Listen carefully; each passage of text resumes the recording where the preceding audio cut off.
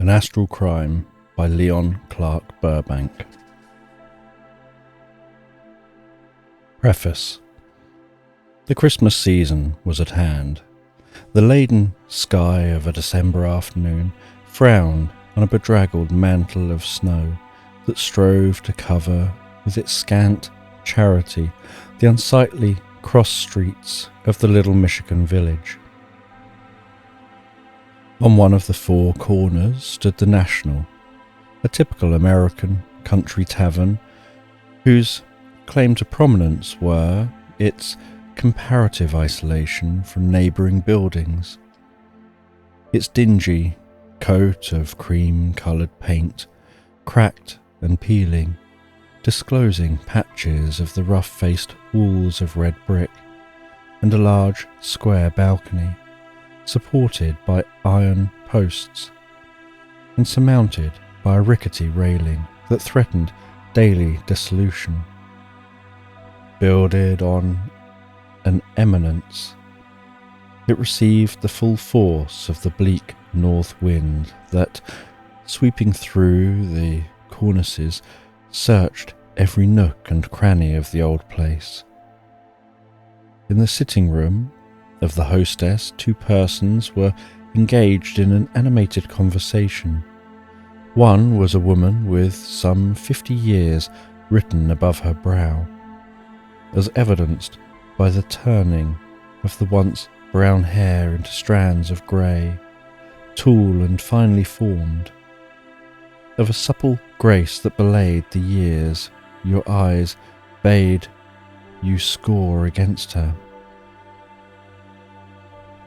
One questioned at a glance her position in life. Born to command, she seemed at variance with her surroundings. The curve of the face, the proud poise of the head, the tapering fingers that lay, for the moment, at rest in her lap, spoke in silent language of a spirit that chafed at an unwelcome bondage. The other, a girl that might have been her daughter, leaned back in an easy chair and watched the expressive face of the woman from between half-closed lids. Her face was fair and gentle in contour, but pain had written merciless lines upon it, and the grey eyes that occasionally unclosed looked into those of her companion with a strength born of despair, while the drooping lashes revealed a world of pent-up pride struggling for mastery over the physical pain racking her. "But why don't you try surgery?" the woman was saying. "Surgery?" exclaimed the girl. "Bah, I tell you, I've tried everything that materia medica can offer. I'm satisfied that I'm nearing the end. I have run the race and I'm beaten.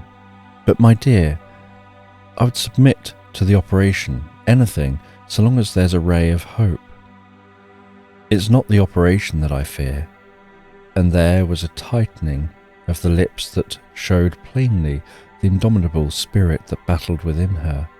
"It's the fact that the physicians will give me no assurance of success. I'm not afraid, but I refuse to be further subject of their experiments. If this is the end of the trouble, I welcome it. It requires little courage to die. That's easy. It requires courage to live and suffer when death offers release from a fate worse than Dow's imagination could picture." "Do you know?" The girl started up in her intensity of her emotion, pain, or the combination of their forces.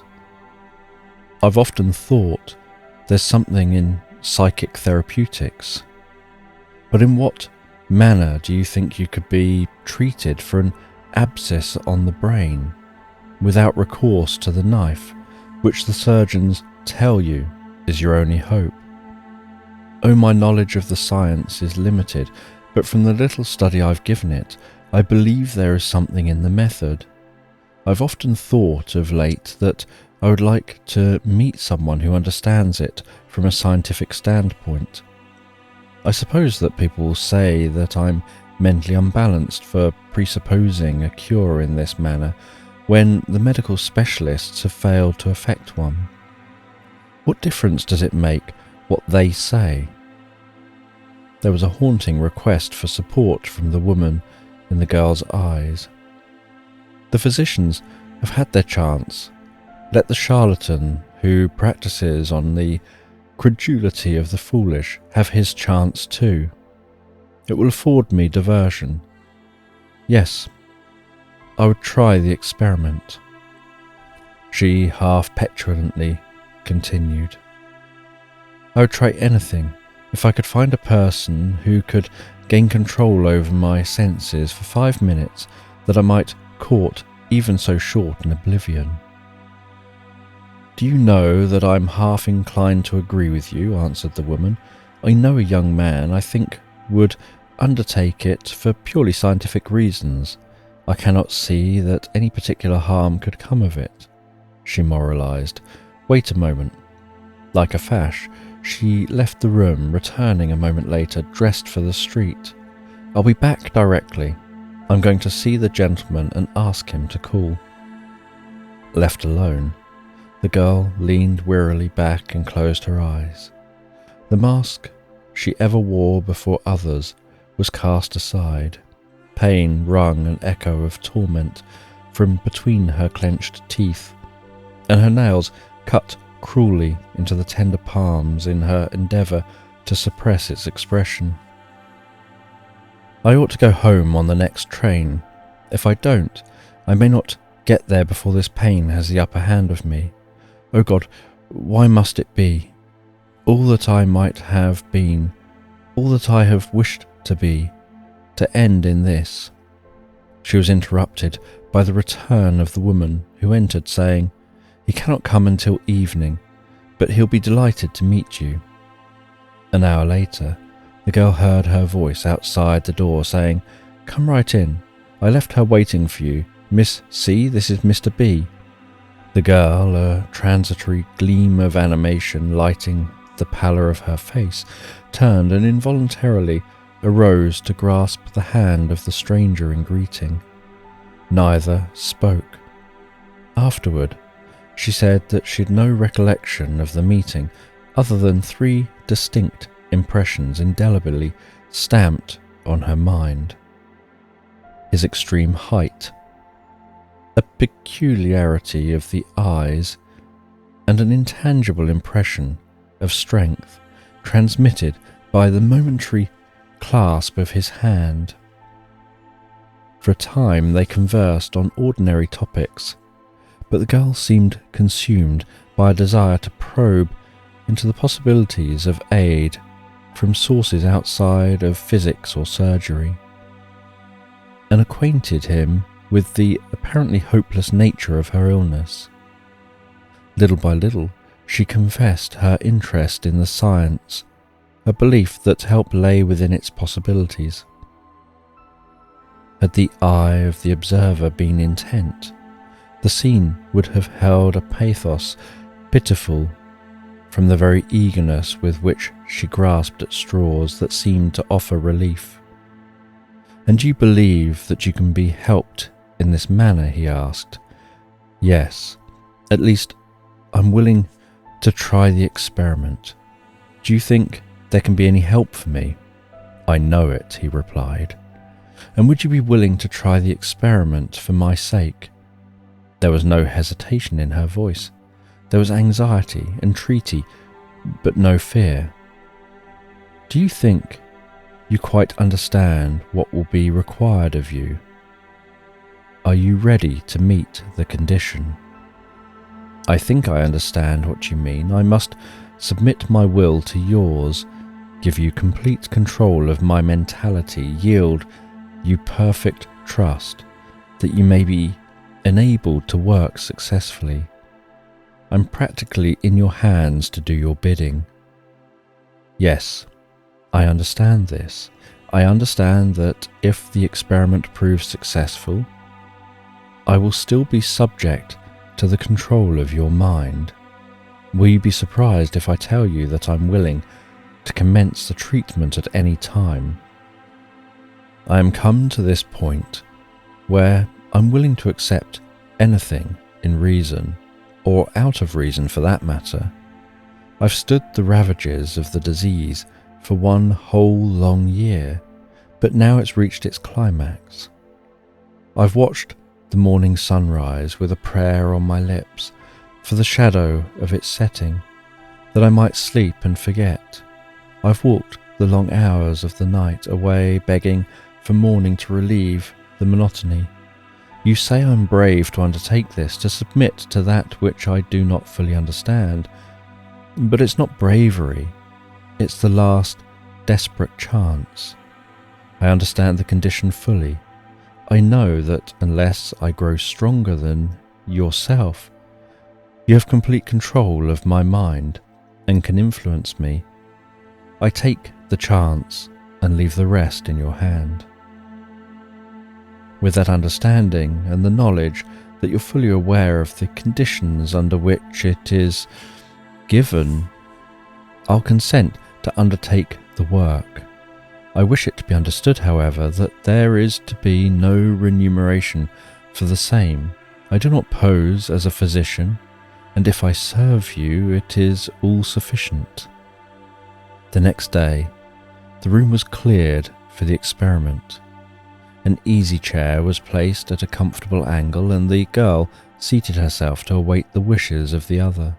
Drawing up a chair so that he faced the girl, he seated himself, placed the fingers of his left hand on her right wrist, grasped her left hand firmly in that of his right, and directed, "Place yourself in an easy position so that you'll be perfectly comfortable. Now, relax every muscle throughout the entire body and allow your gaze to rest steadily, unwaveringly on my eyes. Do not expect any unusual sensations, for you'll not experience such.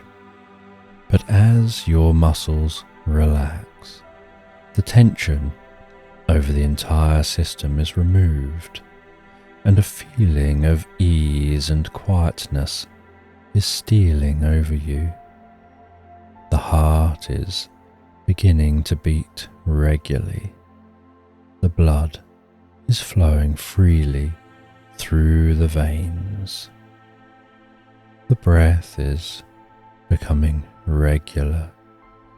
All the nervous functions are beginning to be equalized, and you're resting quietly, and a feeling of drowsiness is coming to you. Your eyelids are becoming heavier and heavier, and gradually they'll droop lower and lower until they finally close those eyes. And you'll not sink into deeper slumber. However, at this sitting, for I'll induce only a condition of passivity, that your mind will become receptive to the ideas I'm going to start in motion through the subconscious mentality. When I count to 3, the eyelids will have become heavier and heavier. They'll totally be slowly closed, and they'll remain closed until I release them. All ideas that now engage the mind will gradually fade away, and you'll hear no sound save the sound of my voice, which you'll implicitly obey.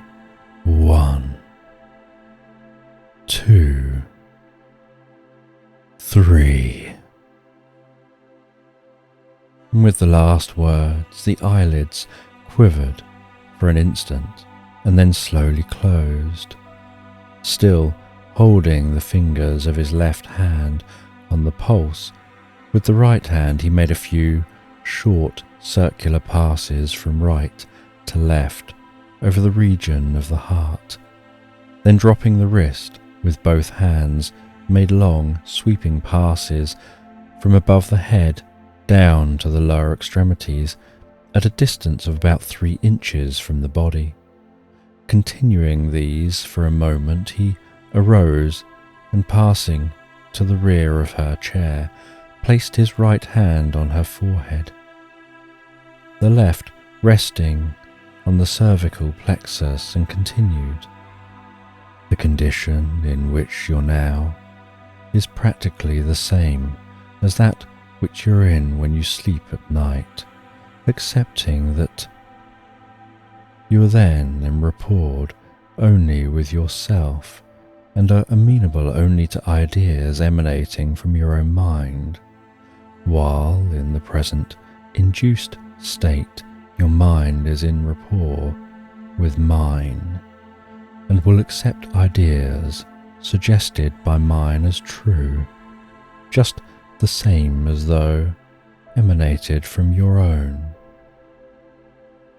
Wise nature provided man with a balm for every ill, a solace for every care, a healing for every wound, and these lie within himself, within each and every one of us. It's only through ignorance that these forces have become dormant. Man has a dual nature, an inner and an outer self, a conscious and a subconscious mentality, while both are but divisions of the one mind, having different functions. To the conscious mind is given the faculty of deductive, analytic, and synthetic reasoning, while the subconscious mind is the province of intuition and action, while the former deals with the physical needs and voluntary actions of the body. The latter controls each and every function of every organ in the system and ministers to the mental requirements. One rules with suggestion, the other is ruled by it, and all ideas, unless contrary to deep-seated principles, are acted upon instantly without reasoning to the well-being or detriment of our natures, according to the character of the suggestions given. Your condition was caused mainly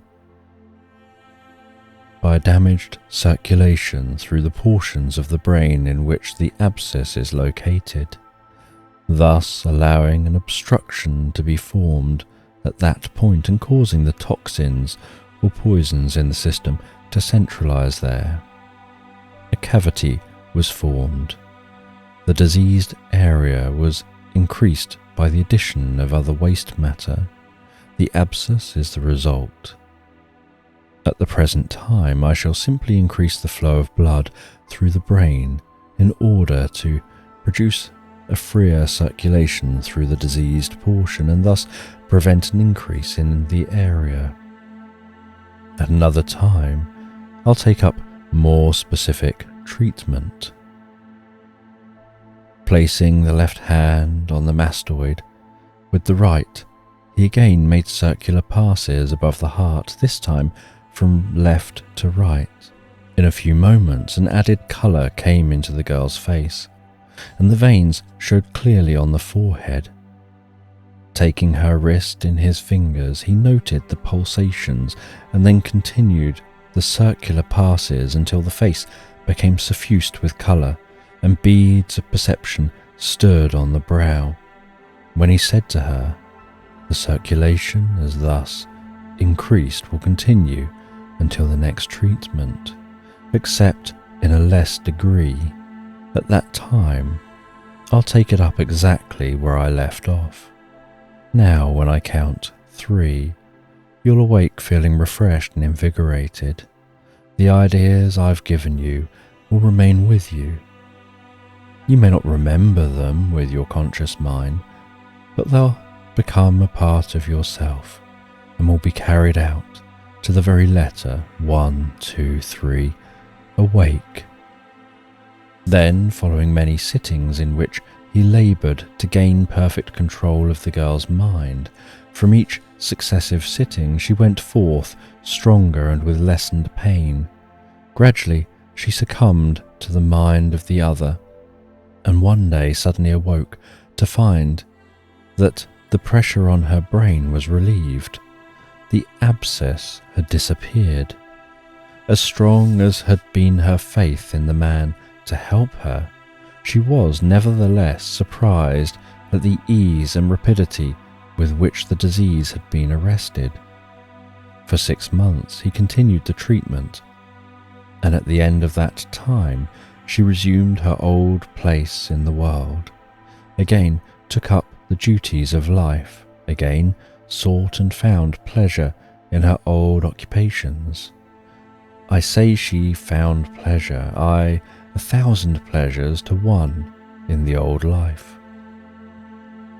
During the time while the work of the treatments was in progress, many and varied were the experiments tried while the patient was in the trance condition, and most wonderful and mysterious were some of the results obtained.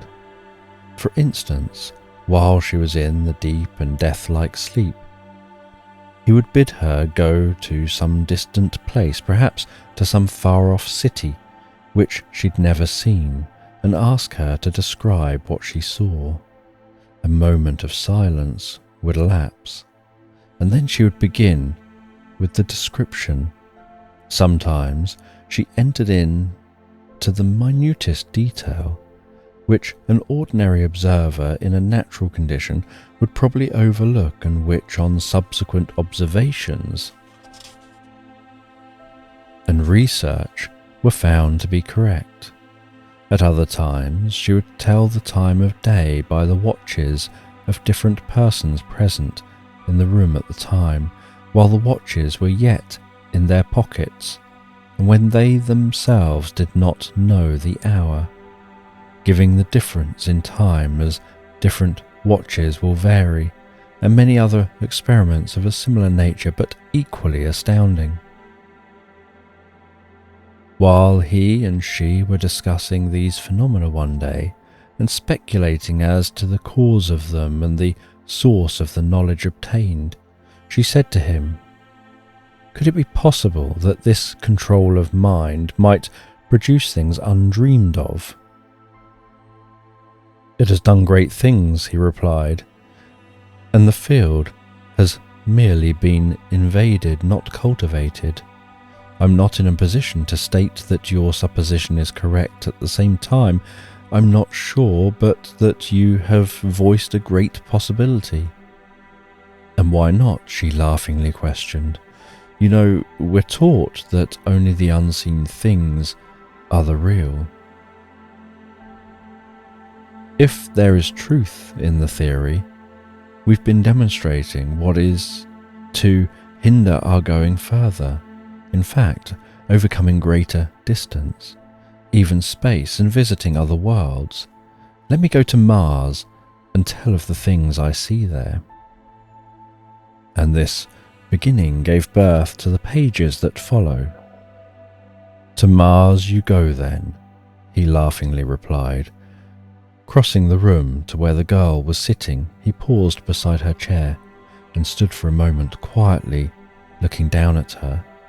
Instinctively she raised her eyes, and as his gaze met hers, a slight tremor passed through her body. A rapt expression stole over her features. Her eyes, which were irresistibly held by his, took on a faraway look, and a transparent film seemed to creep over them.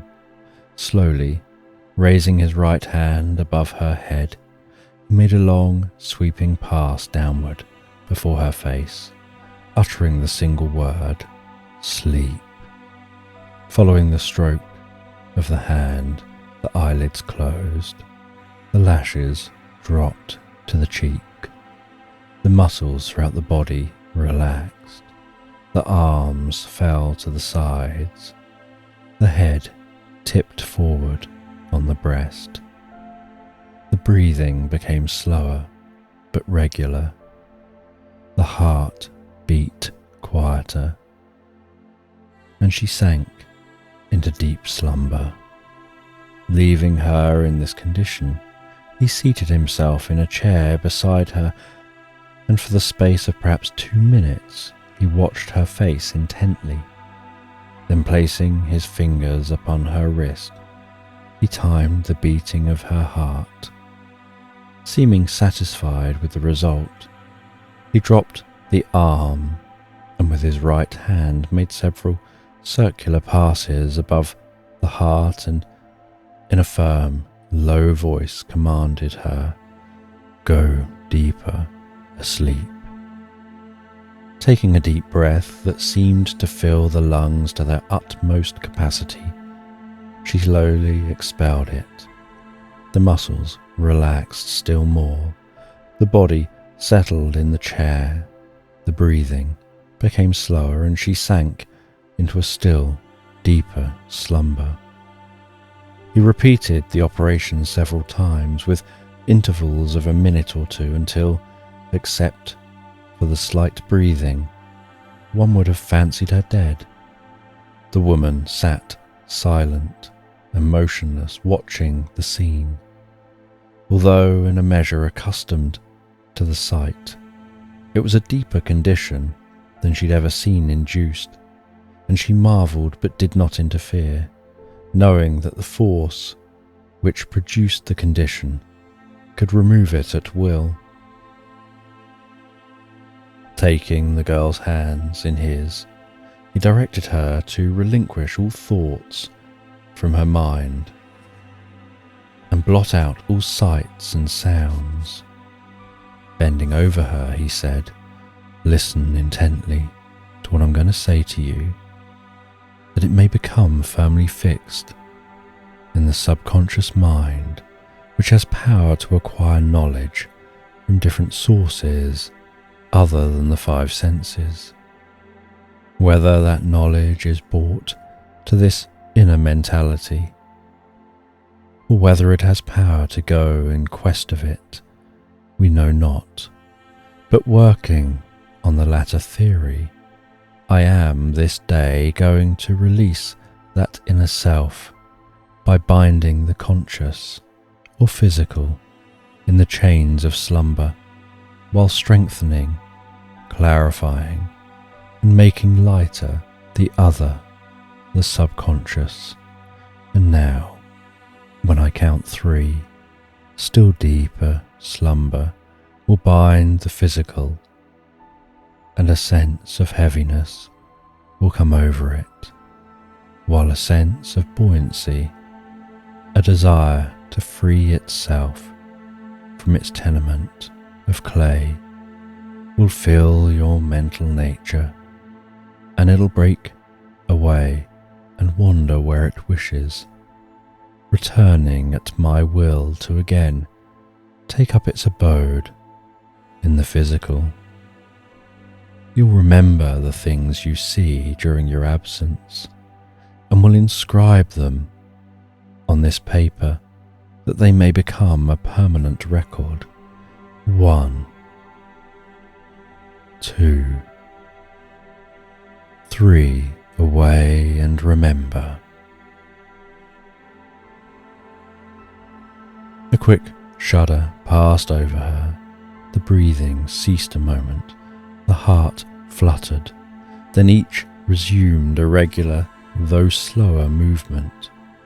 Again, taking her wrist, he timed the pulsations, and after a moment that seemed an age to the silent watcher, he bent low over the sleeper, saying, "Listen. When I again count 3, your eyes will open, and to all appearances you'll be wide awake. Aside from that, however, you'll not change from your present condition. You'll notice nothing transpiring in the room. You'll hear no sound, but will move to the table, take the pencil and transcribe rapidly without hesitation, without mental strain, the ideas that impress you. 1, 2, 3. The surprise at the result of the first experiment was as great to the man as to the woman, and they eagerly sought the reading of the pages that came from beneath the flying fingers of the girl. They'd expected little from the first trial. Wonderment took possession of the two, followed by amazement as they traced the girl's mind in its wanderings. At a speed impossible to a writer labouring under the ordinary inspiration of the pen, the pages were covered. The question of its having been the result of the chance conversation indulged in, half in earnest, half in a spirit of jest, prior to the entering of the condition, appealed to them, but was discarded as they scanned the pages. The story commenced without title at the chapter "The City of Martum." For a time, even he was at a loss to understand. The story was peculiarly interesting, but seemed to have been commenced in the middle of the chapter of story. Setting himself to unravel the cause of the discrepancy, he carefully retraced the steps he'd taken in inducing the trance. The solution may lie in the fact that I gave her permission to visit Mars immediately on entering the condition. Perhaps I ought to have told her to have taken up the story at whatever point she desired. That may account for it. "Why don't you ask her?" was the woman's suggestion. "So I will." Bending over the sleeper, he said, "Cease your work for a moment and listen. Tell me, is this the beginning of the story?" "No, it is a part of the Martian story." "Why did you take it up at this point?" "Because you sent me to Mars and I can only write of the things I see here." "Is there a part of the story preceding this that should first be written?" "Yes, I can only write of the things I see here, so long as I remain here." "Do you see these things, or do they impress your imagination?" "I see them." "And these people you describe, are they real to you? As real to me in this life as people are to you in earth life?" "That will do." Leaving the part of the story before referred to, he bade her take up the story at the beginning. Without a moment's hesitation, her fingers flew over the pages and the story of Rungold appeared. Still mystified as to how two stories so widely different could ever become reconciled, he allowed the girl to take her own way. How the one story led to the other, how the one is the reflex of the other, is best told in the story itself. For some time, the three friends discussed the pages they've received in this mysterious manner. Questioned upon the subject, the girl could give no synopsis of the work she'd accomplished while in the trance condition. The pages were as new to her as they were to the others. As the work progressed, she strengthened in it and accomplished with the utmost ease tasks that would have been impossible to her in the waking hour. The story flowed from her pen with ease, no thought, no mental wear, no plot, except that which evolved itself from where?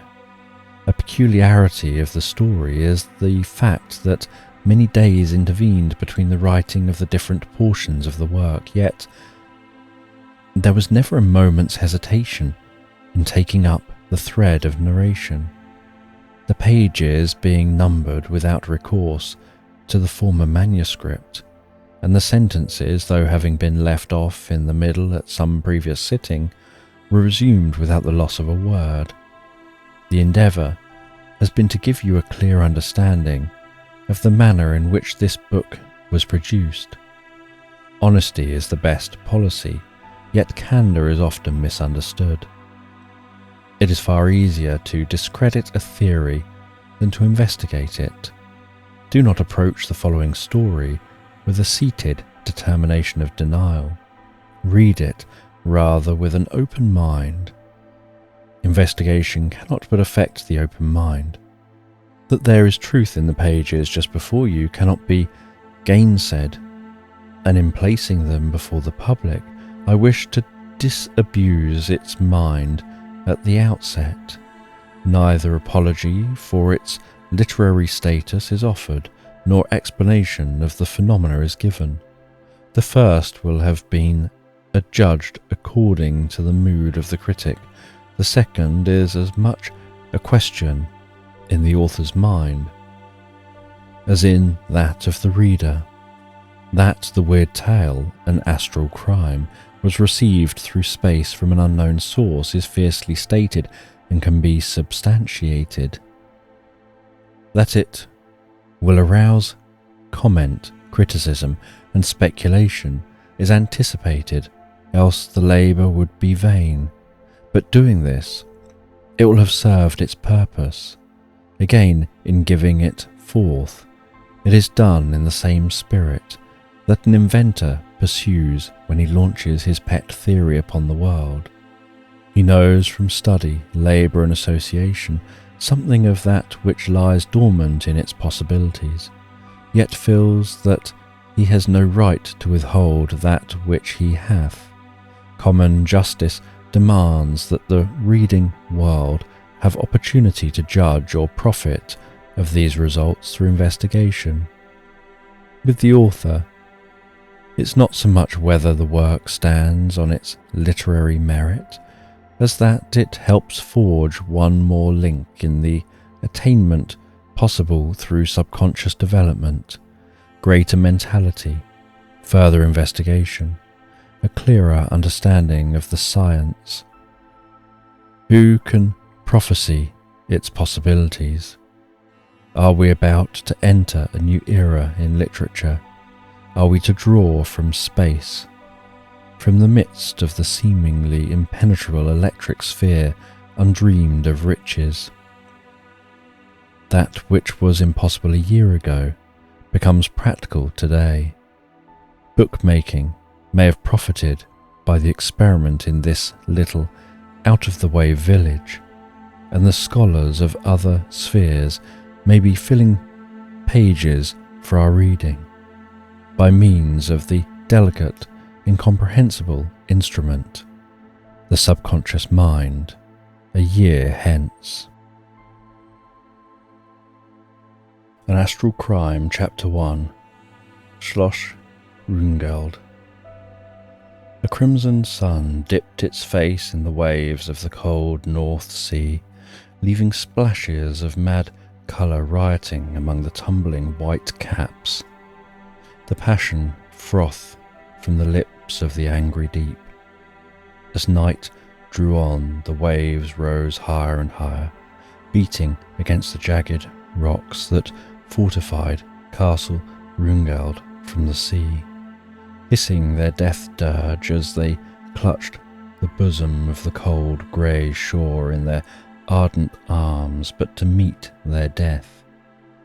As grey as the world about them, as cold and cheerless as the sea beating at their base, stood the walls of the old castle, built with little regard for the lay of the land, of grey stones, torn no doubt from among their fellows on the cliffs, rough-hewn, with little attempt at embellishment. They took on the appearance of an irregular mass, except for the numerous turrets that crowned the effort at masonry. Facing the sea, 6 towers, circular at their base, rose at regular intervals, each terminating in a spire tipped with a cross, on which a truant ray of sunlight flickered for an instant in a fickle caress, and then gave way to the mist that came creeping up from the sea. Between the 2 central towers, massive doors that swung on huge iron hinges gave entrance to the hall. From the entrance A flight of rough stone steps, some 20 in number, led down to a footpath winding sharply. Round stunted pines and splintered boulders, incongruously commingling to the water's edge. Over the arching doorway was carved the time-honoured greeting Welcome, that seemed trying to efface itself behind the accumulated dust of passing years, as though ashamed to hold forth the hand of welcome to a world that no longer sought admittance. Back from the castle, mile on mile, uprearing green tressed heads, a dense forest lent its gloom to the surrounding landscape. In sharp contrast to the weather without, a bright fire of pine logs crackling on the hearth sent thousands of merry sparks dancing up the wide chimney's mouth, striving to drive forth the chill shadows of the great hall to their sister phantoms in the other world. It was a queer old hall, with its polished floor strewn with many rugs of fur, trophies from the hunt when Castle Rungeld had echoes to the sound of happy voices. A great staircase winding upward lost itself in the dusk of the upper regions, its rafters smoke-stained and cobwebbed by the passing years. From stained and tarnished frames, haunting faces of the dead and gone masters of the race frowned, or smiled in turn, at the changes the years were bringing to their ancestral hall. In front of the fireplace, an old settee drawn up to the grateful warmth that is bravely scorning the cold that tries to enter with a challenge of winter at hand, holds the slender figure of a young girl almost lost to sight in its capacious depth. A book dropped from her hand shows her recent occupation, but the waning light has left her in the land of fancy as she watches the logs falling apart on the open hearth. Suddenly the old brass knocker of the outer door set the room echoing with its discordant tones. The girl, roused from her reverie, starts suddenly erect. It was unusual to have a guest at Castle Rungeld, and Countess Hilda found herself vaguely alarmed by the sudden appeal for entrance. A second peal brought the old butler into the room. It had been a wild day without, but it was a still wilder night. The waves were churning themselves into madness against the battlements. Fitful gusts of wind sent the spray dashing against the barred window panes. The seagulls' plaintive cries rang above the sullen roar of the elements in minor tones that spoke of unknown things. And a seabird from the angry deep, in a hoarse voice born of the waves and tides, sings his mating song as he lulls to sleep the mate of his choice, his ocean bride. The night and the waves chant his wedding lay. The trough of the sea forms his nuptial bed, where he cradles his love till break of day, stains the virgin east a burning red. A third and louder peal of the knocker sent the butler in hurried strides to the door. With trembling fingers he undid the bolts and threw the great door open to the night that rushed into the room with its winding sheets of fog, bringing a breath as of the grave into the lighted hall. In blank amazement, the old servant, shading his candle from the wind, peered into the gloom with anxious eyes, but no voice answered his timid salute. Nothing but the roar of the sea came to his waiting ears. A sudden plaintive wail at his feet surprised him into dropping the candle from his hand that, striking on the rain-drenched steps, went out with an angry sputter. The cry of the gulls came from the sea like a funeral dirge, and the blackness of the night and the shadows of the forest wrought upon him as he stood, paralysing him with unknown terror. "What is it, Pedro?" asked the Countess, who, impatient at the delay, had hurried forward. Another wail sent them searching in the darkness. It was the Countess Hilda who recognised the cries to be that of a child who, from an angle in the doorway, caught up in a basket that held the mystery of their night alarm and carried it into the hall. The servant, bolting the door in feverish haste as though to shut out the uncanny spirits of the night. "Oh, Pedro, it's a real live baby. How come it's there?" And the girl drew a tiny form from the basket's depth, half smothered in wrappings to shield it from the cold. With swift fingers, she undid the coverings, while Pedro, with arms dangling and a face on which every emotion strove for utterance, stood helpless by. "A real live baby," the girl kept repeating, as if trying to convince herself that she were not dreaming. "Why, I believe it's hungry, Pedro. Do get me some milk and I'll try and feed it." And while Pedro shuffled off to do the bidding of his mistress, she gathered the wee mite in one soft ball to her breast and drifted into an old nursery lullaby of her childhood. Where had the little one come from? Had it been left by some spirit of the night? Only the sea and the dense forest that cut them off from the rest of the world could answer.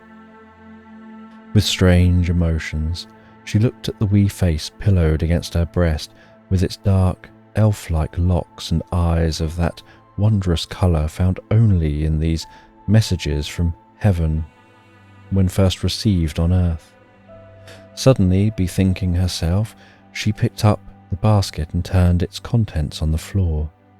A paper fluttered out, and stooping, she picked it up and carried it to the light. The child, lulled into momentary comfort by the grateful warmth, blinked lazily as the light fell upon its eyes. "It is named Iris, and I leave it to the care of Castle Rungeld," she read. "It is named Iris," repeated the Countess, as though searching for some link to aid her. "A princess of the blood," she ruminated as she caressed a filmy robe of silk and lace.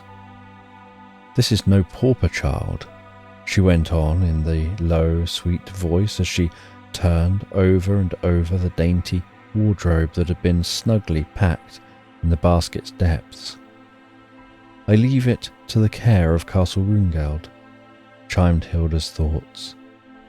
"And you shall have care, you tiny flower, care, and, if I can help it, the curse of the runes shall never blight your life as it has the women of my race." With milk warmed over the lamp, she fed the child. She laughed at her awkward attempt as a foster mother, the first laughter that had echoed through the dim hall for many weary months.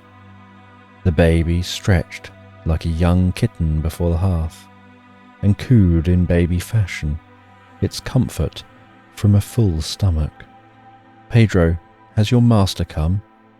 I wonder what he will say as to the strange guest so unexpectedly come to us." "I think Count Rodney is in the study, mistress. I saw light beneath the door as I passed. Oh, Pedro, he surely will let me keep it. He'll never think of sending it away again." In her excitement, she picked the child up and strained it to her heart, the pink colour flaming in her cheeks as the thought of parting from it. I wouldn't worry, mistress. He may not care. He seems to notice little that passes at the castle, for he's out all day with his dogs and gun. Since Master Gernstein's death, he stays either in the forest or his study. My heart is sore, Mistress Hilda, when I remember the light-hearted Rodney of other days. Everything is so changed in the past year, and it's a worry to my old age to see the estate my master loved so well running to decay. Count Rodney seems to have no care for the acres that have been the pride of your race for so many years. I beg your pardon, Countess, but I have served the runes of Runegeld so many years that their sorrows weigh heavy on my heart. He rambled on in that garrulous fashion often permitted old servitors, who by years of service had grown into the family life. I know, Pedro, I too have grown weary and sad, waiting for something, I know not what. I know the goodness of your heart.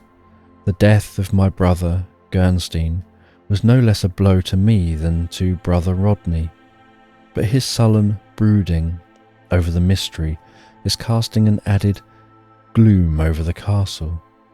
Pedro, dare I ask you a question? You were here long before I was born. You served the mother I can but faintly remember. You loved me and my cause. I know, and of those about me, you and you alone, I feel that I dare trust.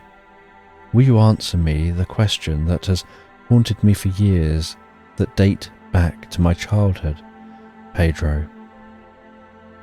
And her eyes held his in an agony of entreaty. Why am I thus cut off from the world of women? Why do people shun Castle Runegeld, that was once noted for its hospitality? Why, Pedro? You must answer me, for far better the truth than this dumb agony of doubt. The old servitor, with a world of love and pity in his face, stood humbly before his mistress, who, in her excitement, seemed about to compel an answer from his unwilling lips. Do you understand, Pedro? I've opened my heart to you. I must know the truth or go mad. Just at the moment, a curtain at the side of the hall was parted and a man stepped into the room. He was striking in appearance, so much so that one looked again and again at the face which held an intangible fascination in it. Of German parentage, as one could see at a glance, tall and rather slender of form, with a clear-cut face that reminded one of a cameo, so delicate and fine in contour, in strange contrast to his blonde hair and pair of flashing black eyes haunted one who ever looked within them.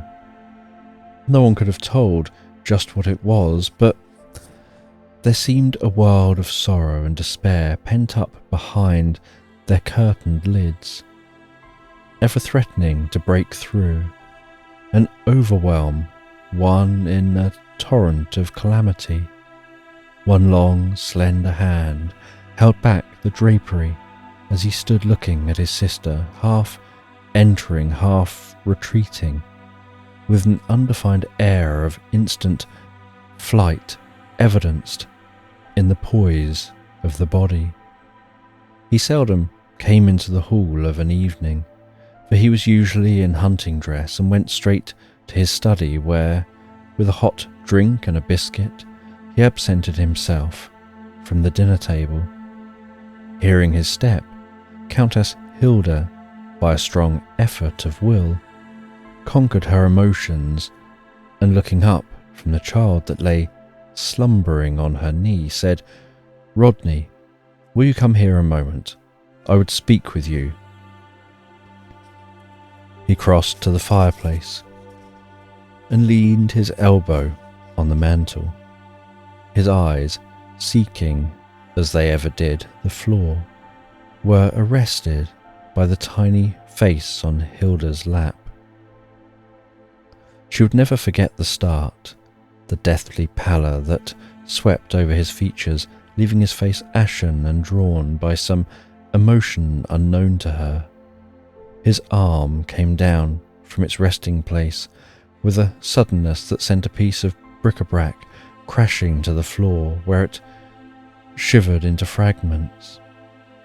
He stooped to gather them, and Countess Hilda saw that his hand shook as he tossed the piece into the fire, lifting a face devoid of colour to meet her eyes.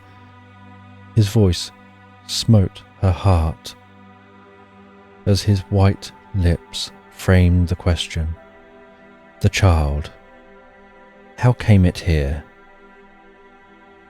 She's a gift of the night, Rodney. We found her an hour ago on the steps to the hall. Will you look at her there? Pointing to the overturned basket. Is all that came with her a few garments snugly packed in the bottom, and this note? Will you read it, Rodney, and see if you can make out aught of it? She handed the paper to Pedro, with the request that he give it to his master, and watched his face with apprehensive eyes, fearing that he would wish her to give up the child.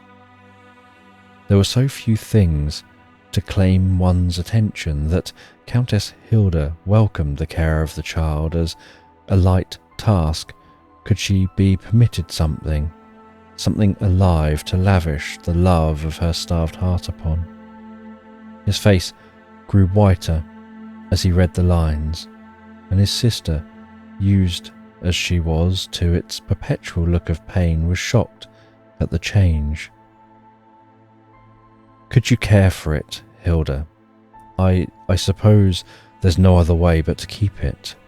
To Pedro's mind, there was a look of entreaty, of cringing almost in his master's manner, and he marvelled at it. Could this be the high-spirited Rodney of other days? I'll try my best, indeed I will. I should dearly love to keep her. After a moment's hesitation, I think it will help me to pass my time if I have some interest in my life outside of myself.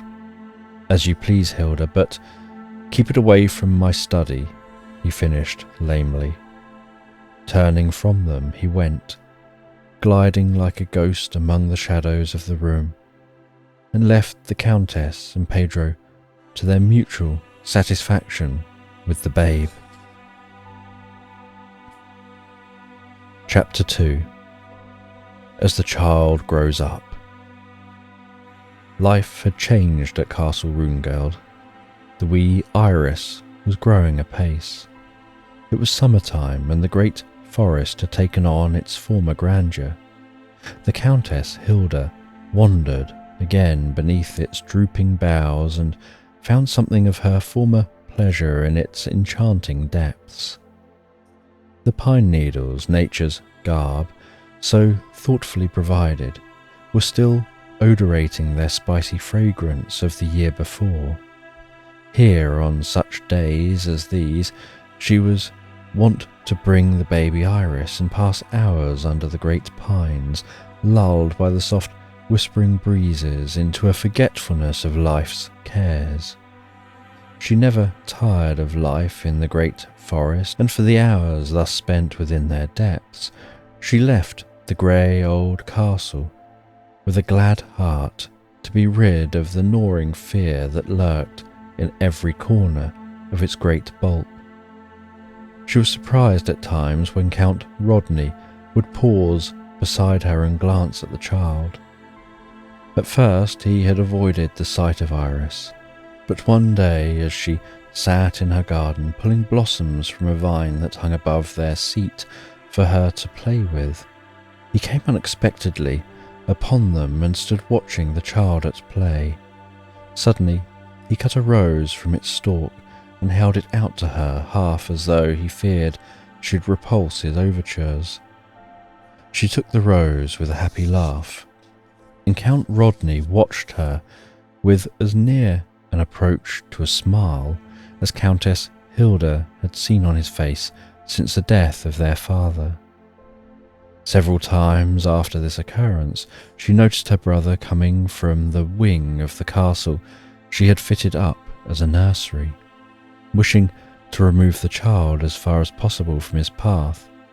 She had caused an unused wing of the castle to be opened up and aired, and had fitted up for herself and Iris an ideal nook with things from her own apartments, her instrument, her work table, her favourite books, all found their way to the baby's domain. She'd supposed that he knew nothing of these arrangements, or the change in the domestic appointments, as she'd not consulted him, hoping only to so efface her existence that she might occasion him no inconvenience. The first time she'd seen him coming from the wing, a thing none of the inmates had done for years, she'd been so surprised that she'd drawn back into an angle of the hall, letting him pass her unobserved. She'd been giving her orders for the morning when Count Rodney left the breakfast table, and thinking it time for the child to awaken, she'd gone to the nursery. She seldom absented herself from the baby's bath, and was a delighted spectator of the morning dip administered by Gretchen, her only maid, whom she had pressed into service. Thus it was that she unexpectedly encountered Count Rodney as he retraced his way to the study. With quickened breath, she hurried to the room and drew back the curtains of the baby's crib. There was nothing to have feared, however, for the child, rosy as the down from its slumbers, lay curled up in bed. Why had Count Rodney been in this part of the castle? This question, oft recurring, tormented her mind. Perhaps he had merely been in the outer passage and not near the room. Yet there was the feeling of a presence just gone, still vibrant in the room. Some 3 weeks after this occurrence, she was again surprised at seeing him gliding away from the vicinity of the nursery. There was a faint glow athwart the unearthly pallor of his face, and his whole being seemed quickened by some inward turmoil. Again, she sensed the presence of someone having been in the room. Was this quiet life making her fanciful? No, as she stooped above the sleeping child, she picked up a pencil that she knew belonged to him, for she recollected having seen it on his study table. Then he was in the habit of visiting the child when he thought himself free from observation. Why should he wish to keep his visits a secret?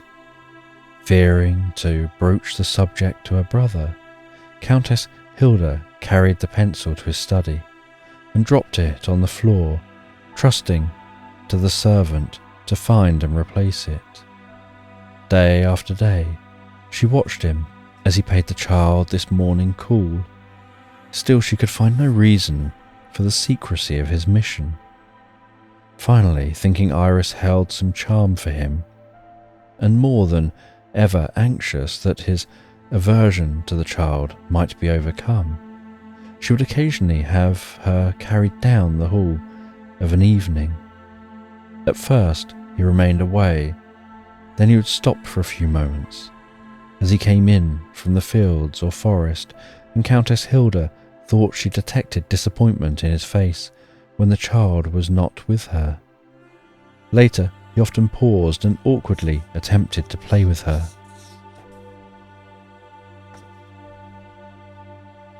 Too guarded to appear to notice, she still threw Iris in his way, and was rewarded as she saw how the child grew into his heart. It was like walking over a thin crust that hid tortuous depths, but she grew bolder as the chasm seemed bridging itself for her feet in her cautious advancements. Little Iris was now some 5 years of age and growing into a beautiful child. The promise of her babyhood was being fulfilled. Her hair was black and curled about the delicate face in a soft mass. Her eyes, of that indefinite colour, revealing grey depths that shaded away from the pupils into purple lightings. In contrast to the hair, the complexion was so delicate in its tints that a rose leaf could scarce be fairer in its first blush. Life at Castle Rungeld had thus taken on a strange new light to the Countess Hilda. Into the hitherto rayless background of her existence were creeping new dreams. Plans for the future of the child were formulating in her mind. Sometimes she longed to talk to her brother, and again she feared breaking into the calm of the passing days. It was remarkable, the kingdom the child established within the walls of the old castle. Pedro was her devoted slave, and the Countess seemed never to think it out of the ordinary that she thus ministered with her own hands unto this mite of humanity. Iris seemed a lost ray of sunlight that unaccountably strayed from its fellows, remained to translate the gloom of her life into some semblance of joy.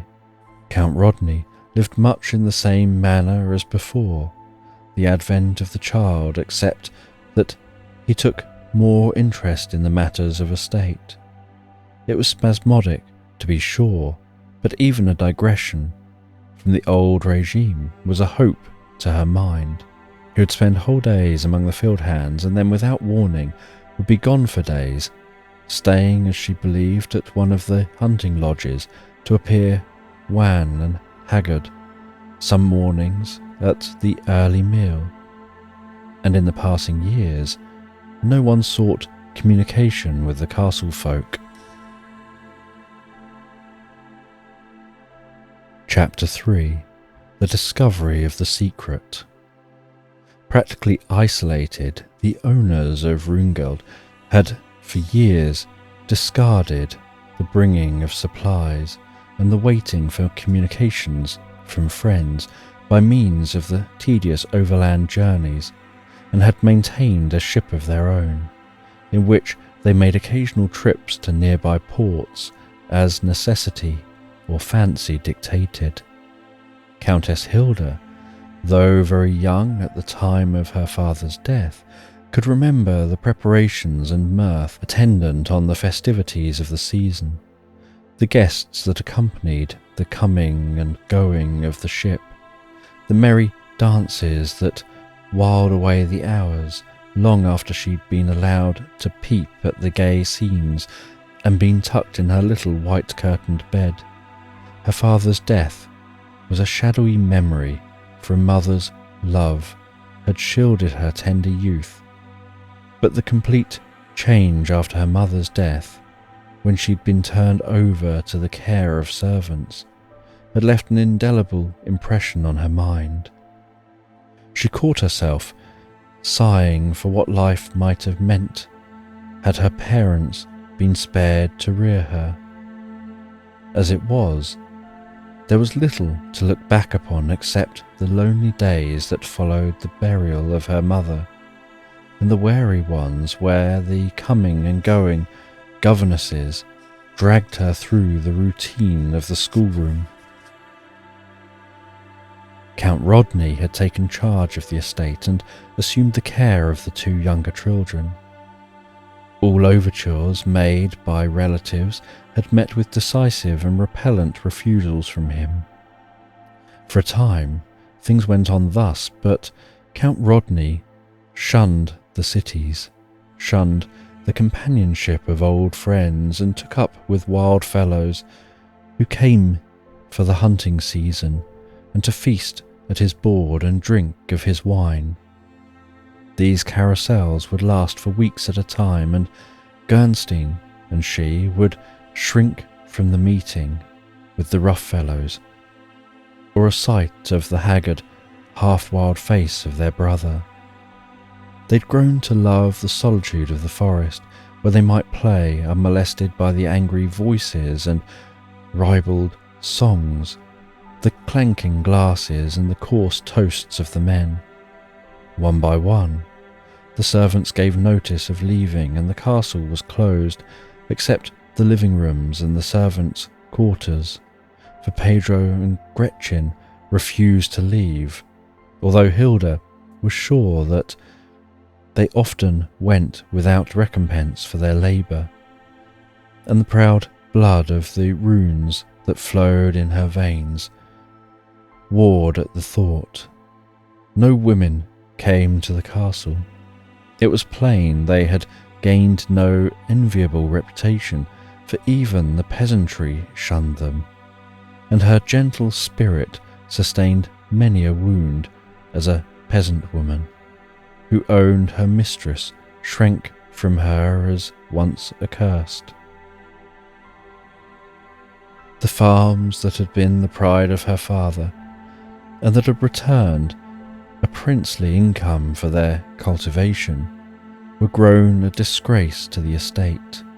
Count Rodney rented them occasionally, and some peasants, bolder than his fellows, would move into the ruined tenements for a season, and would quit without notice or payment of rent, spreading the story of a ghost that haunted the forest, a ghost that wore a hunting suit and seemed always to search among the pine needles and broken twigs as though looking for something lost. He'd been surprised many times, so the story goes, by the gamekeepers or the peasants returning from a friendly call at a neighbouring farm. But at the sound of their steps on the dry twigs, he would start up, and before they could recover from their surprise and terror sufficiently to follow, he'd have disappeared. They all knew it, the ghost of Count Rune, of Runegeld. The whole place had taken on the vestments of decay and dissolution, and there seemed a mystery at every turn. Following some few years later came the terrible death of Gernstein. He'd been found in the depths of the forest by one of the gamekeepers who brought the fearful tidings to the castle. He was dead when found, dead from a gaping dagger wound through the heart. The death of father and son was so identical in every detail that rumour persistently voiced that only the same hand could have dealt their death blow. Since the last terrible event, they'd been cut off from the countenance of men. Everyone, excepting the two faithful old creatures who remained true to their loved mistress, had deserted the estate, and life had stretched out into one long nightmare of horrible forebodings until the child came. If only she knew the secret that had wound its coils so tightly about her life. But no, she found herself, at the present, quite as much in the dark as when she had begged Pedro to tell her the truth. Since that time, Pedro had studiously avoided the subject, and the pride of her race forbade a return to it. As the season advanced, Count Rodney had gone in search of someone to help him with the ship, and had returned with sufficient crew to attempt a passage. Countess Hilda importuned her brother to be allowed to accompany him on his voyage to purchase needed household items and things for the child's comfort.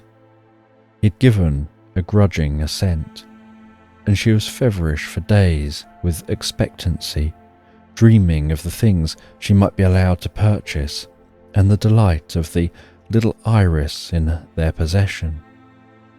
She could remember having gone on a similar trip with her father, but the sight of strange faces, unfamiliar streets, great buildings and jostling crowds seemed like a dream to her now after years of isolation.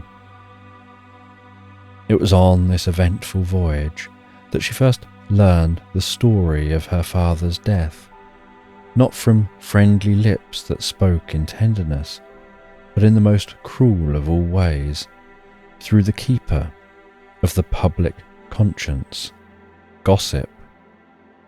She stood at one of the counters, tossing over some dainty laces that she'd found enticing her to purchase, wavering between the great desire of possession and her knowledge that they were too expensive for her slender purse, when a voice at the next counter attracted her attention. "Gertrude, did you know that the Count Rune is in the city?"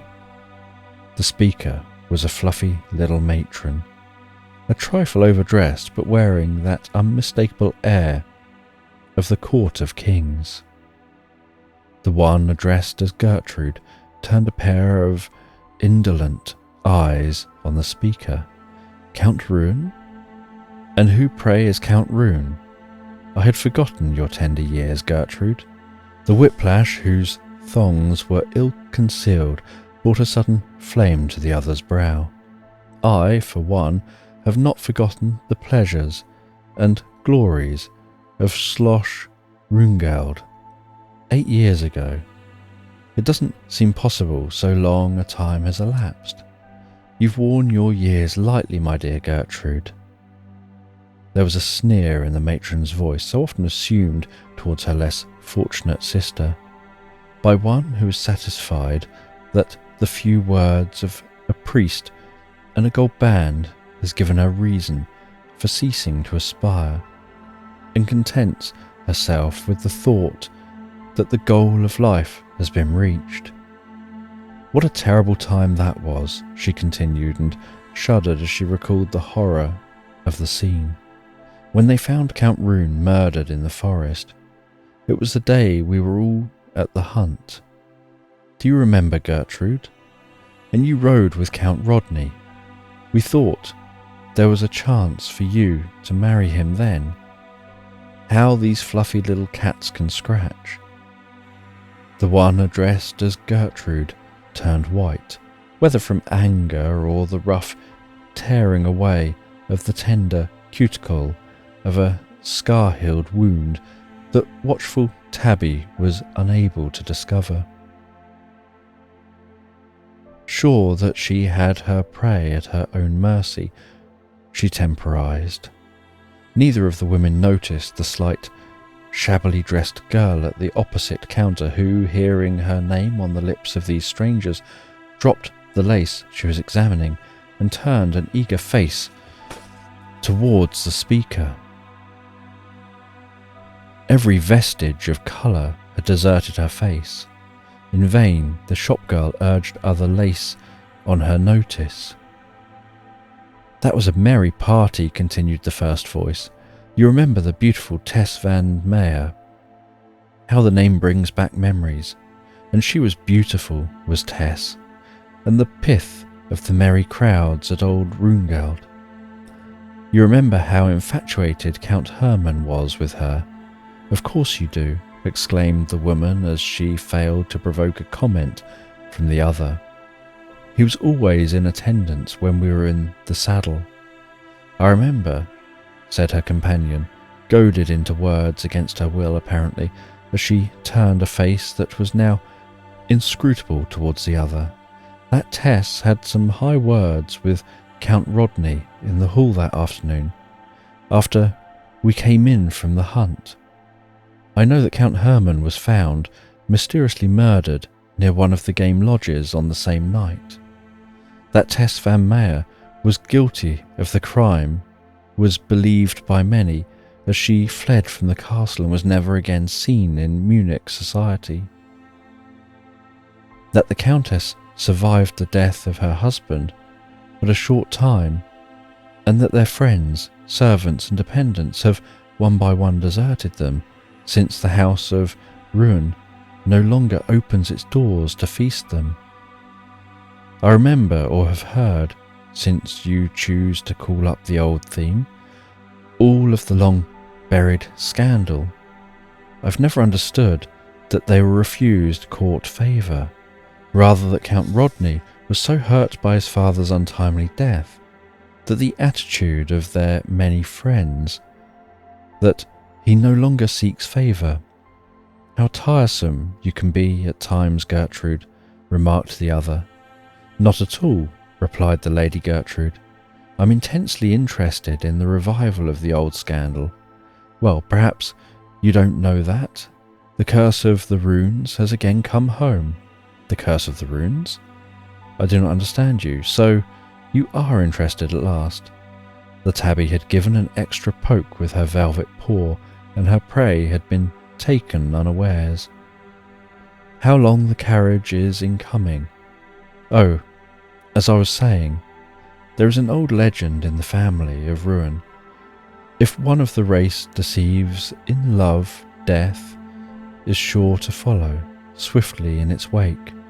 I remember hearing the old butler murmur as they bore his master's dead body into the hall. The curse has come home, the curse of the ruins. And it recalled the legend that Count Rodney told us one night as we were sitting before the great fireplace in the hall, and begged of him to tell us a story or legend of his race. What I started in to tell you was that a rumour was handed about not long since that the younger brother, I've forgotten his name, was found murdered on the same spot and in exactly the same manner as his father. And the circumstances? Do you know anything of them?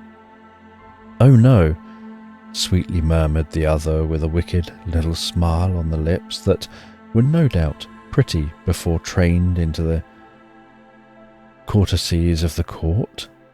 It is merely a bit of gossip from the club. I didn't pay much attention to it when Lee told me it. It's such a long time ago that it had escaped my memory until we were speaking of it today. It's too bad at any rate. Count Rodney was charming in those days, and it would have been worth while being Countess of Rungeld. I must really say goodbye, dear, for I dine with Princess X this evening. And the butterfly winged her way to the outer world. The social game of battledore and shuttlecock was at an end, and in the heart of one slumbered the coming day when she could call checkmate, and in the mind of the other. I always thought Gertrude knew something about the tragedy that she never revealed, and, well, I think so yet. To the girl standing white and rigid at the other counter, there seemed a panorama passing in which the tangled events, the whisperings of the servants, the unaccountable strangeness of her position assumed the form of reality. As the speaker's voice trailed into silence, her mind seemed to snap with the tension, and she turned without a word to the shopgirl waiting upon her and left the store. Could it be possible that a shock, such as that sustained by the gentle nature of the Countess Hilda, could drive one mad? Some hours later she drifted back to consciousness to find herself in the cabin of their own ship, but in the interim, nothing but utter blankness. How she had found her way through the streets she could not recall. She tried vaguely to gather her scattered faculties. Her head was heavy, and only flashes, broken fragments of the horrible chatter of those women came to her aid. Hastily locking herself in her own stateroom, she threw herself on the bed, and kindly oblivion released her overwrought brain. The day was well advanced when she opened her eyes. How they ached, little by little. She recalled the conversation she had overheard. There could be no doubt that they spoke of her family. Oh no, little as she knew of her family history, there could be no mistake. Bit by bit, she was forging the missing links in the chain of their narrative. She understood now why they were socially ostracized, and the bitterness of her unloved and barren girlhood. She believed that she understood how Rodney, a proud spirit, galled and broken under the calamity of the world, had rebounded and sought diversion in wild company. Utter ruin is sometimes sweeter than toleration. Slowly she became conscious that the ship was in motion. They must have set sail while she slumbered. Weary of questions that but plunged her deeper and deeper into mystery, she arose, and without the aid of a maid, for she was little used to help, Gretchen, having her hands more than full with care of the kitchen, she commenced robing herself. The voyage was an uneventful one. Count Rodney seemed steeped in a deeper gloom. If it were possible, and conscious of her secret knowledge, she was content to be avoided by him. An Astral Crime, Chapter 4. A stranger comes to Rungal. When Iris was some 10 years of age, and as winsome as any child in all Germany, something happened to turn the current of life at Castle Rungal. The Countess and Iris were wandering, as they often did, in the edge of the forest, when Iris uttered a strange cry of joy, as though she'd found something that pleased her. Turning to see what had called forth the exclamation from the child, she was surprised to see a stranger, in the gown of a monk, regarding them curiously. The one seemed as much surprised as the other at the unexpected meeting, as for a moment the three regarded one another in silence. Suddenly, recalling her presence of mind, Countess Hilda asked, "You have missed your way, father." "No, I've come to seek something." Not until long afterward did she recollect his peculiar answer. Hilda had grown wondrously beautiful in the past year, more than fulfilling the promise of her girlhood, and so thought the stranger as day after day he joined them in their wanderings. From the first, Iris had been peculiarly attracted to him, and while the two chatted, she would sit at their feet, weaving chains of star-eyed blossoms, listening intently to their words, but seldom breaking into their theme. Some weeks glided away in this happy fashion, and Countess Hilda never seemed to wonder at the stranger's coming. He drifted into the void corner of her life, fitting so perfectly into the unfinished structure, rounding, completing the dream of existence in such manner that perfect harmony pulsed through her being. She was content to dream. Reality had given her so little in return that, though the air castles shiver about her feet, she would dream on and not question. One pleasant day, as with Iris she wandered, the stranger suddenly joined them. He'd always this manner of coming. She neither told him when she would come nor where they would wander. But scarce would they penetrate the wood before he found them, springing up beside them as if a shadow of the forest itself. She noticed with surprise that Iris never mentioned their meetings with him, but a restlessness would seize her as the hour for their ramble approached.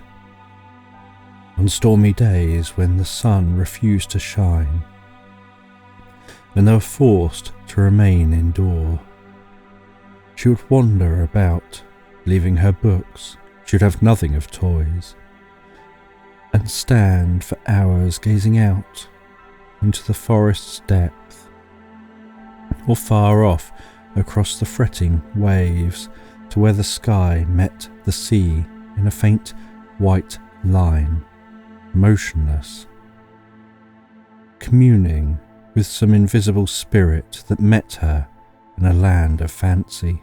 While Iris was still a baby, Countess Hilda had noticed and felt alarmed at a peculiarity of the child's eyes. When she looked intently into them, a film seemed to creep over the pupil, waver across the iris, gradually extending until the whole eye was bathed in a transparent mist. The older she grew, the more noticeable the peculiarity became.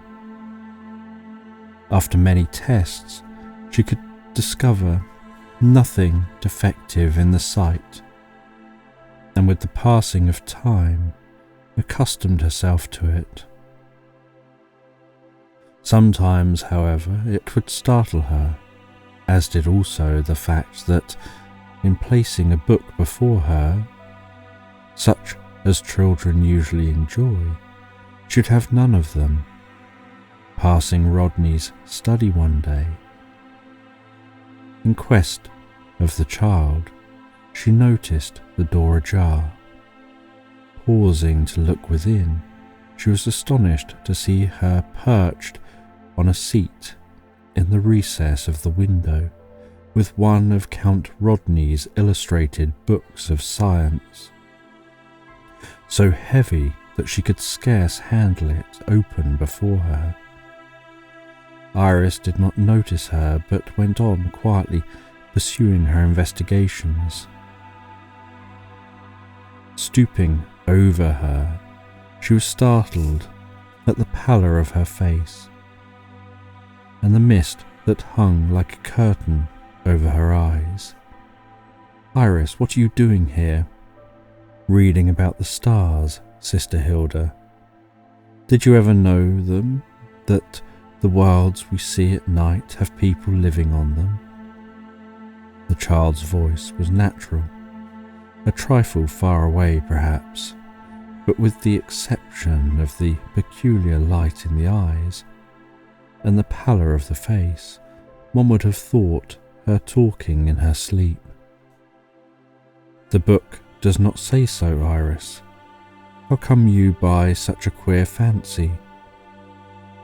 Queer fancy, the childlike manner dropped from her, and she could scarce believe it to be the child Iris who continued. "Queer fancy? Why, I often see these worlds. A voice tells me such wonderful things when I come here." "But you never come here, Iris." "Oh yes, but I do. There are so many wonderful things in the books." And then the voice, "Yes, yes, dear, I understand." She sought to pacify her, for she could see contradiction, but nettled her, and tried as she might, she failed to understand. To her knowledge, Iris had never been in the study. She'd brought her up to regard it as Rodney's exclusive property, and that he'd not care to have her come and interrupt him. "Come, Iris, when you're older and can read, I'll ask Brother Rodley to let you come here and study, but until then, I'd rather you did not come without his consent." "Not read?" "No, I cannot read such pictures." Despite the gravity of the occasion, she caught herself smiling at the evident disgust in the child's tone. "Such pictures mean nothing to me. But see, Sister Hilda, I can tell you these." To her surprise, the child rapidly explained the position of the planets, their motion, atmosphere and tides. Thoroughly alarmed at last, fearing the child had become suddenly unbalanced in mind, wondering where, if it was possible, that she'd heard these things of which she spoke in such certainty, knowing at the same time that it were an impossibility, stunned by she knew not what, she gathered the child up in her arms. Instantly the film drifted from before the eyes of the child, and she looked wonderingly up at Countess Hilda. "Where are we, Hilda?" "In the study, Iris. But you told me never to come here." "Yes, dear, never mind. Would you like to go to the forest?" "Oh yes, let us make haste. Friend Hosmer awaits us near the sundial at the haunted lodge." "And who is Hosmer, Iris?" "Why, Hosmer, of course, you know, Hilda." And she kept her silence, for the child had suddenly passed her, and there was the premonition of events that she could not see, could only sense in the air about her. And lo, at the sundial, their friend was waiting. How had Iris known? The child slipped her hand within that of the strangers as they seated themselves on the base of the old sundial, and Countess Hilda thought she'd never seen anything so fair as the face of Iris as she turned her eyes to meet those of the stranger. There was an illumination of the countenance as though the spirit was seeking release from the body, and turning to the stranger, she caught a reflection of the same in his face, like as spirit meets spirit, melting, mingling, like the kiss of sunlight on the edge of a cloud. A sunburst of glory graciously veiled behind the mist, too brilliant for mortal eyes to search. Taking the hand of Iris, the reflection of the internal glow still illuminating his face, he held out his other towards Hilda, and she unquestioningly placed that of hers within it. Immediately she felt a throbbing, pulsing sensation through her veins. Stronger and stronger it pulsed, as if from one to the other an unseen current passed. He was silent until, by a pressure of the hand, he called her attention to the child who, with eyes wide open, the strange unnatural veil of mist began before her eyes. She sat staring into space. "What do you see, child?" Iris turned towards the voice and answered without hesitation.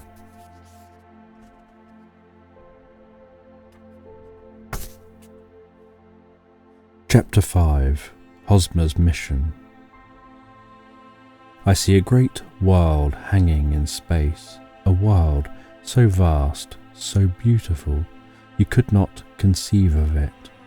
I can see it as it floats in soft clouds of rolling vapour, so transparent and rose-hued that it seems swimming in a sea of glory." The stranger, gently disengaging Countess Hilda's hand, took the child and laid her in a restful position, half reclining against the old sundial. He drew his fingers down over her eyes, repeating in a low monotone, "Sleep, sleep, sleep, and tell me what you see."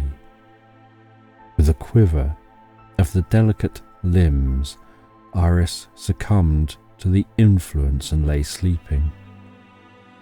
Countess Hilda, her eyes wide with surprise, remained motionless. She was powerless to move. She seemed rooted to the spot as his fingers continued to make the queer passes before the child's eyes. What do you see now, Iris? She held her breath. What strange influence was this man gaining over them? Still she could not move. Still she could not interfere, and waited. I see a great city, walled about with gleaming marble, and as I approach nearer, broad steps that lead to the top of the immense wall are plainly discernible. It's not a wall built for defence purposes, but merely to beautify the city they call Martoum. From the top of this wall, one can see for miles and miles abroad. As I float nearer and nearer, people appear to be passing up and down these steps. Strange people, tall and fair, and without exception, begarbed either in purple or white robes. No, I see an occasional one of brilliant red. Over all a weird light falls. Ah yes, I see it now. It is the pink glow of the ether about them. The people are like statues, so flawless their complexion is this light. Will you go over the wall and look within the city, Iris? Why, it did not tire me. I seem to be lifted up, and I feel that I'm treading on air. Everyone moves with such ease. They walk, it is true, but with a floating sort of movement that is grace itself. It is because of the density of the atmosphere, all objects becoming lighter by virtue of it. The city. It is all of marble, gleaming and pure, softened into soft pink and amber atmospherically. Great palaces rear themselves on every hand. There is no squalor here, but light, beautiful, glorious light. The air so warm, so gentle, that I feel that I partake of life, of physical sustenance, as I inhale it. Go to the centre of the city and tell me what you find there. I'm at the centre of the city now, and it is a great temple, builded with 7 walls as its foundation. Above the door a star of 7 points is blazoned. I have found that which I sought, exclaimed the stranger, reminding Countess Hilda of what he had said on their first meeting. I have come to seek something. Go on, Iris. It is of the star I wish to know. It is of 7 points, the centre being of some precious metal that changes from the colour of our gold when the light flashes upon it to the colour found in the bloodstone when held over the fire. In the centre of this, a stone or immense jewel, red as the sunset tints, but clear as crystal is set. You can see through it, as through a dewdrop. Watch the jewel as though you were looking into a mirror and tell me what you see in the stone's heart. I see a lady, and why? Sir Hosmer, it's yourself. But the persons appear and vanish so quickly that I cannot understand its meaning. Look closer. Tell me who she is, Iris. The tension was becoming unbearable. The stranger bent low over the sleeper. Can you not tell me? Look closer. Closer. Ah, yes.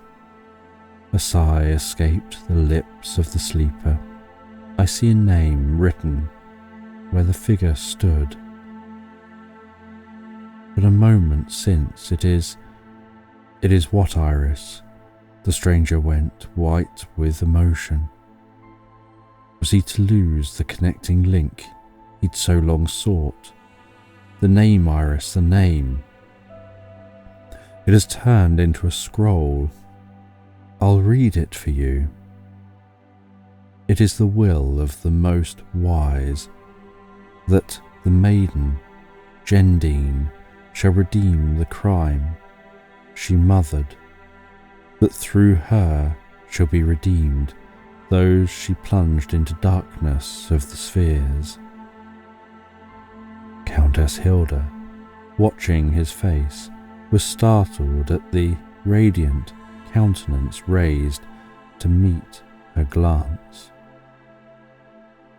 With a few light passes he whispered, "Sleep until I wake you. Forget that you've caught a glimpse of the great unknown. Another day, and it shall be revealed unto you." With a rare smile he turned and seated himself beside her. "I thank you, Countess Hilda. It is not given to many natures to countenance that which they do not understand. One is not often given the mission of rearing one destined for such great work as the little Iris. It is come to the time to take you into my confidence. In far-off India there dwells a band of men, some 7 in number. Their length of days, were I to tell you, you would not believe me. The secrets of the world are theirs, their lives dedicated to the love and service of mankind. I was found by one of these men when a mere lad and reared among them. I know nothing of my birth, my origin. For the past 20 years, they have been developing me into what people term a psychic, but known to one of our cult as the most logical of educations.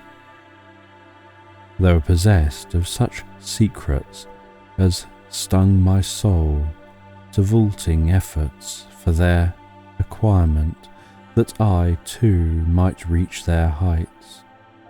I worked hard. I lived as they bade me, and one day I was summoned to the inner chamber, a place hitherto unentered by me.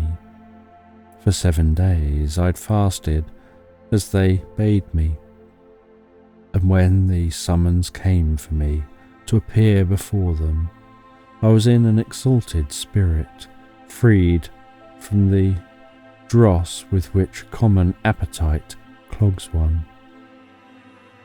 I had expected the summons for days, and knew by the kindly faces about me that something was more than common import was about to be revealed me.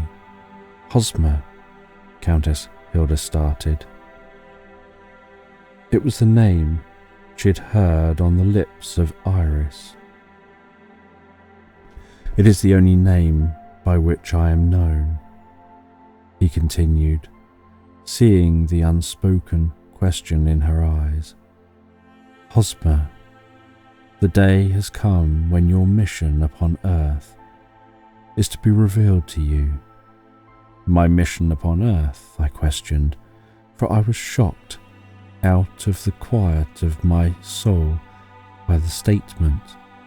"Yes," continued the old seer, for Father Fortunus, as he was called, occupied the central dais of the council chamber. "But the inner chamber, what of that?" asked the Countess. "I am sorry, but only to the initiate has been revealed the mysteries of the inner chamber of the 7 wise men. To your eyes, the work would be incomprehensible." "I am sorry that I interrupted. Go on. We've known these many years, said Father Fortunus, that you'd be delivered to our care and tutelage, that you would be required at our hands for a great work. Slowly over this benighted world are spreading faint rays of a promised day, when the world can be brought to know that the crimes of this world reflect not alone on the perpetrator but upon all mankind, aye, even the inhabitants of the spheres, linked by indissoluble chains to the circle or myriads of worlds, I should say, making up the circle to which we belong, suffer for our crimes, are torn from their high estate and forced back to help work out the redemption of our souls. When they know that, on and on, ever widening, circle after circle, we're sending the vibrations of our deeds, reproducing the same crime in the new sphere into which we enter after release from earth life, drawing ever other souls into the vortex of our sins. Then we may hope for the full day the dawn now promises. But I've always thought that we go to the one place after death, said Hilda. I mean, all those who live worthily go to the place called heaven. Do you mean to tell me that there are degrees, progressions, that I may have lived on some other planet in some other phase of existence, that at my death I may take up existence on some other planet and may not go to the place called heaven? Yes, I mean all of that and far more than that, said Sir Hosmer. You surely cannot mean, Countess, that you believe that people leading such different lives here, progressing at such different steps in earth life, are to be taken direct from this school into the fullness of eternity. Oh no, we will attain it in the future life, or lives, that which we have merited in this school. We begin where we leave off here, according to the use we've made of our opportunities. I've always been taught, Sir Hosmer, that destruction and eternal life were the extremes. I've given little thought to the matter. You will pardon me if I confess that I found my catechism dull reading as interpreted by my governess. Do you mean that after progressing from this life, there is still chance for crime to cause our fall? Does not your Bible recount the fall of an angel from heaven? There is no thing that has been but can be reduced in nature. Eternity is an eternal seeking after perfection. Going back to our conversation of a moment since, that you may understand more fully, those who have by right living ascended to higher spheres, then transgressing the law and falling from their estate, are forced to go into lower realms by the inevitable law of life, which demands that all things seek their level. Such, I say, carry with the immortal soul some glimpse of their lost glory, and these stray sparks of the higher life, if nurtured and kept from sin, may rise to work again the redemption of those wronged. To some it's given, as to the wise men, to remain upon this plane to work to the end of the world's enlightenment. To others, such as yourself, it is given to work out the karma of those you've wronged, either here or in some other existence. You, we are told, are to depart 3 days hence for a remote part of Germany, that you'll there discover one who will have been attached to you in some one of your past lives. Our knowledge has led us to the belief that prior to your rebirth on this plane, you were of the Martian race. For some error, you lost your birthright, and during that reincarnation, you're allowed to expedite your crime. Somewhere in some out-of-the-way place in Germany is one who participated in that crime and who must work out, as must you, the penalty of their guilt. We can offer you no assistance in the matter. You must seek until you find this person. We have knowledge, however, that the person is a young girl, there being several years' difference in your ages as measured by the world's calendar. Your knowledge acquired among us will teach you that your sense of the occult will be an ever to be depended on friend if you follow its guide unerringly. You have but 3 days to make you ready for your journey. From this time forth until you're going, we'll see you no more. The portal of your lost paradise is again open for you to enter. Go thou unerringly the way. There remains but one thing to be done. You will again pardon me, Countess Hilda, but I must keep a secret from you. The blessing of the wise men is known only to those who receive it at their hands, and it is considered sacred by all such. Rising, the seers faced me, and as I passed before them, each bestowed the mystical blessing upon me. I cannot tell you the feelings of the next 3 days. At one moment, I wept as I thought I would no more live within the sacred hermitage, and again the greatest exultation would consume me as I thought of the work at hand. 3 years I've spent wandering through portions of your country in search of the person the seers bade me find. I knew when I came upon you that day in the forest that I'd found my quarry. I knew it by the strange film that veiled her eyes when surprised by me into glancing up. It is the true sign of the mystic. You'll only find it where the soul seeks to find expression through the body. Did you ever notice, Countess, that you can scarce bear the glance she may direct towards you? At first, you notice the faint mist creeping over the eyes like a veil, and as you watch it, it is illuminated by some internal glow that turns the pupil of the eyes into a point of living flame so intense, so penetrating, that one seeks to hide the frailties of the body from the soul's searchlight so mysteriously turned upon them.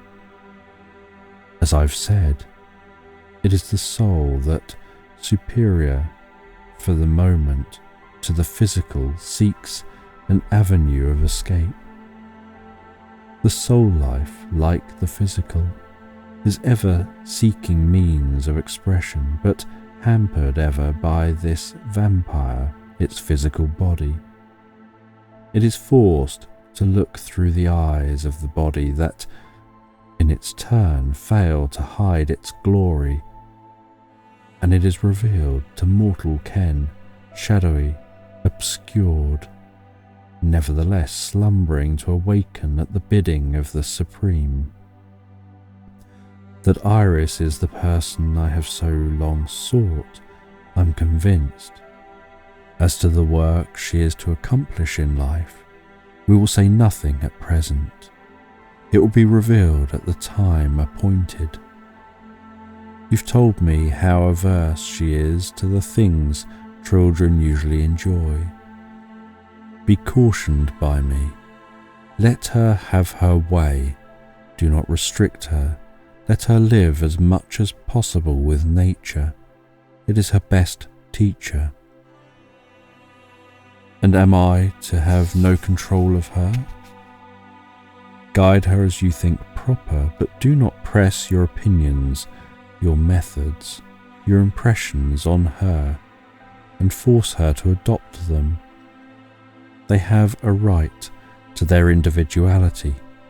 Seek to bring that out, but never force a child into a groove. Nature may have different plans than yourself, and the clashing of forces being on a warfare that results in injury to the child. Man may copy, but he does not excel nature. Therefore, the one who is capable of building the superstructure is quite capable of doing the interior decorating. God can do his own building. You are a servant to do the bidding of the high priest, nature. In a year, you'll be surprised to find that she has grown beyond you. You may be tempted to interfere, but I warn you, keep your hands off. She is the property of the Supreme. You are merely his stewardess.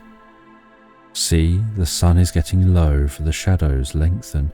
I must tarry no longer, for I have work to be about. It has been appointed that nothing will be required of Iris until her 17th year, when she will have passed into the same cycle from which she was snatched to earth life. If aught be required of me before that time, I shall know it and come to you. If not, I shall keep watch unto the day appointed. Bending over the sleeping child, he passed his hand over her face, and Hilda thought she could see a blue flame creep between his fingers and waver over the face of the sleeper. Iris, you'll awaken now, for the sun is setting, and Countess Hilda bids you come home. You'll remember your friend of the forest, and that he is always with you. The stroke of his fingers grew stronger, and as he bent still lower over the sleeping girl, she heard him say, "You are awake now, Iris. Goodbye for a time." The next moment they were alone. She recalled his backward glance as he faded from their sight among the evening shadows, a glance full of tenderness, ineffable sweetness. He was gone. Chapter 6. The Mystery of the Unseen. Horror froze her blood as she gathered the child to her. She noticed that the flowers she'd woven into a chaplet during the early hours of the afternoon were suddenly faded. The arms of the sundial cast the shadow of a cross where they'd just been sitting. There was no sound save the startled cry of Iris from her rude embrace, and catching the little one by the hand, she ran with her, until from sheer exhaustion she sank down on one of the garden seats. "Why should you run away from our friend, Hilda? He will wonder that we did not bid him good night. I shall go back and say good night to him. I am not afraid of the shadows." The child turned to retrace her steps, but with the same cry of joy on her lips that Hilda had so often noticed when meeting with the stranger. Iris paused. A rapt expression stole over her countenance. Her tiny hands were extended as though in greeting. The next moment, she laid the chaplet of flowers they'd left withered and crushed before the old sundial in Hilda's lap. They were as fresh now as when Iris had culled them and attached to them with the folded paper.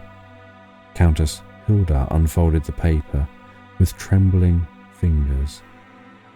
Nothing but a blank page stared up at her. No, no. The light had brought faint tracings out. Be not afraid of that which is not comprehensible to the eye. That which is the unseen in life is the real.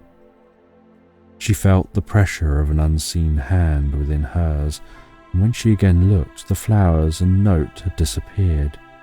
She no longer felt timid, however, strength followed the momentary weakness and depression. She'd received a revelation, and at last her life work, the motive of her being, was about to be revealed.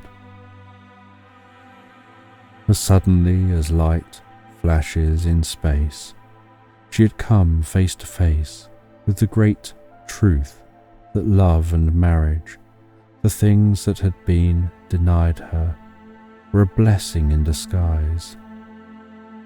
She'd been appointed, kept, for this something. She no longer questioned what. She no longer cared.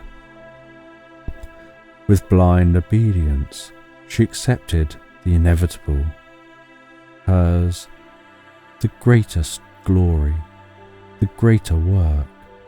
What mattered trivial sacrifices in this life? Unknown to herself, she was catching a glimpse of the mysterious workings of the creation.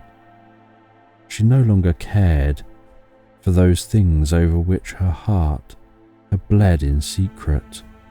At last, she recognized the sacredness of having lived. Her face was transfigured by its new emotions. She drew the child's hand within her own, and together, in unusual quiet, they entered the castle. Wrapped in thought, she did not notice that Iris led the way to Rodney's study, until they were well inside, and only then, when she hastily withdrew her hand and darted across the room to where Count Rodney sat in utter abandon before his desk. She noticed with alarm that he'd grown a shadow of his former self. She was about to call the child to leave him undisturbed, when she was amazed to see her climb to his knee, and more so when Count Rodney picked her up and, without noticing his sister where she stood, walked to the recess of the windowsill, holding Iris in his arm. "What troubles Rodney?" asked the child. "Tell Iris, she can help you." "Tell you, child? No, no. You, the innocent victim of my guilt. Tell you that I'm guilty before man, before God, of that which, if told, means still worse disgrace to the name of Rune. And not told is clawing ever at my vitals, clamouring for expiation." With an unsteady hand, he placed the child on the floor, staggered to reach the protection of the old settee in the window's depth, failed to reach it with his deserting strength, and fell prostrate before Hilda's arm could loan him support. In quick alarm, she sent Iris to summon Pedro, and with anxious care tried to resuscitate him, but to no avail. When Pedro came, together they raised him and bore him to his chamber. Then followed weeks of care and anxious nursing, when she scarcely left his bedside. Days when the breath of life flickered and paled before the breath of the destroyer. Days in which she saw nothing of Iris. Days in which she never broke her fast or allowed herself sleep. It was wearing hard on to midnight. The candle in its sconce was growing dim, and Countess Hilda, the only watcher in the room, bent anxiously above the inert body of her brother. All day he'd raved in delirium of his father's death, of Gernstein, of some person unknown to her whom he insistently called upon as Marjorie, until she gave way beneath the strain. And in an agony of doubt and fear, she called for help in her distress. In a suspense that seemed crushing, she kneeled by the bedside, trying to catch a faint heartbeat of hope.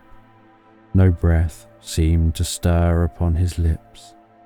Again she moaned her prayer for help. Gentle hands lifted her and placed her in a chair, hands cool and firm, pressed above her throbbing brow, and grateful darkness gave release to her overstrained senses.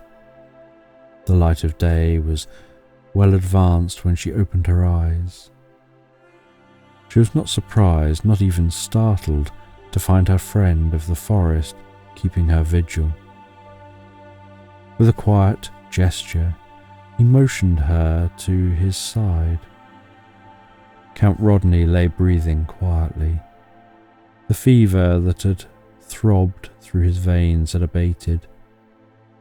Beads of perspiration dampened his forehead, and Hilda knew that the messenger of death had knocked at Castle Rungeld and had been denied admittance. A silent clasp of the hand was the only greeting between them. For the next hour they sat beside Count Rodney as he came slowly, surely back from the borderland of the future into the present. No word was necessary. Hilda knew that he comprehended her distress and had obeyed her silent appeal for help in her hour of need. It was a joyful moment to her when Rodney opened his eyes and she saw that, though weak and spent from the ravages of his illness, he was rational. For a space, his eyes rested on his sister. In their depths, they seemed to question her, the reason of his position. Then they wandered to the foot of the bed where stood the stranger. Hosmer! Count Rodney half sprang from his couch. Joy, hatred, again fear, chased in rapid succession over his pallid countenance. Hosmer! The spark of strength had spent itself, and he fell back senseless. In great alarm, they hastened to apply restoratives, as they detected life taking the place of the death-like swoon. Hosmer slipped quietly away and left Countess Hilda to care for him. Count Rodney's eyes sought the place where the stranger had but now stood, passed his hand over his brow, and as she bent above him, she heard him murmur, "A dream, a horrible dream. What did you dream, Rodney?" She thought, to humour him in his weakness. "I cannot tell you now, sometime perhaps." And he was quietly sleeping when Pedro brought in his mistress' breakfast tray. And she, with a faint glow upon her face, stood gazing with unseeing eyes into the depths of the forest. It It was weeks before Count Rodney found his way back to health. Iris, in the meantime, had grown dear to the sick man. Hour after hour they spent together in the study, and a little later, when he could be about, they would come from the garden, the forest, or the sea hand in hand, the child always a little in advance, as though she led him. Hilda stood aside and looked on. Iris seemed in some way to be bringing Rodney back to life. Not life as they had understood it, but to a realization of the old days, his position in the household and his care of the future. Perhaps a year after Rodney's illness, a year in which Hilda had time, in a measure, to forget the strange thoughts that had been born in her mind of his ravings. She stood one evening on the great steps that led to the hall. She could hear the voice of Iris as she chatted with Rodney, but there was a feeling of restlessness upon her, and she longed to be alone.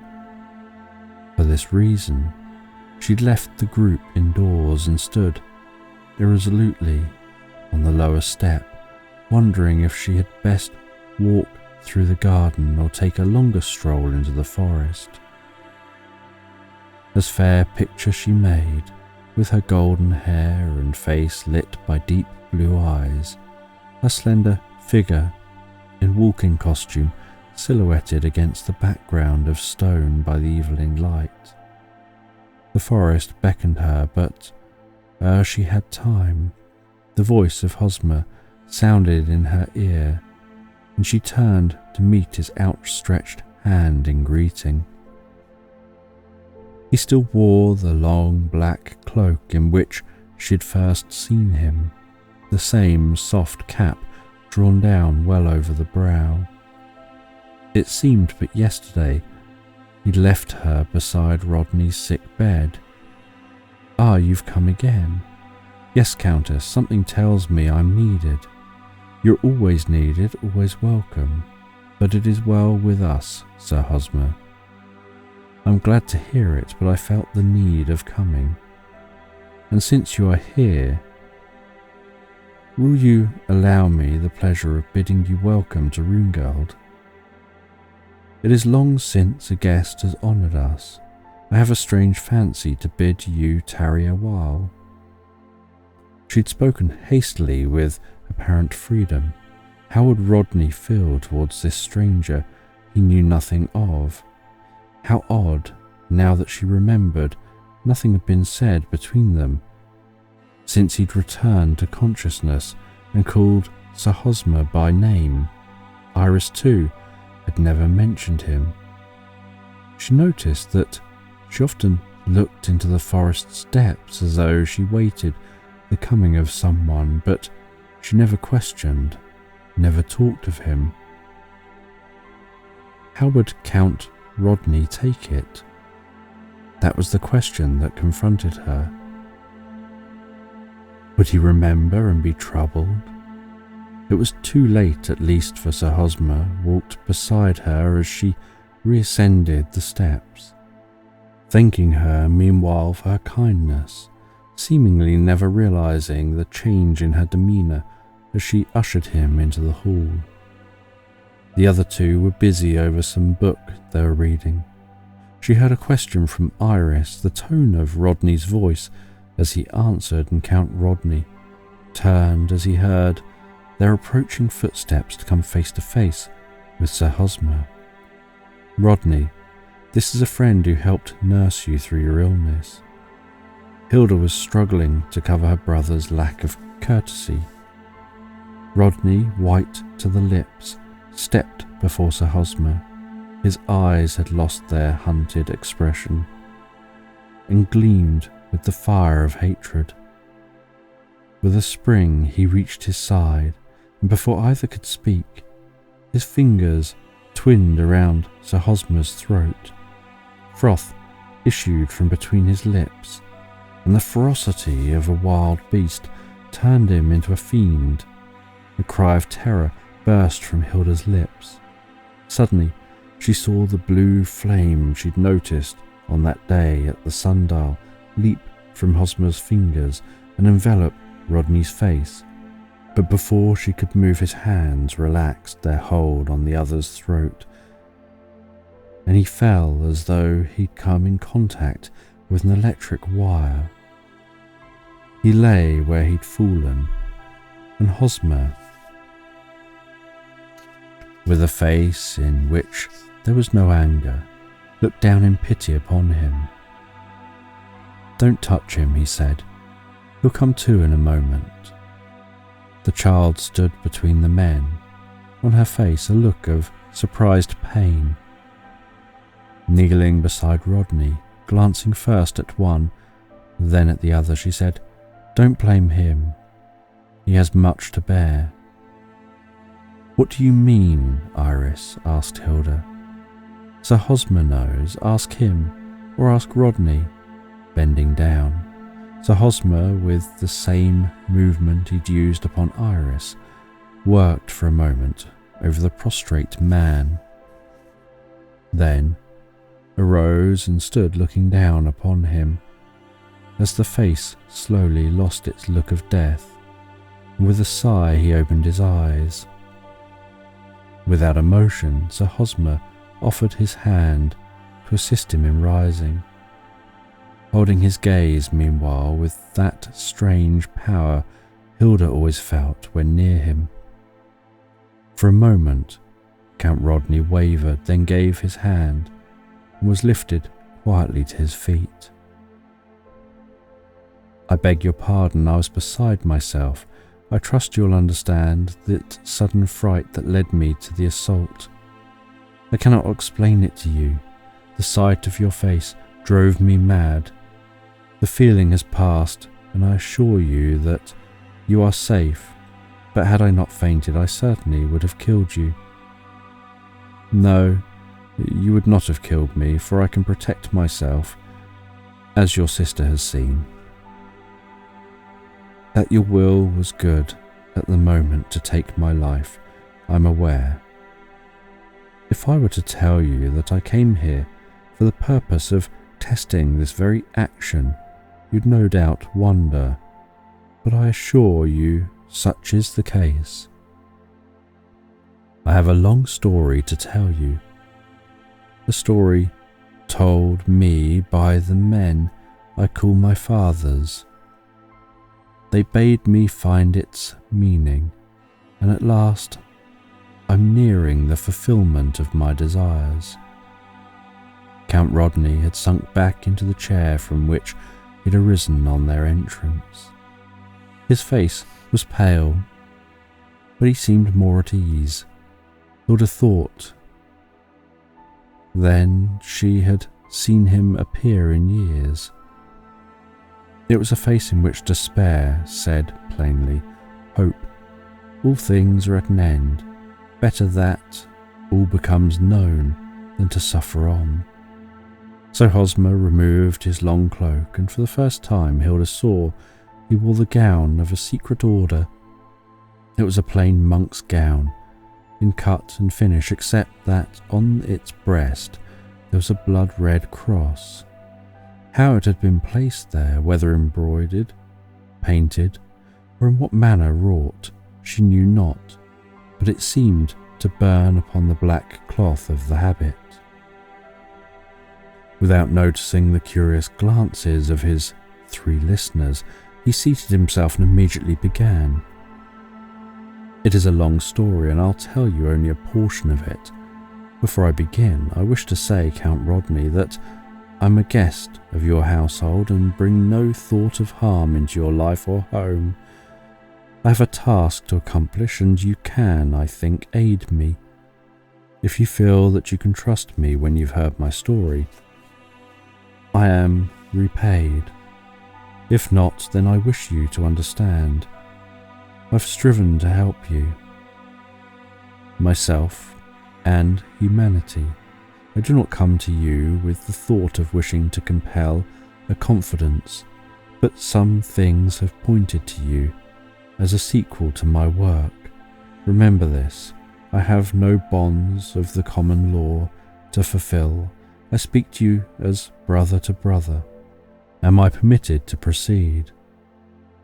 Count Rodney, who'd been watching the speaker's face intently, waved his hand in assent, and Sir Hosmer, leaning lightly back in his chair, commenced. "I've told your sister how I was adopted into a certain priesthood when a mere child, long before I could remember distinctly. I was trained in their midst and learned the secrets and arts of their religion. They were known as adepts and without explanation.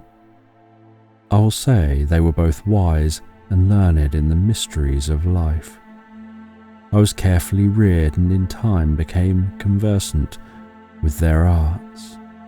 I was taught that I had a particular mission in life, and when at a proper age they disclosed it to me, I could scarce believe that such knowledge of the spheres could be possessed by people of the earth.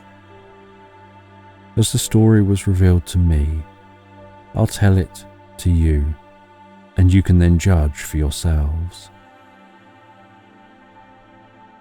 An Astral Crime, Chapter 7. Hosmer's Mission Revealed. In your former existence, you were sent to Mars to gain a knowledge of the wisdom of its inhabitants to serve as a guide and aid to our people. This is not known by many and believed by only a few people of this sphere.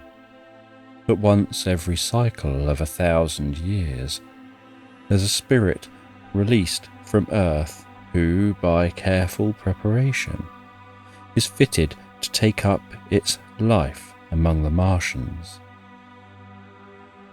Nearly 1,000 years ago, you were sent to this soul quest.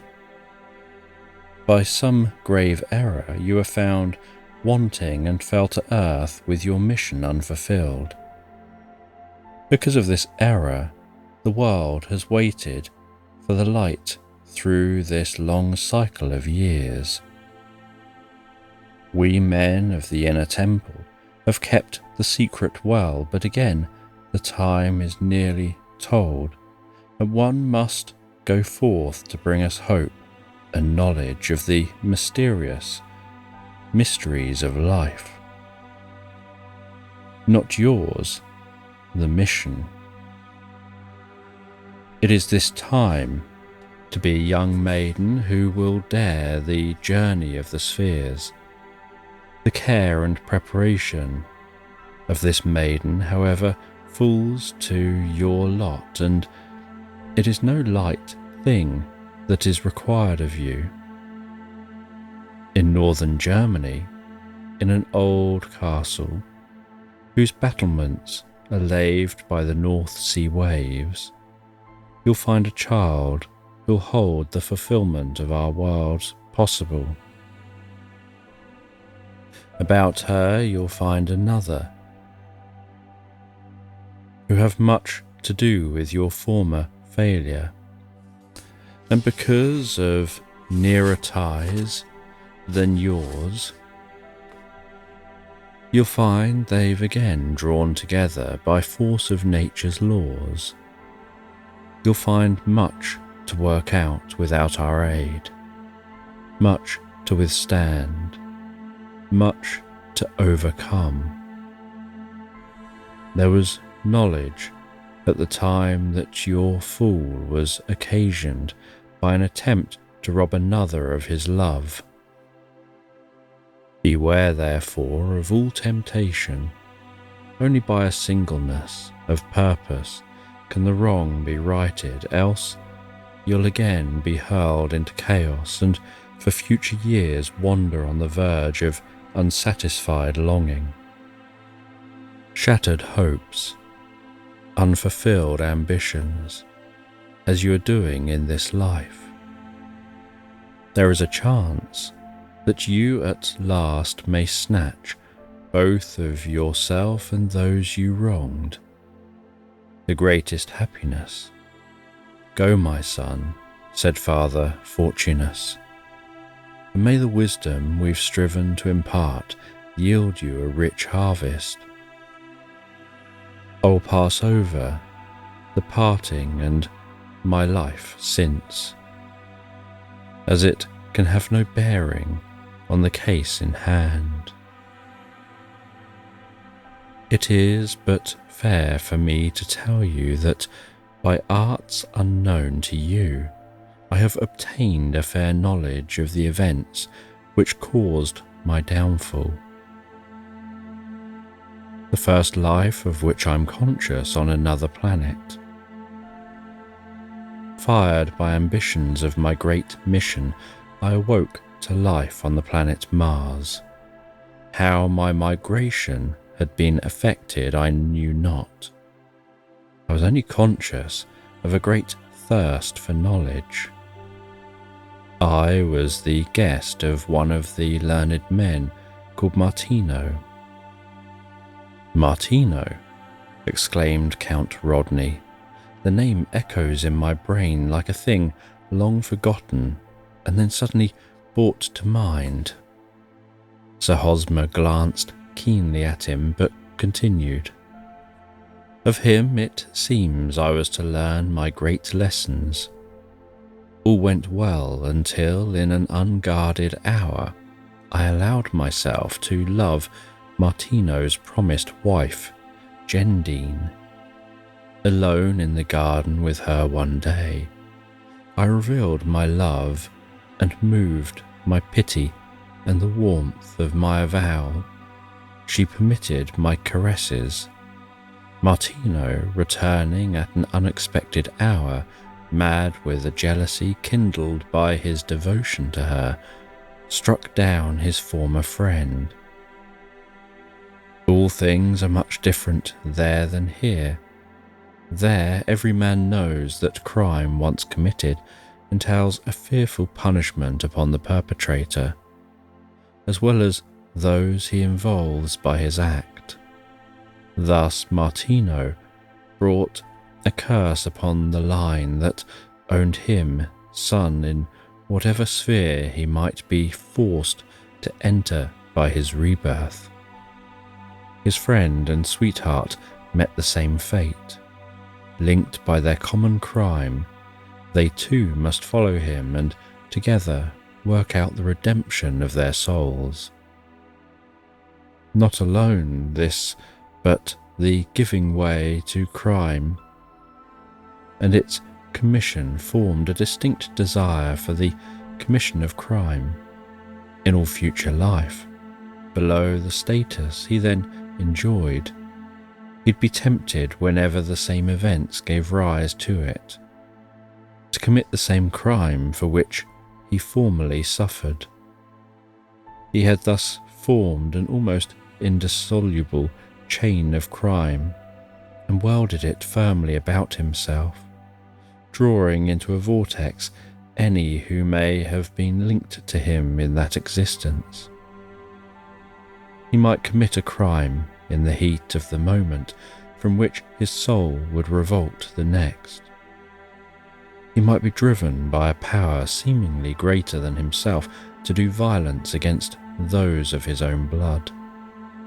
Count Rodney had listened quietly to the first part of the recital, but as Sir Hosmer reached this point of his narrative, he arose from his chair and walked nervously back and forth across the length of the hall. There was an intense quiet in the room. With eyes wide with surprise, Countess Hilda never took her gaze from Hosmer's face. It was Iris who seemed to know Rodney's spirit, for she slipped from her seat on the low ottoman and, stealing her hand within his, gave him the silent sympathy she intuitively divined was all that could be offered him. Turning at the upper end of the hall, Count Rodney strode back, determination marked in every lineament of his face. Go on, tell me all you know of these things. Tell me, could a man be so worked upon that one particular sensation would cause him to commit crime whenever or wherever occurring? Yes, indeed, by whatever means a current of crime be set in motion, the same recurring circumstances, the same environments, bring to life the same desires, regardless of the fact that they may have lain dormant many years. I do not mean years as measured by our calendar, but cycles of years as measured by the astronomy of the spheres. For instance, I'll illustrate to you. Suppose a person in any place or at any time during his existence should allow the desire to do injury to a fellow being to so dominate his intellectuality that he commits the crime that clamours at the portal of his soul. He commits the crime, we will say. What is the result in the future existences to which he may be called? This: he will find that, though the conscious mind may not remember, and still, perchance, he may gain faint glimpses of his past existences at moments, yet the subconscious mind has registered what may have been blotted from the conscious mind by the outward death of the old life. This registered impression is dormant in the new existence until such a time as similar circumstances stir the subconscious mind to activity. Then, like a flash, it's remembered, like a lesson that has been learned, except that the rereading of that lesson causes it to be stronger, more firmly grasped by the subconscious mind.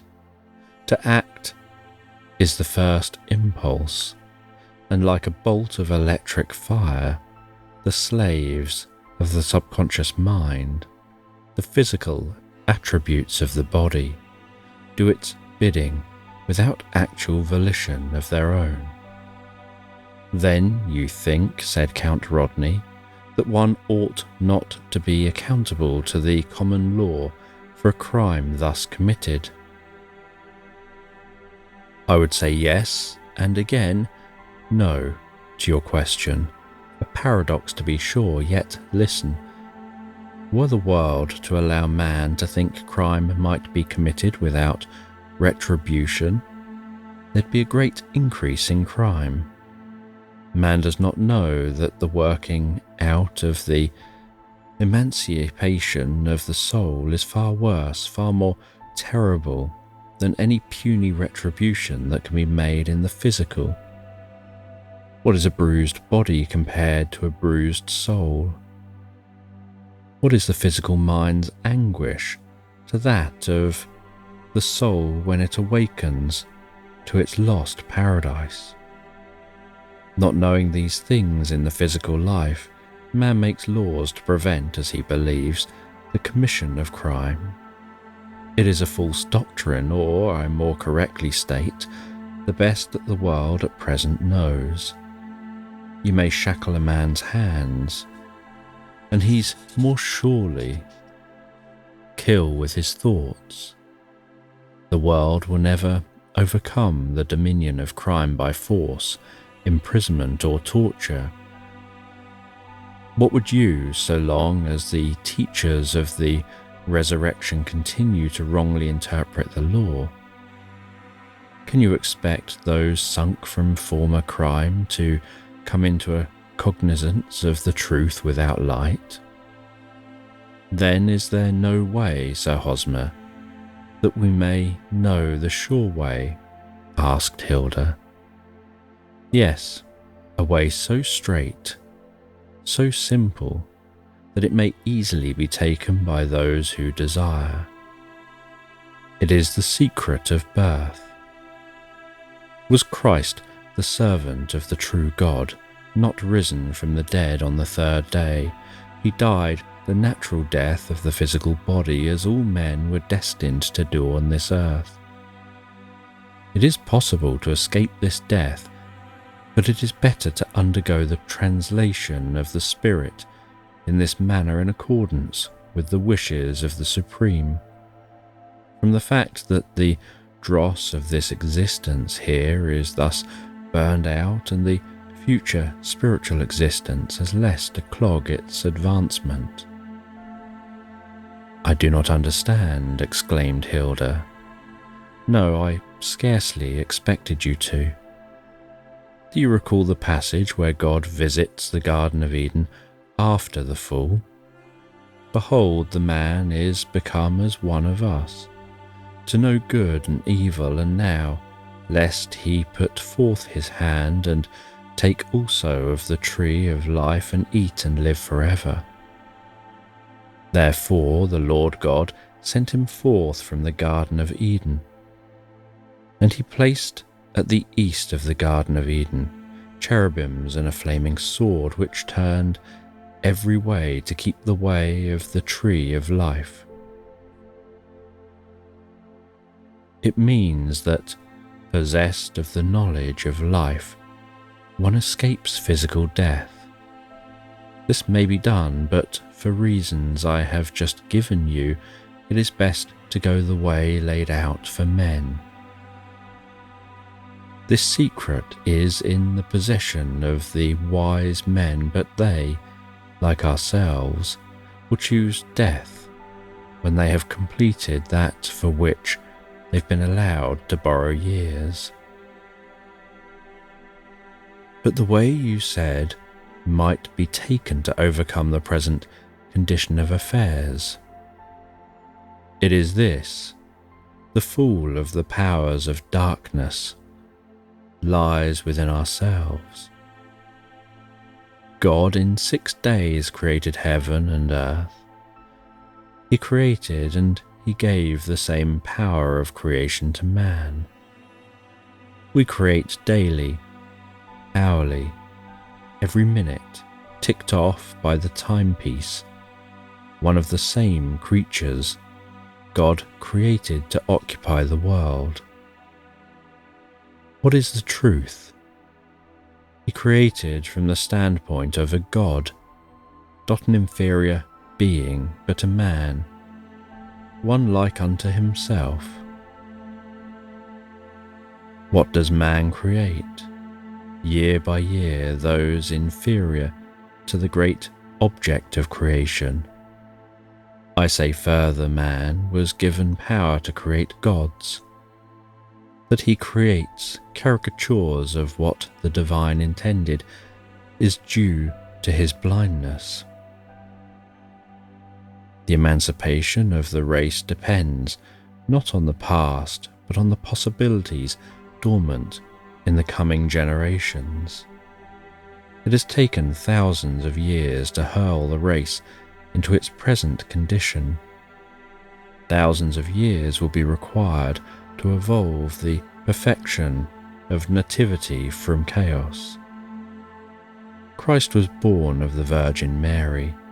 Men say to you today, if born of the Virgin Mary, how can the Christian world look on and countenance that which it sets its heel upon in the daylight, yet permits in the darkness? Christ was born of the Virgin Mary, the wife, however, of Joseph. The true secret of the nativity of Christ was revealed to Mary and told to Joseph. Joseph, loving Mary in all honour, gave heed to the counsel, and from the conception of Christ until his birth, Mary remained a virgin in his eyes. Thus comes the possibility of the birth of gods unto the children of men. Every child has the right to an untainted birth. I have taken a roundabout way to show you that what held good in the birth of Christ will hold good in the prenatal environments of the future generations. You can plainly see what the wrong course brought upon man. We chain him for the sins of the father. Yet you ask me, should crime be punished? Crime is its own punishment. Man must be his own mediator. Slowly, the light is breaking. A few are permitted to recognize the way. A few lead on. Hard the path, for there is nothing so difficult to overcome as man sunk in the ignorance and sophistry of the past. As sure as you, great star, blazes in the heavens, so sure will man be redeemed. Sir Hosmer ceased speaking, his eyes glowing with unnatural fire a moment before, regained their accustomed calm. Countess Hilda, with a sudden relaxation of her nerves, sank back in her chair. Iris, with misty eyes and clasped hands, sat on the ottoman near Rodney. Hosmer arose and passed his hand over the girl's eyes. "What do you see, Iris?" he asked. The delicate features quivered as she sank immediately into a trance-like sleep. "I see someone in the depth of the forest. He's a middle-aged man and wears a riding habit. He has a cap in one hand and a whip in the other, with which he cuts nervously at the leaves and twigs. He seems angry, ashamed, or something. From the opposite direction, the boughs are thrust aside and a younger man, yes, a very young man, comes hastily forward. There are angry words between the two, the young man upbraiding the older. The older man raises his whip, and the next instant there's a great red mark across the young man's face where the whip leaves its imprint. The young man staggers from the force of the suddenness of the blow, and then there's a quick leap, and the older man is down, and the young man is holding a dagger up. With a low cry, he hurls it from him and is gone through the shadows of the trees. The girl shudders and is silent. The timepiece on the mantel ticks like a voice calling. Again the girl speaks. "It is night now and all is dark." "Just a moment," said Hosmer. "There will be a light to guide you. Yes, the moon is shining, but only faint gleams come through the thickly interlaced branches, and they fall upon the white face of the man in the hunting cap. He does not move. He's so still and white." The girl shudders with the horror of the scene that is crossing her vision. A few passes above her brow, and the quiet voice bade her be not afraid, for no harm could come to her. "What do you see now, Iris?" The gamekeeper comes that way and stumbles over the man in the darkness. He starts to run away, but he comes back and looks again. "Can you tell me who the murdered man is?" The gamekeeper keeps repeating, "Count Herman, Count Herman," to himself. Now he's walking through the forest in the direction of the castle. There's great confusion. I can see men hurrying about with lanterns and see them bearing a stretcher over which they've thrown a blanket to the door on the east side of the castle. I know the door. It's covered with vines now and never used, but it's still there. Hosmer glanced at Countess Hilda. Yes, there was such a door, is yet, I believe, but has never been used since that part of the castle was closed. I never go near the place, and I'm certain Iris never has. Probably not in her physical body, but her subconscious mind has given her a clear conception of the location at the time she speaks of, as well as at the present time. That'll do, Iris. You may awaken now, and at another time you'll tell us more. With swift passes, he released her from the condition, and with a cry of alarm, she unclosed her eyes. Count Rodney, is he dead? They turned quickly to where Rodney was sitting. His head was thrown back, his hands, nevertheless inert, had fallen to his sides. The face had no vestige of colour in it. In great alarm, his sister hastened to him. Sir Hosmer was with her, and a few moments' hastily work sufficed to allay their fears. His eyes slowly opened, and life struggled to regain her dominion. He was dazed for a moment, but as he caught sight of Hosmer bending over him, he shrank as though he'd been dealt a blow. Hosmer's hand was upon his brow, Hosmer's voice sounding in his ear. My brother, will you not tell me of the care that weighs you to earth? Remember that we're bound to each other by ties that are stronger than you imagine.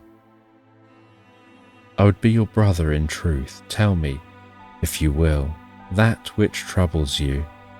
Have no fear of me, I'm not your judge. Has not the Christ commanded, judge not that ye be judged? Why should I sit in judgment? I am come to work out my own expiation. I'm not come to condemn, but to help others. With a face worn and grey from the intensity of his emotion and mental anguish, with cold drops of agony upon his brow, Count Rodney started up and paced back and forth. Finally he turned his eyes to those of Hosmer's, held them there by force of will, with trembling hand, and tossed back the mass of hair from off his brow, and not allowing himself time to reason, launched himself upon his hearers. Chapter 8. The Confession. Tell you? Yes, I will tell you. Do you think I've kept my secret for fear of the law? I've endured this torment until I can no longer remain silent. I must tell it. Sit in judgment if you will. Hand me over to common justice, if you so desire. I have no care for that. It is this fearful knowledge of the truth that has stayed my hand against myself. There is no incentive to war when cool judgment is enthroned. God, it's hard to confess before the only tie that binds me to my home, before the sister whose baby hand I held while my own was stained with blood. A sharp cry escaped Hilda's lips. Did she divine the awful secret that had stood between them? Hosmer crossed to her and placed his hand on her shoulder, but she never moved and sat staring straight into Rodney's face. Unmindful of her cry, fired with a desire for confession, he hurried on. Yes, I've lived these years of torture, hoping vaguely that I might see Hilda grown a woman. Then I thought I might be able to get away, but like all criminals, I haunt the scene of my crime, am the ghost, the death's head at my own board. You all know a part of the tragedies that have ostracized the runes of Runegald from the society of men. We are an accursed race. In our veins runs the last drop of the old blood. From the beginning, there's always been strife among brothers over the women of our race.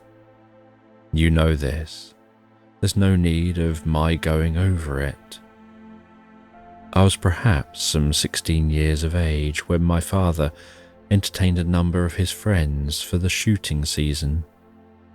My mother was much at home that season, as Hilda was when a young child, and my mother's health was none of the best. There was a beautiful woman, a guest at the castle and much admired, the Countess Tess van Meyer. I was young and had all the chivalry of the runes in my veins.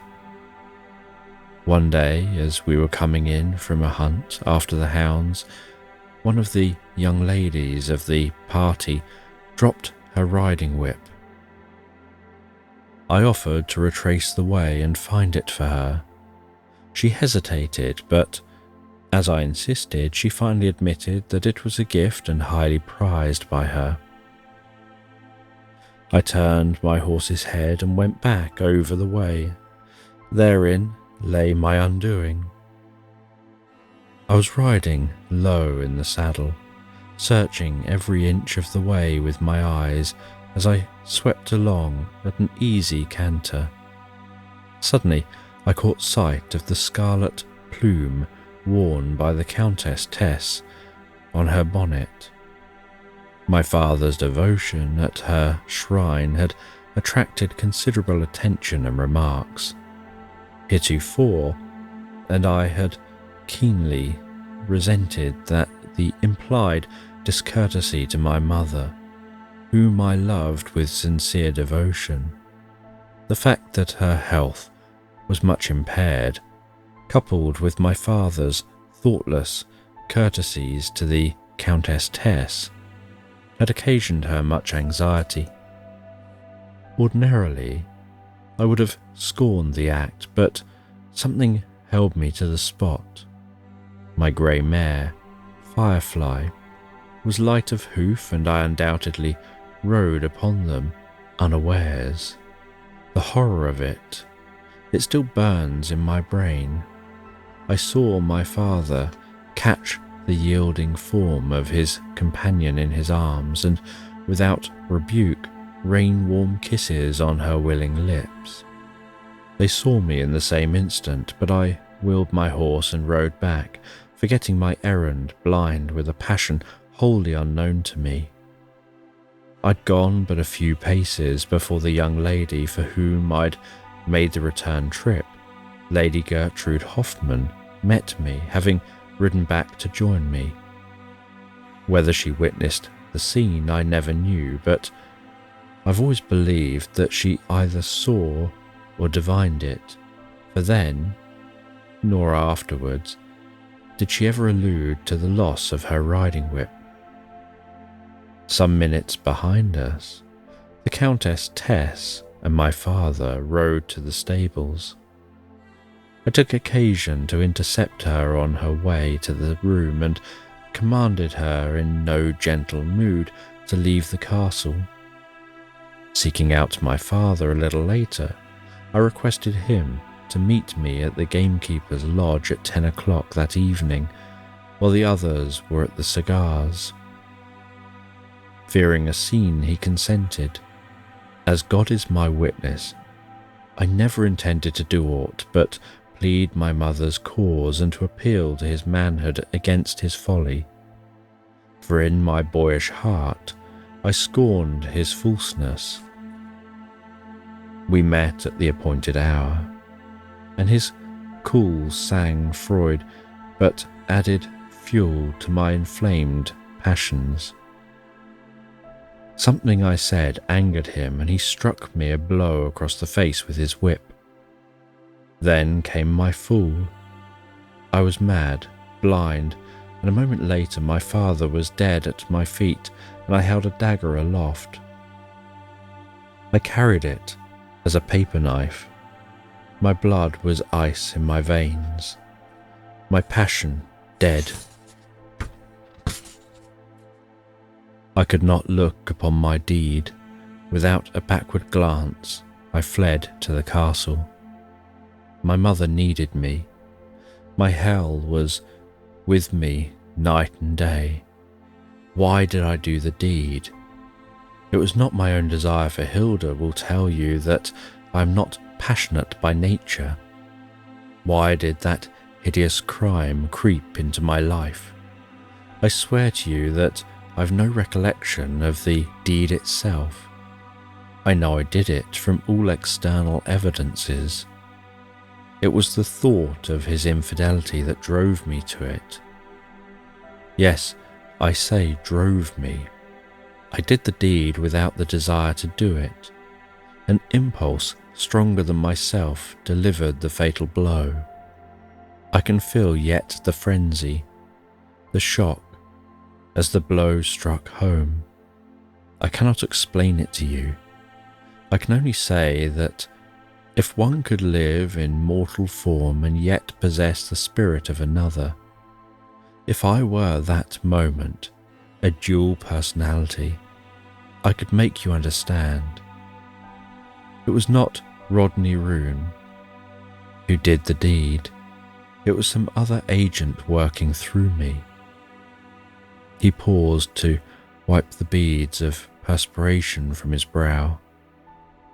Like one relieved of a secret thorn that worn in penance eats out, beneath the garb of conventionality, the body, he was stronger for its removal. That is not all. You shall know it. It is but just degradation that I suffer, and I can no longer keep the silence. My mother never recovered from the shock of my father's death. I did not speak. The younger children needed me, even me, the murderer. For a time I tried to keep up appearances, but my wild manner, unsocial ways, and erratic movements gave rise to whispers that grew into scandal. At length we were shunned by the people. Rungeld gained an unsavoury reputation, and we drifted into the state of avoidance so intolerable to people of our station. Things went on thus until Gunstein, my younger brother, was about the age I was at the time of my first crime. The keeper of the lodge, near where my father was found murdered, had a daughter called Marjorie. She was fair and beautiful, and I often sought the lodge to spend an hour with her. She was gracious, ever but very shy, and I laid it to the fact that my reputation for folly had reached her ears. In her, I found a solace to my careworn and anxious heart. I dreamed, even I dreamed, that I might find happiness. Here was one who could brighten Castle Rungeld with her presence, one who would not seek to know my innermost thoughts, like the women bred in the world of fashion.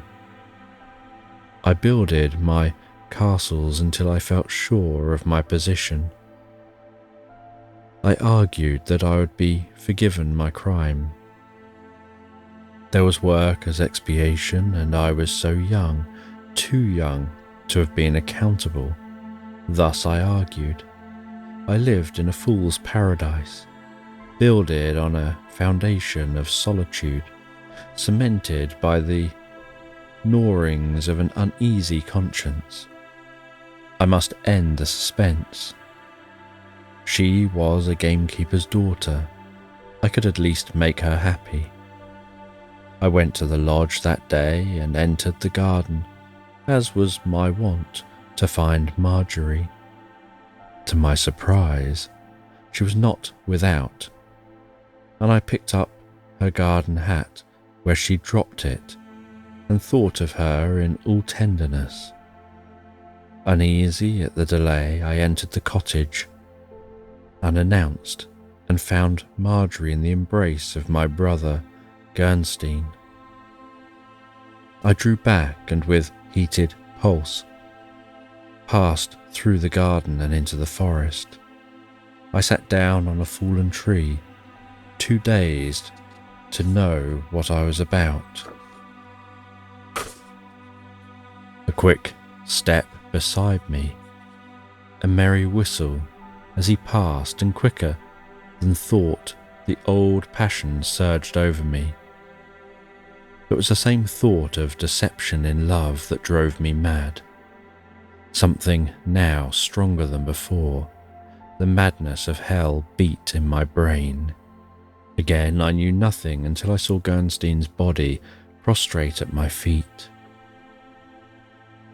It was not my love for Marjorie, for there was a love in my heart for an ideal that I had never realized, stronger than my love for her.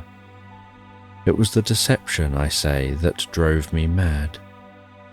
Afterwards, they called me to Marjorie, and I went, looking the hideous skeleton of my crime in the breast, and heard from her lips the secret of my brother's life. She'd been secretly married to Gernstein.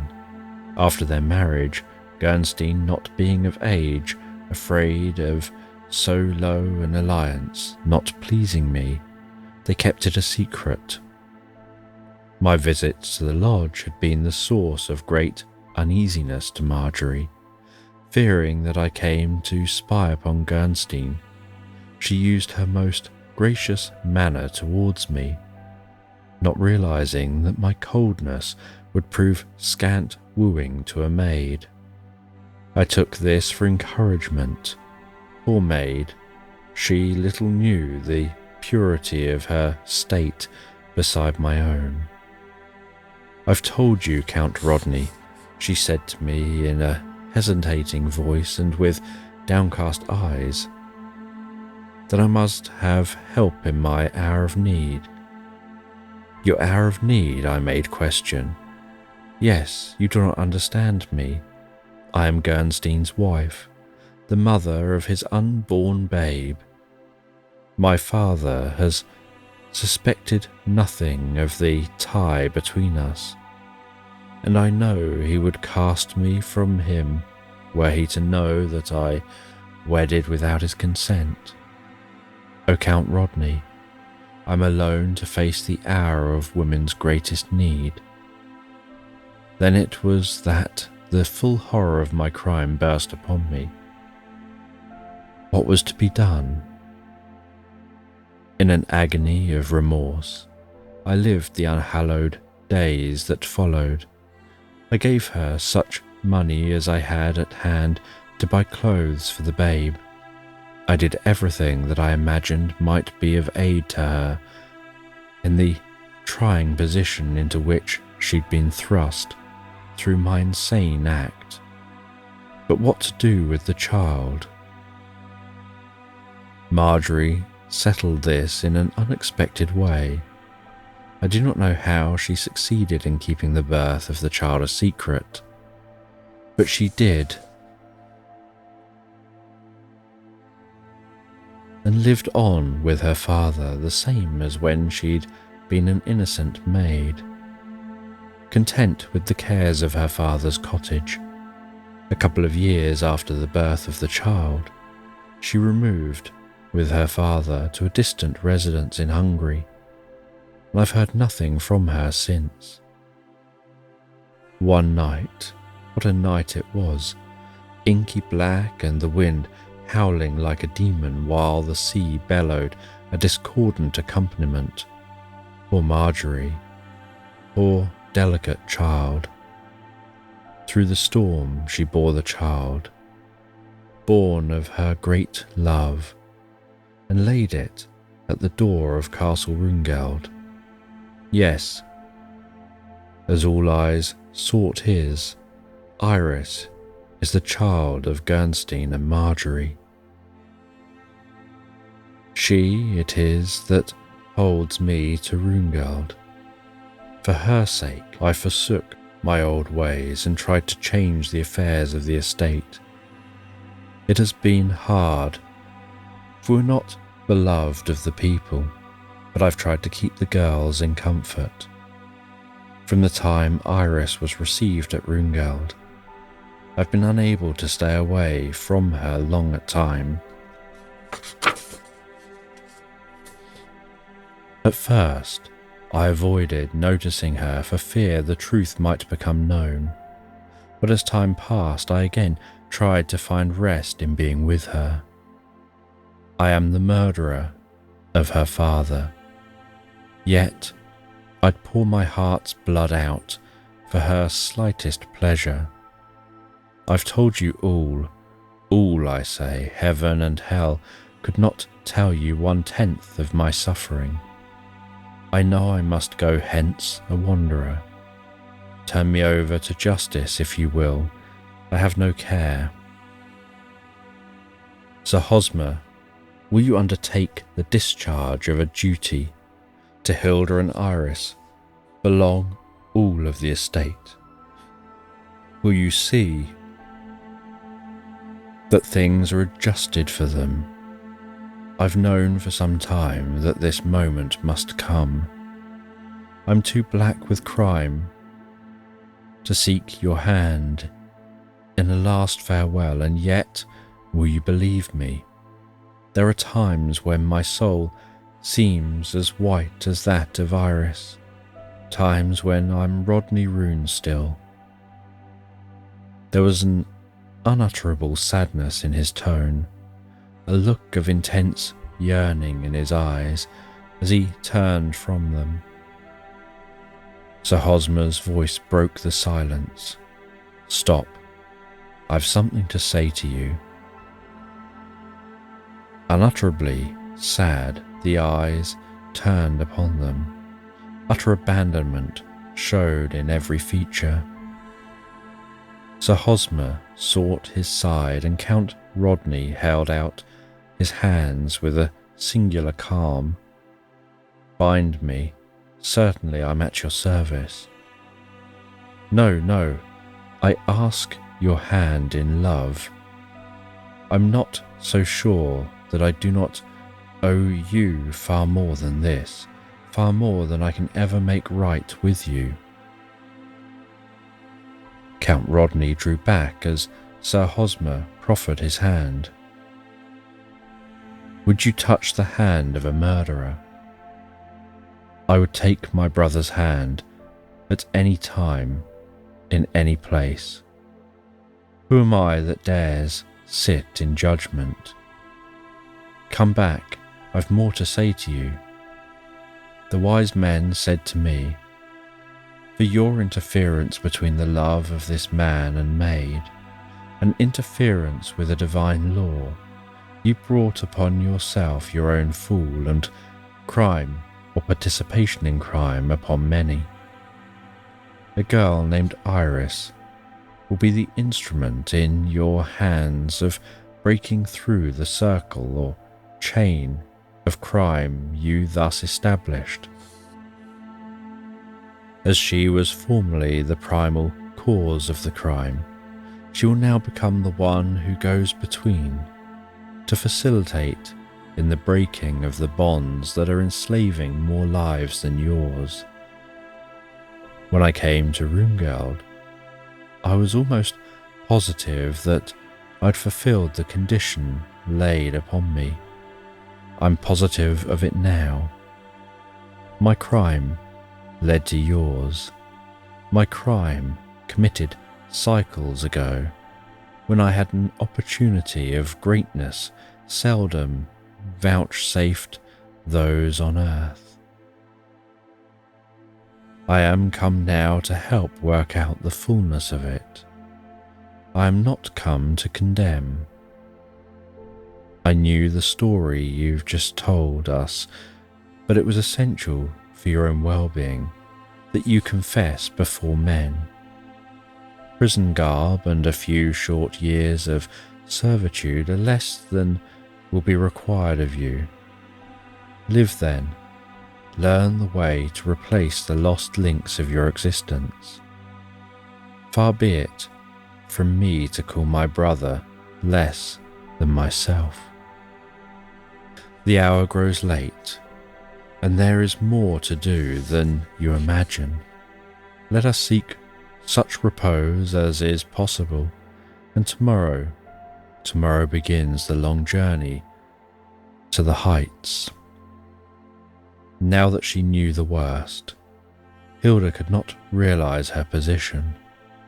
Sometimes there was a fleeting sense of relief that the worst was known, that the shadow had become a tangible something with which she might battle.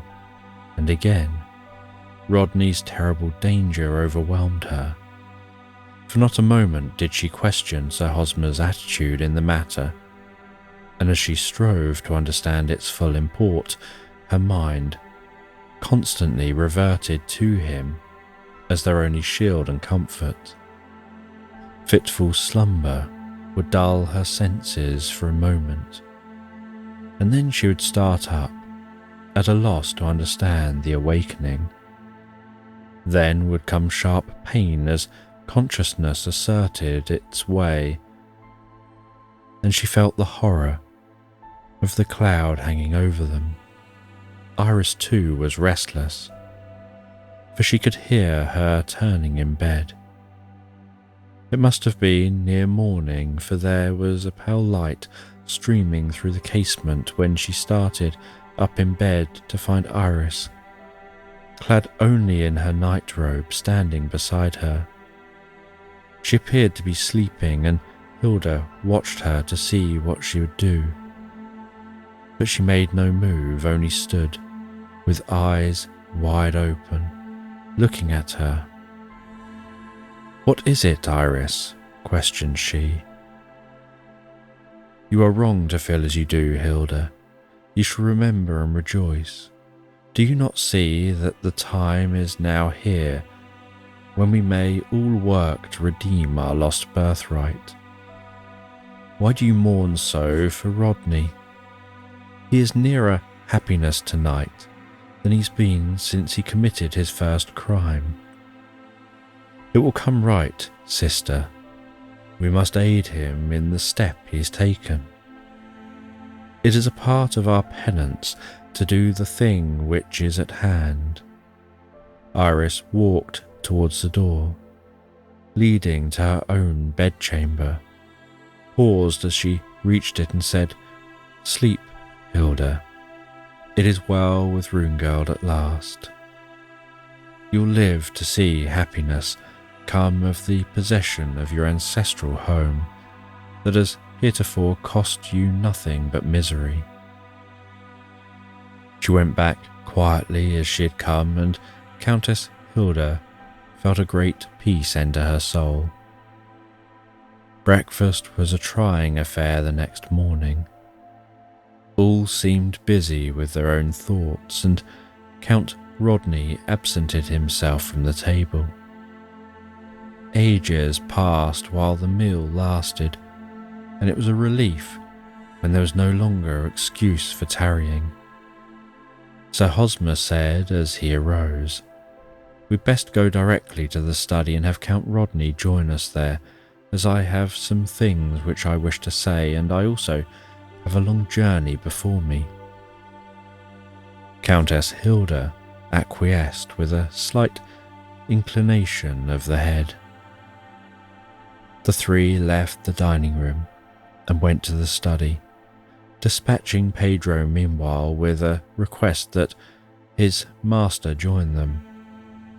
Sir Hosmer doing his best to fill in the awkward pause of waiting by well-timed accounts of travel. Only a short time intervened before Count Rodney came. He was pale but composed. They all noticed that despite the shadows that a wakeful night had traced beneath his eyes, there was a more open countenance. He offered no salute, but stood with folded arms as though ready to accept anything that might be required of him. Ozma motioned him to a seat and, waving all preface, plunging into the matter in hand. "I'm thinking, Count Rodney, of making a trip to the east. The fathers bade me bring to them the one I found in greatest need of their help and counsel. Might you wish to spend some time under their instruction? It would do much to divert you, much to fit you for your future work. While you're with them, you can decide what you think best as to your future. You've erred past the forgiveness of the common mind. You destroyed the body which shielded an immortal soul and cast it forth into chaos before the time in which its makers required it, thus exposing it to dangers for which it was all unprepared. You destroyed it in its present form, the body, but there's nothing totally destroyed in the great economy of God. It is far wiser to begin your expiation here and now than merely comply with the common law. Labour to save others from falling. Search out the way, the means by which the current of crime may be diverted. Bend yourself to the accomplishments of something for humanity's sake. Therein lies the way of your own uplifting. Go into the new life with the thought of the past entirely behind you. Work out the future. Who may tell how far you may travel on the way? Will you go, Count Rodney? Will I go gladly anywhere at any time? Hilda is as well without me. Better now that she knows it to have been my hand that deprived her of a father's care, a brother's love, beggared her youth, made barren her womanhood. Why, Sir Ozma, was she dragged into the whirlpool of my calamities? Why does she pay so heavy a price for my crimes? That we may not now see clearly, for a wise purpose surely. It's always so, that the innocent suffer with the guilty. In 3 years, Iris will be 17, the age at which we're to receive light on that which now perplexes us. These 3 years are given you in which to gain such knowledge as you may of the wise men. You're safer for a time removed from all temptation, for your mind has become infected by the mental virus of murder. At an unguarded moment, you became inoculated by this thought poison, and every blood cell, brain cell, every nerve, every tissue responded instantly to its germination. The heat of passion gives it such growth as seems instantaneous to you, not being able to see its development. Many born on the earth's circle inherit crime at the time of their birth, through transmission. You had passed beyond this circle, progressed into a higher estate, and knew the results of crime, its fearful heritage. As I've said, at an unguarded moment, you made your mind receptive to the thought and evil, seeking lodgment, the same as the good infected you. Unchecked, the disease would spread, grow stronger with time and opportunity, but checked now, it may be used for your own advancement. I'll make the journey with you, but will return here at any time I may be needed. My life is dedicated to the serving of all concerned, and it matters little where I lay my head, so I know that the cause is in a state of advancement. Everything was in confusion at the castle for the next few days, and the 2 old servants were kept busy. It was understood that their master would be absent for some time on his journey, that there might be no suspicion of his going. Everything was done to relieve him of the feeling that he was once apart from them. Life had ever been a question of care to Hilda. So, with a solicitude even more tender than her wont, she performed many tasks for him. With her own hands, she was trying to see it all with Sir Hosmer's eyes. At least, she felt that she could leave it all in his hands to carry out. She was but a straw blown at the mercy of the winds. At last they were off. Countess Hilda was bidden her brother a long, even affectionate adieu. She'd clung to the hand of Sir Hosmer at the last moment, although she looked for some stay or support from mere contact with him. Iris said nothing until she came to take leave of Rodney, when she'd thrown herself into his arms in a paroxysm of grief. He held her thus for a moment, and then, tenderly unclasping her clinging arms, he held her away from him an instant, stooped and touched her hair with his lips, then quickly put her away from him, not trusting himself to look again upon her grief. His face twitched as he looked back at the rugged towers and distant forests, but as the sail caught the breeze, he stood with lifted cap, bidding a mute farewell to his life, his hope, his all. In the 2 silent figures who watched the wind's belly, the impatient sails as the ship swept into the distance to lose itself among the waves of the sea. An Astral Crime. Chapter 9. At the retreat of the wise men, the symbol of victory. The sun was dipping into the west. A solitary figure in the livery of a monk stood silhouetted against the bare rocks of a mountainside. Back of him was the mouth of a cave tunnelled out of the solid rock, while above the entrance rose the outline of a cross. Everything was barren and uninviting. The monk, silent and motionless, his eyes fixed on the rocky pass that led up to the cave. Far down the way 2 figures toiled toward the summit. 2 figures travel-stained and weary. The monk was joined by another of his order.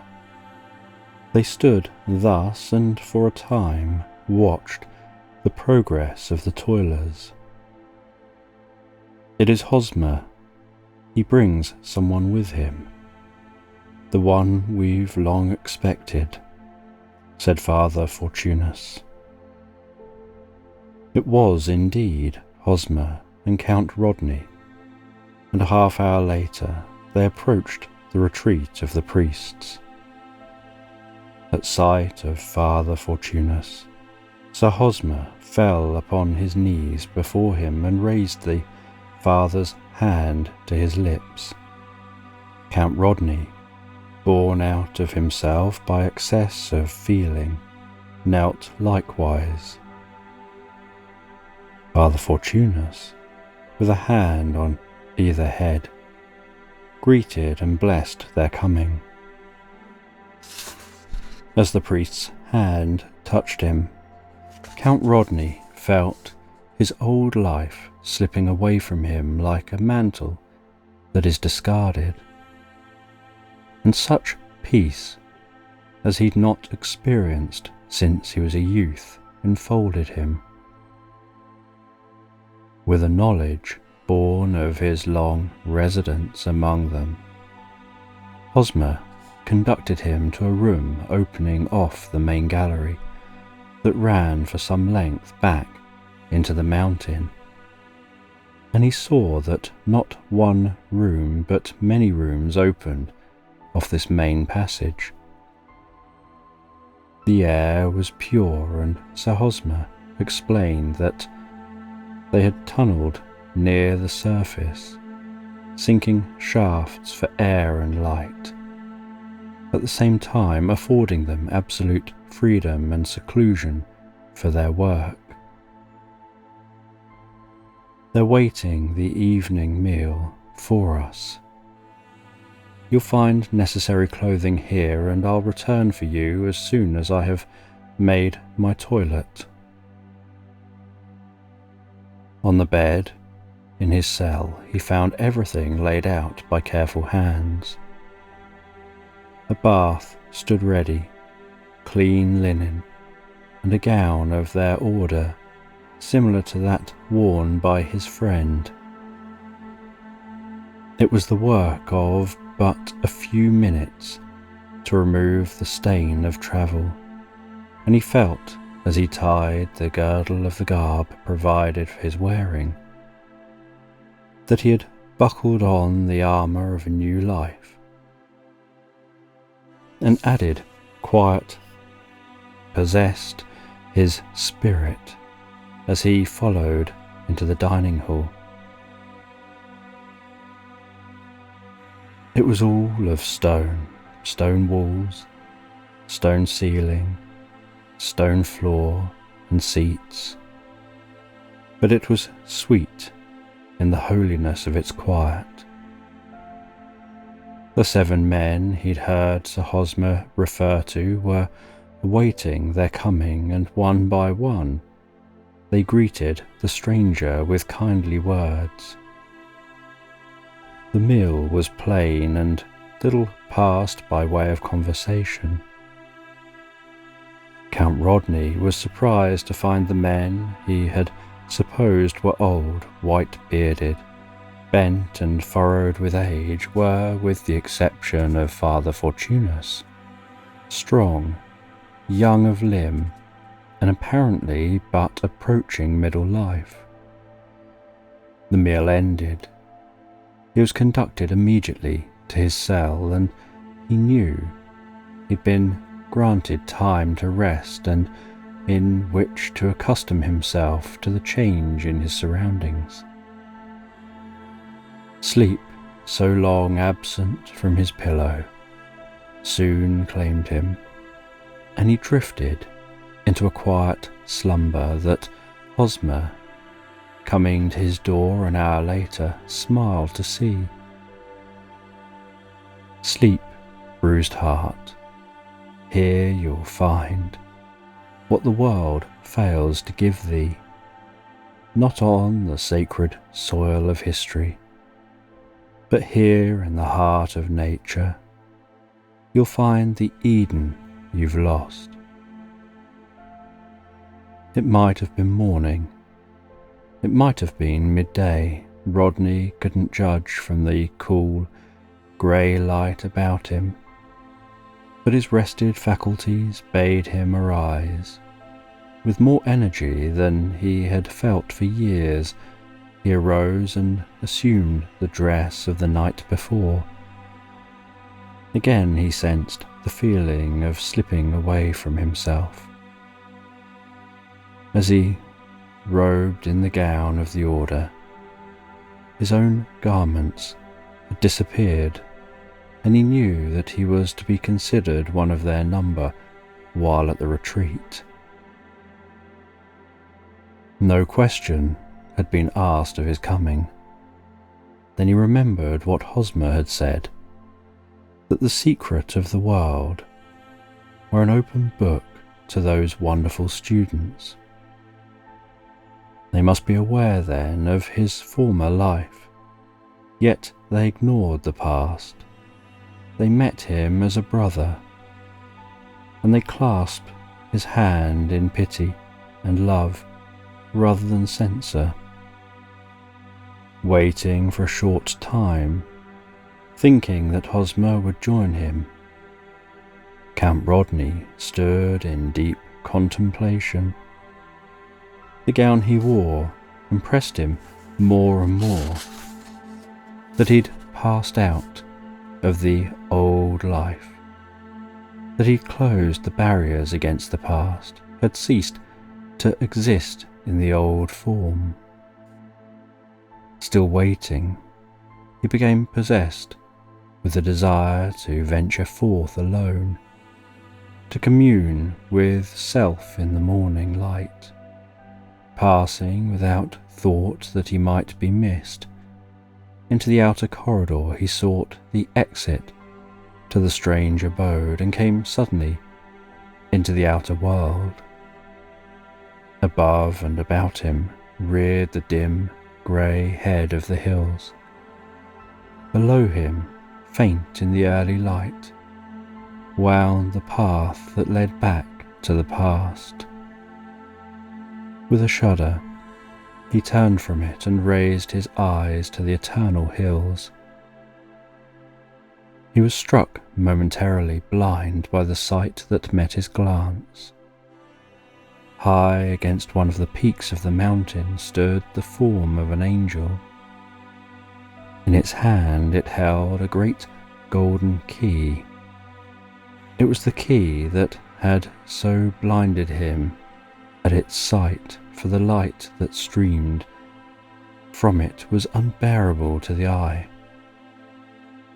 From the 4 points of the blue vault, it caught such light that intensified as it centered itself in the key, was forked lightning, rarefied heat from Vulcan's forge, clarified into such intenseness that he caught for support against the rocks and strove to shut out the glory of the vision. But instantly his hands were torn from before his eyes, and he saw that the angel was fitting the key into the heart of the mountain, and that immediately beneath, as a seal, was a cross, while as soon as the key touched the rock, the intense light ceased to beat into his eyes, and a bow of colours sprung into the life above the cross as the angel, looking down upon him, smiled into his troubled eyes and faded from his sight. Count Rodney, trembling with the sudden and intense brilliancy of the vision, willed as he felt the touch of a kindly hand to meet the eyes of Father Fortunus. "A beautiful symbol, my son." "Yes," replied Count Rodney, "to one who, like yourself, can understand."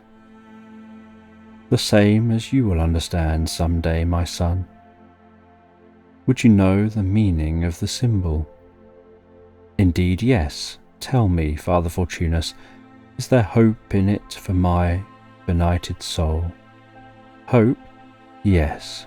Be thou of good cheer. Redemption as often lies in the desire of turning from the old and beaten path as in the work itself. There was revealed to you a great truth in the vision. All true seekers after wisdom are so rewarded. I too saw the vision, and if you would like to know the meaning of the symbols, I will reveal their esoteric teachings to you. We call you Peak, the face, for when anything unusual is to befall, or work of great importance undertaken, we look toward it, and it is sure that to answer back the silent question of our souls. you saw an angel place a flaming key in the heart of yonder mountain. It means, my son, that the secret which the world craves can be found alone in the heart of nature. Like everything in heaven and upon earth, there are the extremes of good and evil contained therein. An angel sought to wrest dominion from out of the hands of the true God. Man is striving ever to wrest dominion from nations, tribes, and individuals. This strife for power makes demons of angels and of men. It is the scar that strikes deep into the gold of nature. The flaming key means that light will be revealed to you from a source which seems as the blank wall of yonder mountainside, which in itself means the secret way of your mission. The work we're about to undertake requires light from the vault of heaven itself, and our desires, hopes, and efforts, centralized, will attract and compel the forces we require to our aid. Beneath the key, you saw, as a seal, a cross. Therefore, it is commanded of you to seal up the way you take to acquire your knowledge, the way that is made heavy by the weight of the cross. Wisdom must be withheld from some because of the use they'd put it to, and the few who attain it must seek it through troubled waters. If any man go after me, let him take up his cross and follow me. Above the seal and over all is the bow of hope. This means the result of your labour. You are indeed fortunate, my son, that you start out with such full assurance of success. We await the coming of this symbol, but you were about your master's work and was here to witness its revealing.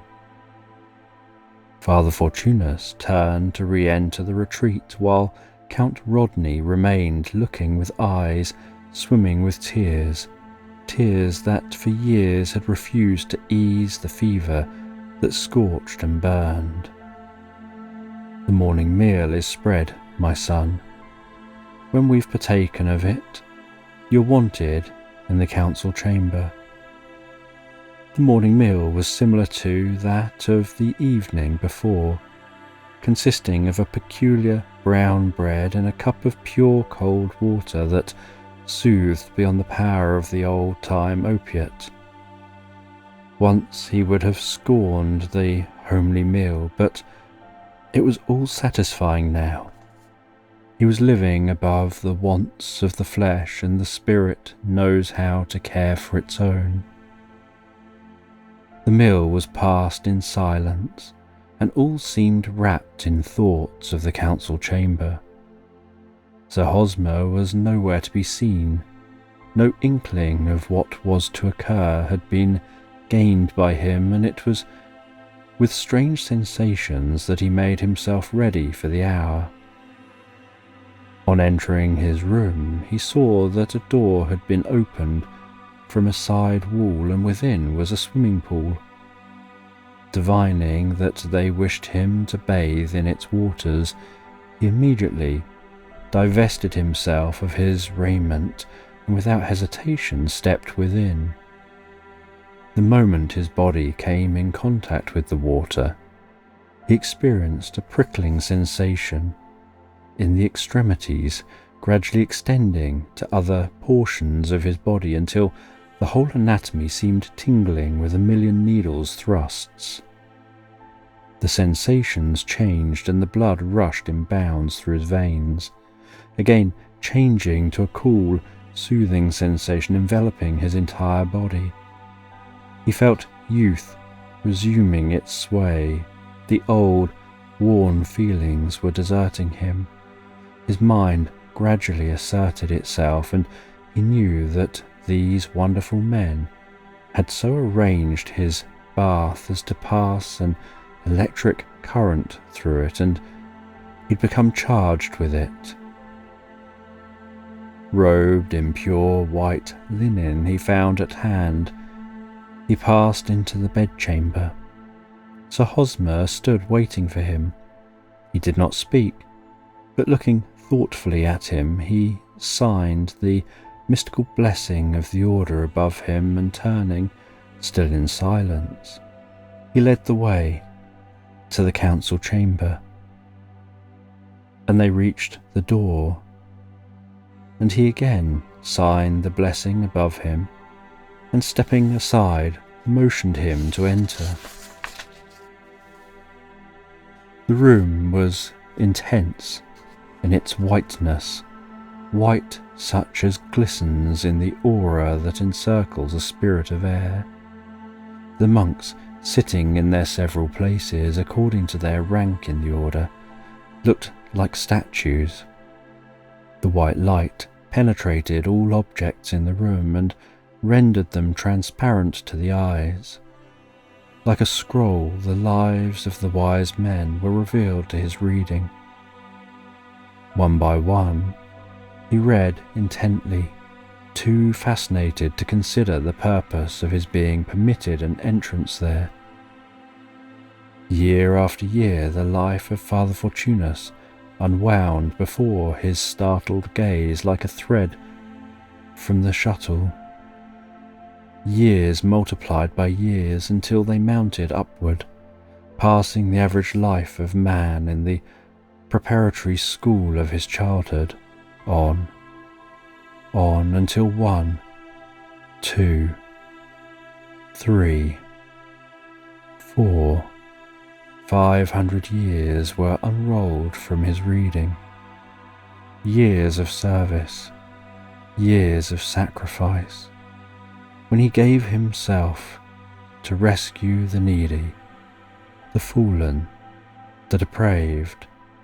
Count Rodney knew that he was reading the impressions that were registered on Father Fortunus's brain of the physical body, for Count Rodney could see, encased within the living coffin, the body, the dual nature of the spiritual, complete in its every detail, except that the physical was but a coarse copy of the other.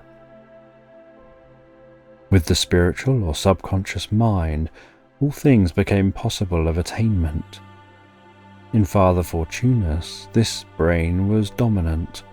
His acts, his life were directed solely by its dictates.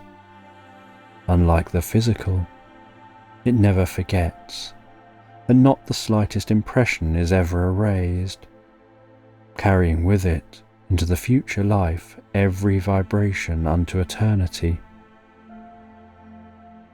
In the life of Father Ambrosia, he found much of the same history written as that revealed by the life of Father Fortunus, except that it showed that environments of youth and difference of temperament made the struggle for spiritual control harder than for Father Fortunus, who had received far different birthrights.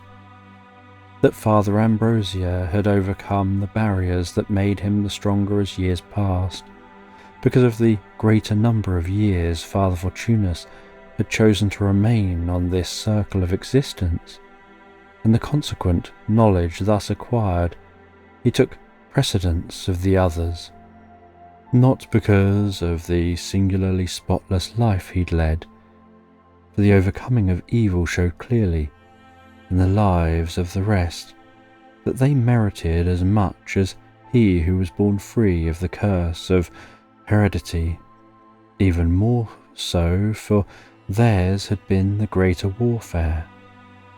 Slowly he read from Father Ambrosius to Halos, Inflicience, Vestus, Zadokius, and Azaria.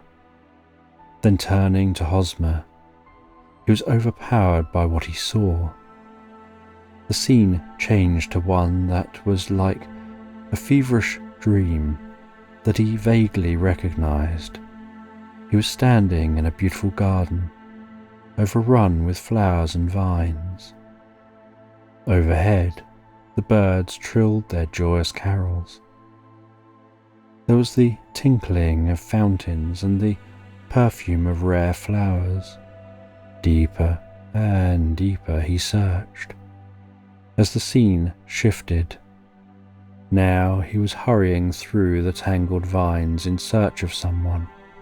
Yes, he hears voices, and with an impulsive hand, he tears away the branches that intervene. Surely it's Hosmer's face he sees bending over that of a beautiful girl. Hosmer's voice pleading with her to confess her love for him.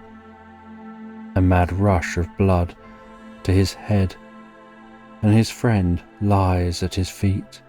Black clouds like demons' wings swirl about himself and the girl, suckling them up in a mad embrace and plunging them wildly into space. Unable to move, to breathe, Count Rodney remained with fixed eyes, gazing ahead. The scene kept constantly shifting, obscured at intervals and again clear to his vision. Castle Rungald, his life and crimes on earth. The child Iris, Hosmer's coming, his confession, all passed in rapid succession before his mental vision. As suddenly as he had entered the condition, he was removed from it, and his dawning faculties revealed that he had been gazing into a crystal held in the hand of Father Fortunus, over whose surface now drifted weird cloud effects. With a shock, he was brought back to the realization of the present, to find all eyes bent on him. Sir Hosmer advanced until he stood directly in front of him and, holding forth his hand, said, "Do you now understand the link that constitutes us brothers in this world? Do you understand the link that binds us together through time, through space, that will hold us together through eternity? Can you not see that brotherhood means not the common family tie as understood by the people of Earth, because we often find no brotherhood existing between blood ties, but that we're brothers in love, that eureka of life, for which astrologers searched before the Chaldean shepherds numbered the constellations, the blissful state prophesied by the seers, the spirit of Alchem that hath power to transmute hell into heaven, and yet there creeps into the estate the serpent, setting into operation the two conditions, just as dissimilar as light and darkness, neither of them subject to the other, but in irrevocable conflict. Through this rift in our brotherhood we erred, but we must atone one to the other, and to the Supreme." Count Rodney glanced from one to the other of the brotherhood. Silence, intense silence, reigned throughout the chamber.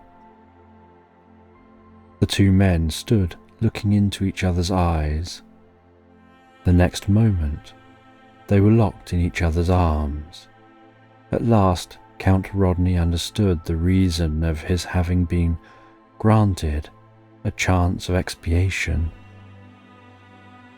There were many hours spent in the council chamber, but it is forbidden to reveal more of the inner workings of the chamber, not because the wise men fear, but for humanity. It could not, were it to be given at length in these pages, be understood by the uninitiated mind. The directions to reveal no more of the inner workings of the order were emphasized, and feeling that I was allowed glimpses of their work while in such condition, I have obeyed the request and withheld all further information according to the directions. Author. It was late when the work of the morning was finished, and the two men spent the afternoon hours together. Sir Hosmer, with almost boyish zest, showed his companion where he'd wandered, studied, and his favourite spots in the mountain fastness. These will be yours in the next few months, and I wish you to feel me ever near you, as indeed I shall be. With careful intuition, the two men were left to their own devices. Again, they were renewing the brotherhood that had existed in former years. And as the night shadows came, creeping up from the valley, they retraced their steps, linked by a bond henceforth too sacred to be severed.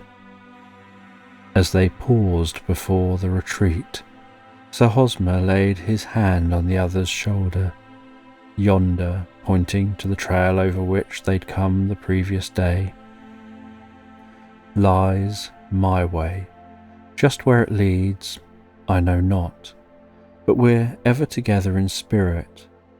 Let us make much of the present, for tomorrow I leave you.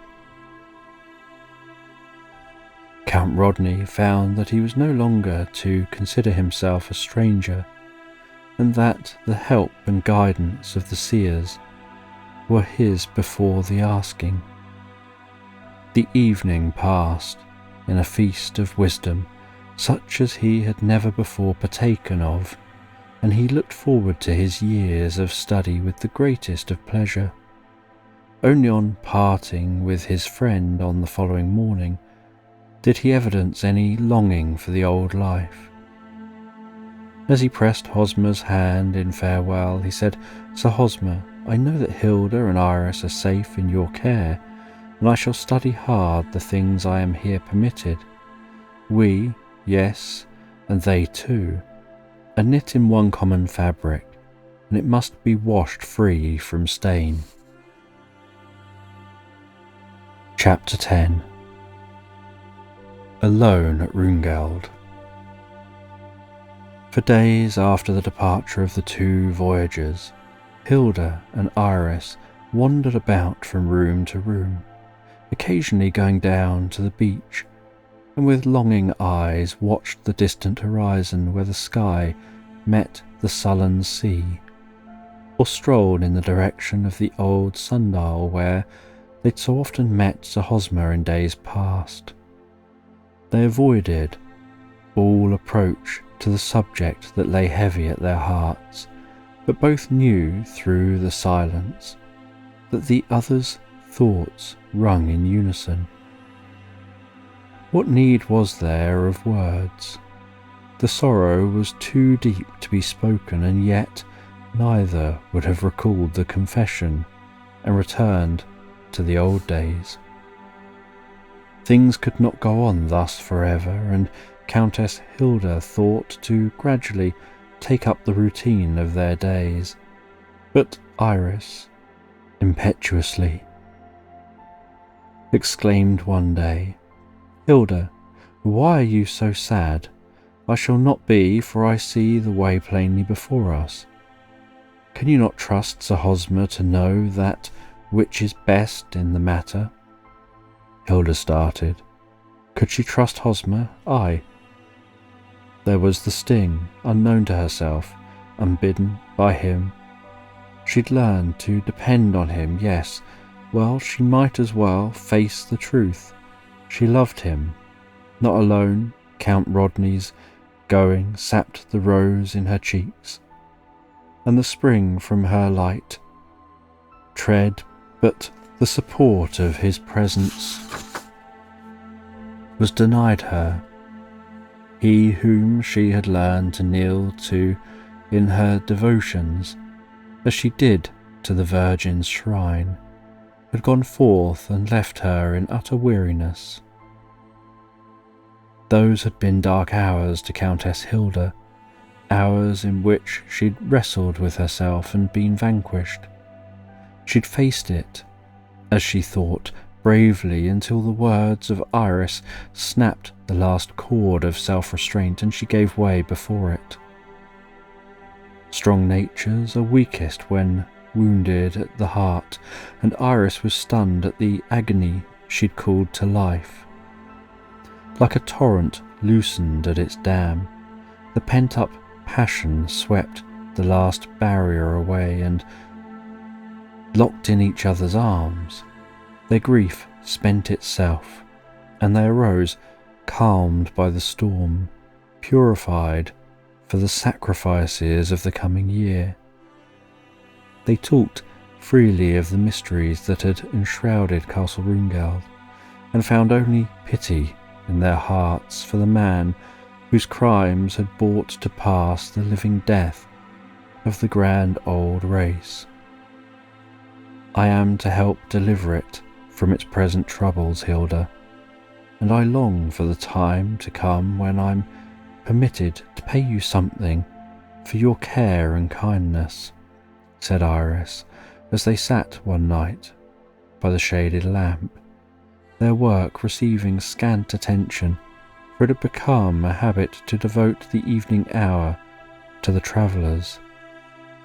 Iris dropped off into the light slumber, and Hilda was about to lay aside her work and retire when Iris glided from her chair and started towards the study door. Hilda, accustomed now to the varying moods of the girl, followed her. They'd avoided the study, for it contained so many of Rodney's effects that the girls could scarce endure the pain of looking upon them. But the queer actions of the girl caused Hilda to conquer her feelings and enter. For a moment, Iris paused before the study desk and then began hastily running her finger among the loose papers. Countess Hilda detected the queer little sound that she always voiced on meeting with Sir Hosmer, as she turned towards her holding a letter in her hand. She trembled as she remembered the note Iris had brought her on the night Sir Hosmer first put her in the trance at the sundial. Could it be possible that he'd sent her another message in this mysterious manner? She opened it cautiously, Iris looking on with the peculiar film shading her eyes. The note began without addressing and contained the following: "We're safely arrived. Spend your time over Rodney's accounts. You'll see what I mean. I'll come whenever you ask for me. Hosmer." Hilda could scarcely believe her eyes. How came this singular note in the study? How came Iris to know of its being there? She would have been glad to have been able to have laughed at the matter, but too many things which she could not even reason out to her satisfaction, were transpiring that she dare not assert her old-time beliefs. "Iris, tell me how this note came to be here." While she was yet speaking, the letters faded from before her eyes. She felt the vibrations of someone passing and the shadow of a blood-red cross similar to the one worn on Hosmer's habit wavered across the floor at her feet. She stooped to pick it up with trembling fingers. She pursued the shadow, but it flickered through her fingers as she attempted to imprison it, then faded from between them, leaving a faint imprint of its form in going, vanishing entirely as Iris grasped her hand. "The cross is being raised from Castle Rungald. Do you not understand, Hilda?" Yes, she understood. Hosmer had sent them a message to relieve their troubled minds. not a material message as had at first appeared to her, but one transmitted as faithfully by means of the instrument of his mind. The next day, and the next, and many days that followed, found the girls at Rodney's desk, poring over affairs of the estate, with wisdom born of desire and buoyed up by the strength given her through the message received in the study. They laboured to understand the care and culture of their ancestral acres. The first year was a success in no small degree, and they glorified in the results they were enabled to show in return for their labours. Hilda had understood that their isolated condition came more from an anxiety on her brother's part to be rid of people than because of real disfavour, and had, during the year, visited the nearest ports and obtained good field hands. With diplomacy, unusual in one of her years, and sex, she managed to keep them. By talking freely of the old tales of the castles being haunted, and they, ashamed to be outdone by the girl, worked willingly at her command. In an unobtrusive manner, she also obtained mention of Count Rodney's travels abroad, and revived in the public mind the name of Room. In some way, she felt no fear of the old scandals attached to Runegeld, but the power and pride of her race again coursed in her veins. The name of her race must again be known among men. Of what might occur to Rodney if his crimes became known ceased to worry her. It was all one hideous mistake, but they were striving to undo the errors. What more could the world benefit by a man's death or incarceration? She was looking at it as she knew Hosmer would, working, thinking from his standpoint. The next year placed them in comfortable circumstances. A couple of good horses were added to their stables, and Iris and she felt the pleasure of the turf springing beneath their hoofs, felt some of the pleasures that might have been theirs in earlier days as children of a noble family. It takes just so long for a pendulum to swing out, but as surely does it follow the arc to its centre and describe a similar curve in the opposite direction. Just so do human affairs take their course.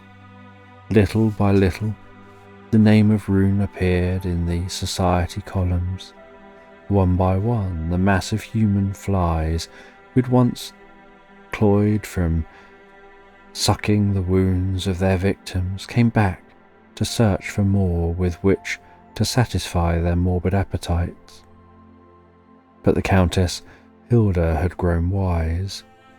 A few of her mother's old friends wrote her breathless little notes with diverse explanations as to their long silences, as to having believed her still at school and begging to be considered in her dear mamma's place.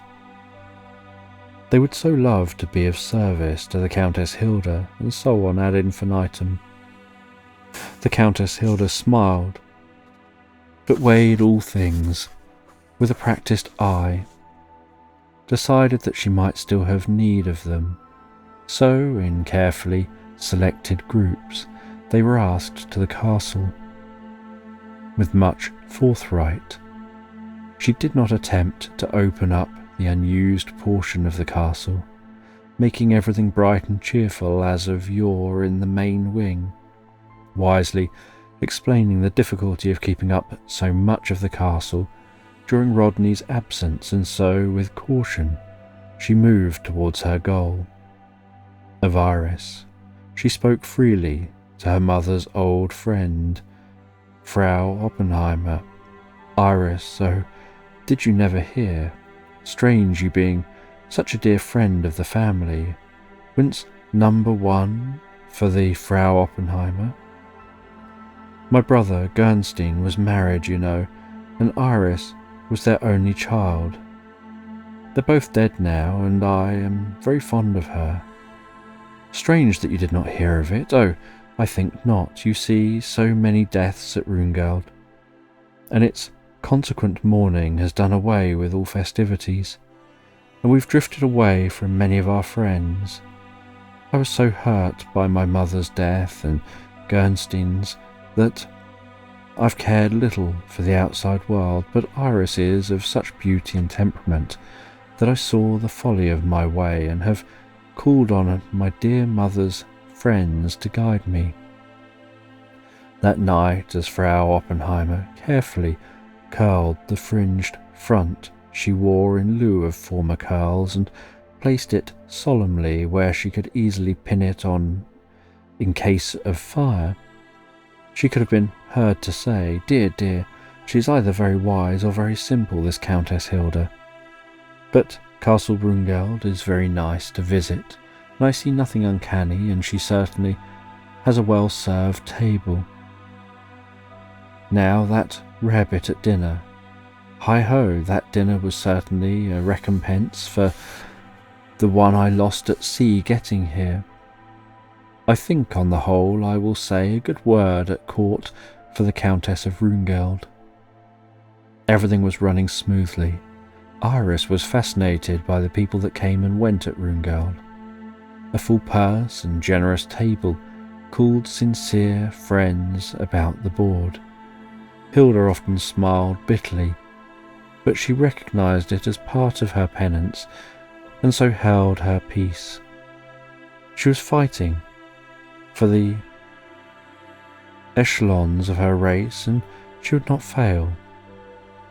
Several times since the going away of the two men, she had received messages from Hosmer, always in the same mysterious manner as the first, and he seemed always possessed of a knowledge of her movements and pleased at the work she held in hand. Chapter 11. Their first ball. They'd received an invitation at last to one of the court balls, and Hilda found herself flushed as a young girl in anticipation. They were to be guests of Frau Oppenheimer for a week before the heralded event, and would have time for the modest in the interval. Iris was wild with delight. They'd lived so long in an atmosphere of sorrow that it was like coming into the light of a new-born day to mingle with a company of their own rank. Hilda chose a gown of some fleecy white stuff for Iris and thought it made in simple fashion, revealing the dimpled smoothness of the shoulders and throat beneath its filmy transparency. Her dark tresses were plaited in heavy braids and wound above the brow with a string of pearls, an almost priceless heirloom of the House of Roon. No other ornament detracted from the witching beauty of her face. Countess Hilda had chosen an azure-hued gown covered with a spangled net. Although not so peculiarly beautiful as Iris in her girlish loveliness, she was nevertheless a sight to feast one's eyes, as she fastened the diamond buckles in place and caught herself smiling with pleasure at the rapturous face of Iris, as she explained, "Hilda, can it indeed be you? You'll be sure to meet your fairy prince tonight." They were following their chaperone on the way to the ballroom. Iris had unfolded like some beautiful flower. Her gown was scarcer whiter than her flowering-like face, lit up by great sparkling eyes whose drooping lashes stained the fairness of her cheeks. A faint colour stole into her face, the result of the momentary excitement, and her lips with a vivid red of ripened fruit. The pearls among her tresses gleamed with a shimmering translucent glow, like fire kindled in the heart of a moonbeam. She moved like one born to the rhythm of music, and Hilda was startled at her unearthly loveliness. As they were about to enter the ballroom, Frau Oppenheimer glanced back to see that all was in order.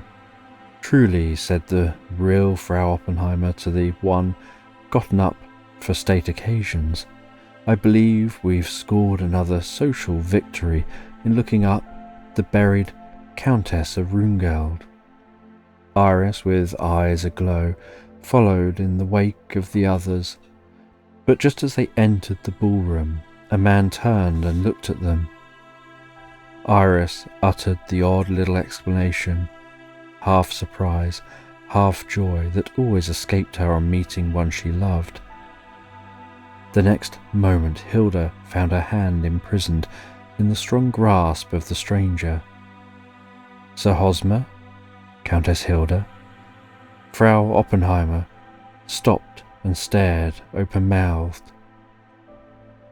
The momentary hesitation was over. "Frau Oppenheimer, my friend, Sir Hosmer," murmured Hilda. "Will you not allow me to attach myself to your party, Frau Oppenheimer? There will be a crush a little later, and it is some time since I met with your charges. I'd be pleased with a chance to be with you for the few moments the young ladies will be at liberty." So saying, Sir Hosmer offered his arms to the Frau Oppenheimer, and she went willingly, quiet, charmed with the gallantry of the noble-looking man to whom all seemed to give right of precedence as to a superior, leaving the two girls to bring up the rear. With infinite tact, Sir Hosmer bridged the awkward pauses, and the two girls, for the first time, saw him as the polished man of the world. A little later, as he swept Countess Hilda into the heart of the dance, she allowed herself to be intoxicated in the moment. "Shall we find a cool drink and a seat in yonder corner, Countess Hilda? I have something to tell you. Certainly, I fain would know of the events that have transpired since Rodney and you left us, and also I shall wish to give you an account of my stewardship," she said with an arch smile. He smiled back at her. He'd lost much of the serious air he had worn on former occasions, and Hilda attributed it to the fact that she now saw him for the first time in evening dress, divested of his monk's gown. He picked up the glass and held it in his left hand, placing the fingers of his right hand downward over the glass.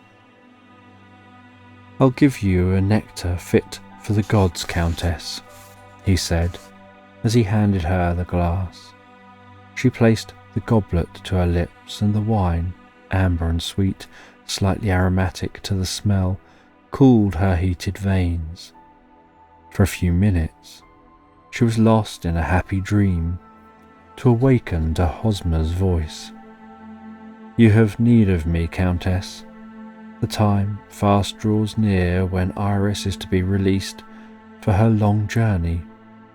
Just before starting for Germany, I was at the retreat and had conversed with Rodney. He bade me say that he was happy and cheerful, in fact longing for the time to come when he might feel ready to go forth to humanity and work for its uplifting. He bade me say all is well. But I've come for another reason beside those I tell you of, Hilda. I've been near you many times in the past 2 years and watched you as you've laboured to help undo the errors of another. I've learned more than that. I've learned to love you." "Are you ill?" he asked as Hilda's face blanched beneath the mighty avalanche of passion in his own. "Yes," he resumed, as she shook her head to satisfy him. I've learned to love you, but so afraid was I of again wrecking the way to the goal of our endeavours that I carried my secret to Father Fortunus, and at his hands begged guidance. I shall never forget, Hilda, how the earth seemed to reel beneath me as I breathed the secret longings of my heart to his patient ears, for I expected the one joy of my existence here would be snatched from my grasp. But with kindly eyes he looked at me and said, "My son, you're destined to live out this portion of your existence among men, and that which is right for you to have to complete this existence will be yours. You've met your true affinity. Looking back over what you know of your life, you can easily see that all other loves have not been the true love as desired of the God. You did well to bring your trouble to me, but have no fear. It is well with you at last, my son." With that he took the red cross from my breast, a sign of the sin I've borne in the body, and cast it at my feet. "Your true love has obliterated the false, and it's our wish that you join your beloved as soon as some work has been perfected that we delegate to your care. The work is done, Countess, and as a man who is at last free, I now offer you the care and protection I've so long wished to bestow. You do not answer me. Am I to be denied the one remaining hope of my days upon earth?" With eyes in whose depths the suppressed love of years sprang into flame, she turned towards him. She spoke no word. She held forth 2 trembling hands and was gathered to his breast. The recompense for his years of bondage. No words by these lips spoken, none have I near to hear, for I know that thy faith unbroken crowns my life with richest cheer. Through dark days of my passion, I felt you ever near. God wills it in this fashion. Our lives blend, listen, dear. After shadows comes the sunshine. Brave light the clouds burst through. To the drowning man, the lifeline, so fares it me with you. His voice trembled into silence, and Hilda, with her hand still within his, looked with dewy eyes into the obscured future. She could not realize her great happiness. Like all good things, it had come so suddenly upon her that she was stupefied with its possession. With the rare smile she'd seen so seldom on his face, he drew her to him and pillowed her head upon his breast, kissing her tenderly among the masses of golden hair, as though she were sacred to him. "They will miss us," said Hilda presently. "Had we not best get back to the others now that we understand?" "What is it, Hilda? What has happened?" asked Iris, as she joined her a few minutes later. "What has changed you so? You look so changed to me, Hilda." "Yes, I am changed, Iris. I'll tell you when we get home tonight." As they stood ready for bed, after the maid had put away all evidences of their first ball, Iris could restrain herself no longer. "I know what you would say. You'll marry Sir Hosmer. I've always known it would be so." "You could not know it, Iris, for I've never thought it could be until tonight." "Oh yes, I did. You'll be very happy, Hilda." Iris impulsively threw her arms about the other and sobbed in the fullness of her pleasure. "It is for joy, Hilda, I will see Rodney too, poor, penitent, long-suffering Rodney. He'll come for the wedding. I know Hosmer will have it so. Oh, I cannot tell you how I seem to have lost a part of myself with Rodney's going. I've not told you, for you had so much to bear. But it aches here always, and the child clasped her slender throat between her palms. It aches and aches until I cannot bear it. Poor Iris, she remembered that Hosmer had told her that Iris was but the reincarnated spirit of the unhappy maiden, Gendine, Rodney's first love. How her own love, realized, awoke her heart to others' sorrows. What a tangled web seemed ever spinning about their feet. In the eyes of the world, Iris was the child of his brother, his niece by family ties.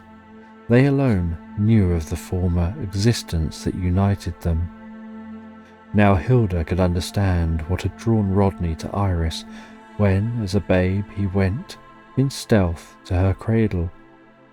Now she saw the awful struggle that he had undergone when he lived day after day beside the beautiful girl, and knew he could not seek her in marriage.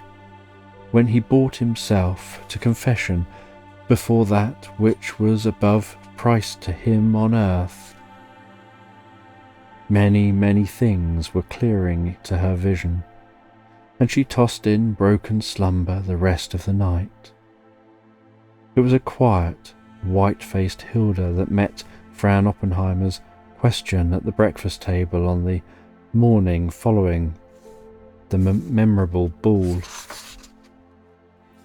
Surely one would never think the roses you wore in your cheeks last night were natural, my dear.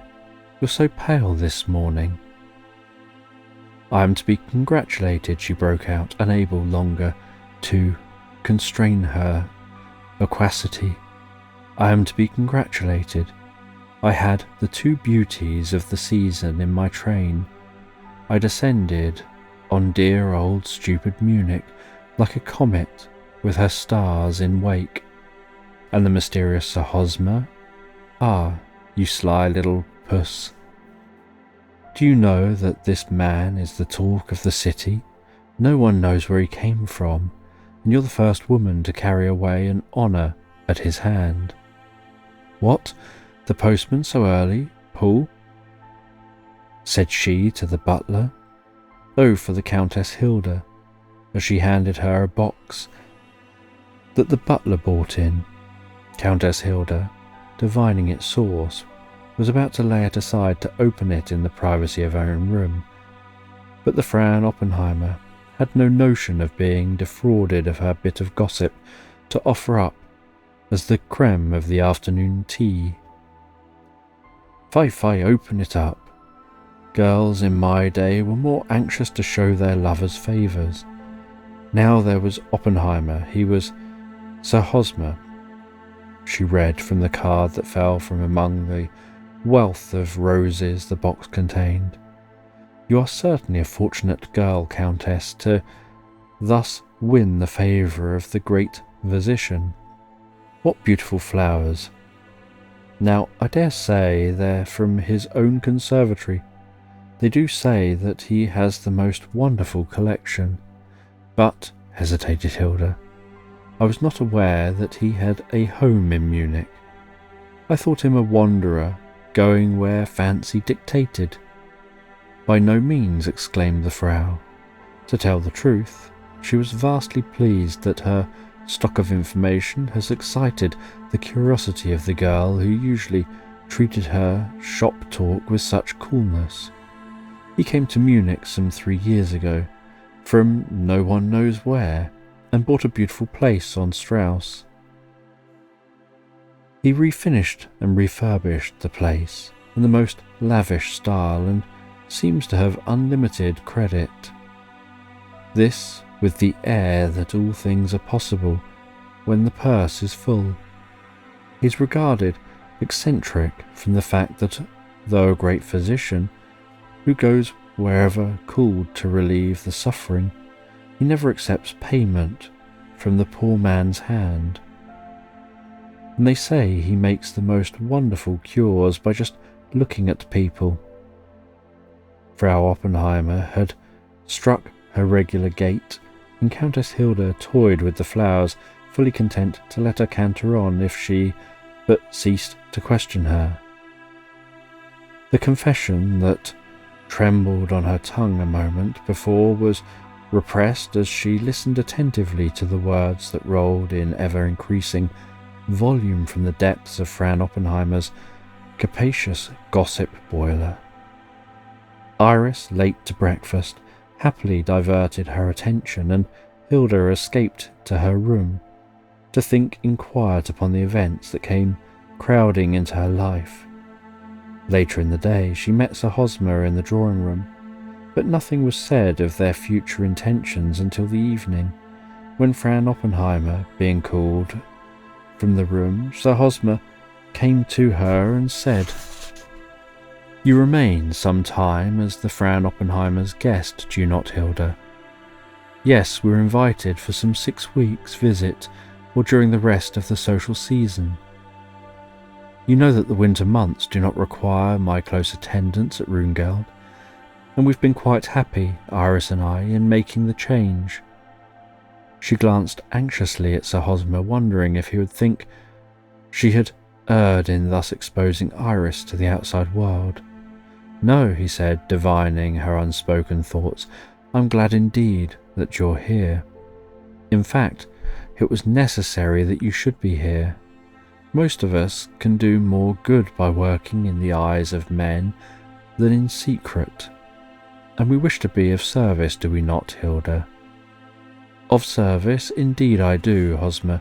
Only show me the way. Point out my path, and I'll follow you willingly." "The Supreme has wondrously blessed me and my weak endeavours by giving me the wealth of your love, dear heart. I long for the time when you may be with me always at my hearth, in my everyday life. Our souls are knit by indissoluble bonds, but we must need make good the common laws of society by obedience to its dictates. Nothing is made by controversy with the common minds, which fail to understand the slightest evidence of anything not plainly discernible to the physical needs. We can do greater work by placing ourselves in touch with the masses, knowing that back of it we hold power to shatter their egotism into fragments. I'm established here as a physician under the guidance of the Sacred Council. My work, which has astonished the world about me, is the direct outcome of my psychic connection with the Brotherhood. Frau Oppenheimer has but now hinted at the great work you're about. I've seen evidences of the power you possess, but I was not prepared for all she has told me. So, what would the world do without such worthy means of distributing the daily budget? Strange as it may seem, Hilda, they've their uses among the other pests of the world. But what I wished to say is, to the outside world, we are as yet strangers, and I wish to do nothing to influence criticism. I therefore hold that we meet socially during the coming weeks and give society a chance to attend the wooing. Whatever you will, I've tasted little of what you term society, and what I have so far seen nauseates me. Is there no truth anywhere, nothing but this thin crust of pretense? Plenty of it, but it is most carefully hidden from the sight by social veneer. It's no longer fashionable to tell the truth. Therefore, the natural tendency to repress it has become so much the vogue that one is ashamed to be caught telling the truth. You can look out on the vast field that's ready for the workers. Hilda, do you feel that you can walk among the thorns?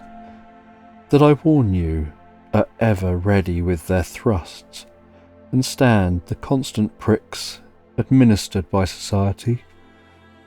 Be looked upon as an egotist, a fraud, a charlatan, as soon as the novelty of our work may pale before the public footlights. Can you do all this and be content, Hilda? I, and more than that, I have qualified on dregs the froth and the last of the nectar of life. Mine has been a reversed order, has it not? I'll go with you gladly, willingly, though you bid me plunge without warning into the unseen. Greater faith have I not seen, murmured Sir Hosmer, as he pressed a kiss, holy in its worship, on her brow. An Astral Crime, Chapter 12. An evening at Hosmer's house. I wish, Frau Oppenheimer, that you would bring the young ladies to dine with me tomorrow evening. I've been telling Countess Hilda something of my work, and she's expressed a desire to see my conservatory. With the greatest of pleasure, Sir Hosmer. We are indeed fortunate to be so honoured. Hilda noticed with much concern that the elaborate headdress, the Frau was never guilty of being seen without it, was in imminent danger of detaching itself from the polished surface beneath as Frau Oppenheimer curtsied before him. A curve of fine scorn showed at the corners of his mouth, but it was instantly repressed, and he was the polished gentleman as he replied, "At 8 o'clock then. You do me much honour, a few other friends to make merry, and I'll await the hour of your coming with impatience." A rich man, my dears, a very rich man. This, before the curtains of the drawing-room had settled into place after Sir Hosmer's exit. Hilda could scarce believe that life held so many golden hours in store. She caught herself studying her mirror with a fascination amounting to idolatry, and rebuked herself for her pains. She would turn away with an exclamation of impatience at her frivolity to soon find herself trying the effect of such a gem or shade of ribbon, and the maid remarked that for the first time Mistress Hilda was hard to please in the adjustment of her frocks. So it is, love brings all women to a common level. Their one thought is to appear beautiful in the eyes that look upon them in longing of possession. Surely Mistress Hilda is very contrary, sighed the maid, but very beautiful, she told herself as she surveyed her from crown of head to tip of toe, as she wrapped her in her coat the night of Sir Hosmer's dinner party. Just before Hilda had commenced her toilet for the evening, the maid had brought in a long box that the butler said had just been delivered at the door, and Hilda bade her open it. An exclamation from the maid caused her to drop the brush with which she'd been stroking the masses of her golden hair, and kneel beside the box in pleased excitement as the maid drew forth from its wrappings a gown of soft Indian silk, yellow as a daffodil. It was cut in a fashion new to her, more like the robe of a priestess than an ordinary gown. Feeling it to be the wish of her lover that she come attired in his gift, she laid aside the gown she'd chosen for the occasion and robed herself in the one he'd sent her. The maid could not repress her admiration, but went into raptures over the shimmering folds as they draped themselves around the slender form of her mistress. The gown was caught up the shoulders with great glittering gems, leaving her arms bare and white as alabaster. Dimpling and curved, free from the restraint of sleeves. At the throat the gown was cut low and crossed like a surplice, while a girdle, starting from beneath the bust, caught the robe together in the front and hung in long stole ends to the hem of the robe. The girdle was encrusted with gold and flashing gems, throwing queer points of fire, gleaming, scintillating, brilliant beyond description, upon all objects that came within range of their marvellous light. At the bottom of the box lay a band of gems similar to those on the gown, and the maid deftly bound the wealth of her mistress' hair in its clasp. On her arms she slipped an odd-looking bracelet of milk-coloured stones that Hilda considered had blemished her otherwise faultless attire. "Shall I remove it, mistress?" "No, I will wear it." Well, she knew that some motive actuated Sir Hosmer in sending it to her. In silence, she allowed the maid to wrap her in her long coat, and moving like one in a dream, she stopped at the door of Iris's room and asked if she was ready. Hilda's heart kept time to the beat of the horses' hoofs as they swept along the glittering snow, past street lamps casting their sickly light in long shadows across their path, past people like themselves clad in costly raiment and lolling at ease on velvet cushions, past hurrying humanity, half-clad, shivering ghosts of the human family. How her heart ached in response to their openly read woe. She'd not yet passed through the hardening process, and flesh and bones were in active sympathy with them. Faster and faster flew the horses over the white expanse, turning sharply round the corner of a noble structure, and drew up before its great entrance. There was nothing unusual about the place. In some way, Hilda had expected to experience something out of the ordinary at first sight of Hosmer's dwelling. With the rest of the party, she mounted the steps that led to the vestibule.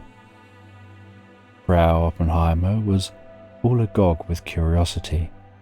The folds of her heavy velvet gown, that rendered the shortness of her waist more apparent, swept unheeded the marble steps. The curls above her brow bobbed with the desire of leaving nothing unseen. Was she not the Oppenheimer? What a world of news she would have to tell the next day to those less fortunate in gaining entrance. Scarce did the footman touch the bell before the great door yielded, and the warmth and light within blinded them on the threshold. They found themselves ushered into a sort of rotunda off the main hall, through and beyond which the long hall, agleam with many-coloured lights, opened to view. The grand staircase was banked in palms and greenery, so luxuriant and of such immense growth as to imitate a dwarf forest.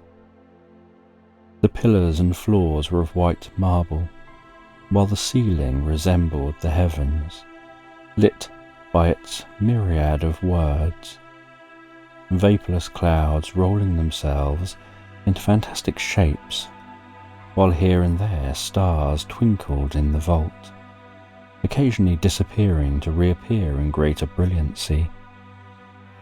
Along the four sides of the room, midway between floor and ceiling, were great roses bloomed from the heart of the marble, exquisitely wrought and tinted, bending on their slender stalks, as though showering the one beneath with an offering of incense.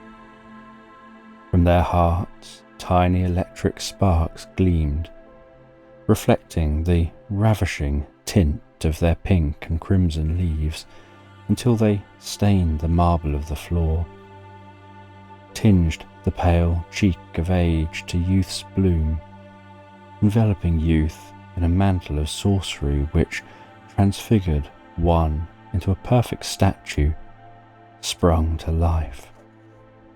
The tinkling of fountains within the cool shade of a grotto, so dexterously executed that one failed to realize one's self within the walled room, fell upon the ear in rhythmic melody, so sudden the transition from the cold world without that it steeped one's senses in its witchery.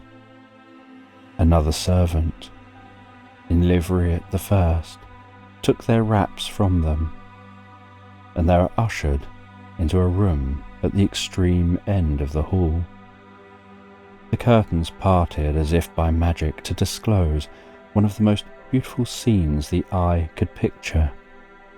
From its paddled silken walls to the divans and chairs strewn about the room, it was all in azure and silver and crystal. No artifice designed the rose that drooped in profusion from the crystal vases. They were the choicest blooms that could be culled from a rioting greenery. Guests in the usual conventional evening dress were grouped about the room, and the hum of their voices wafted to them as they entered.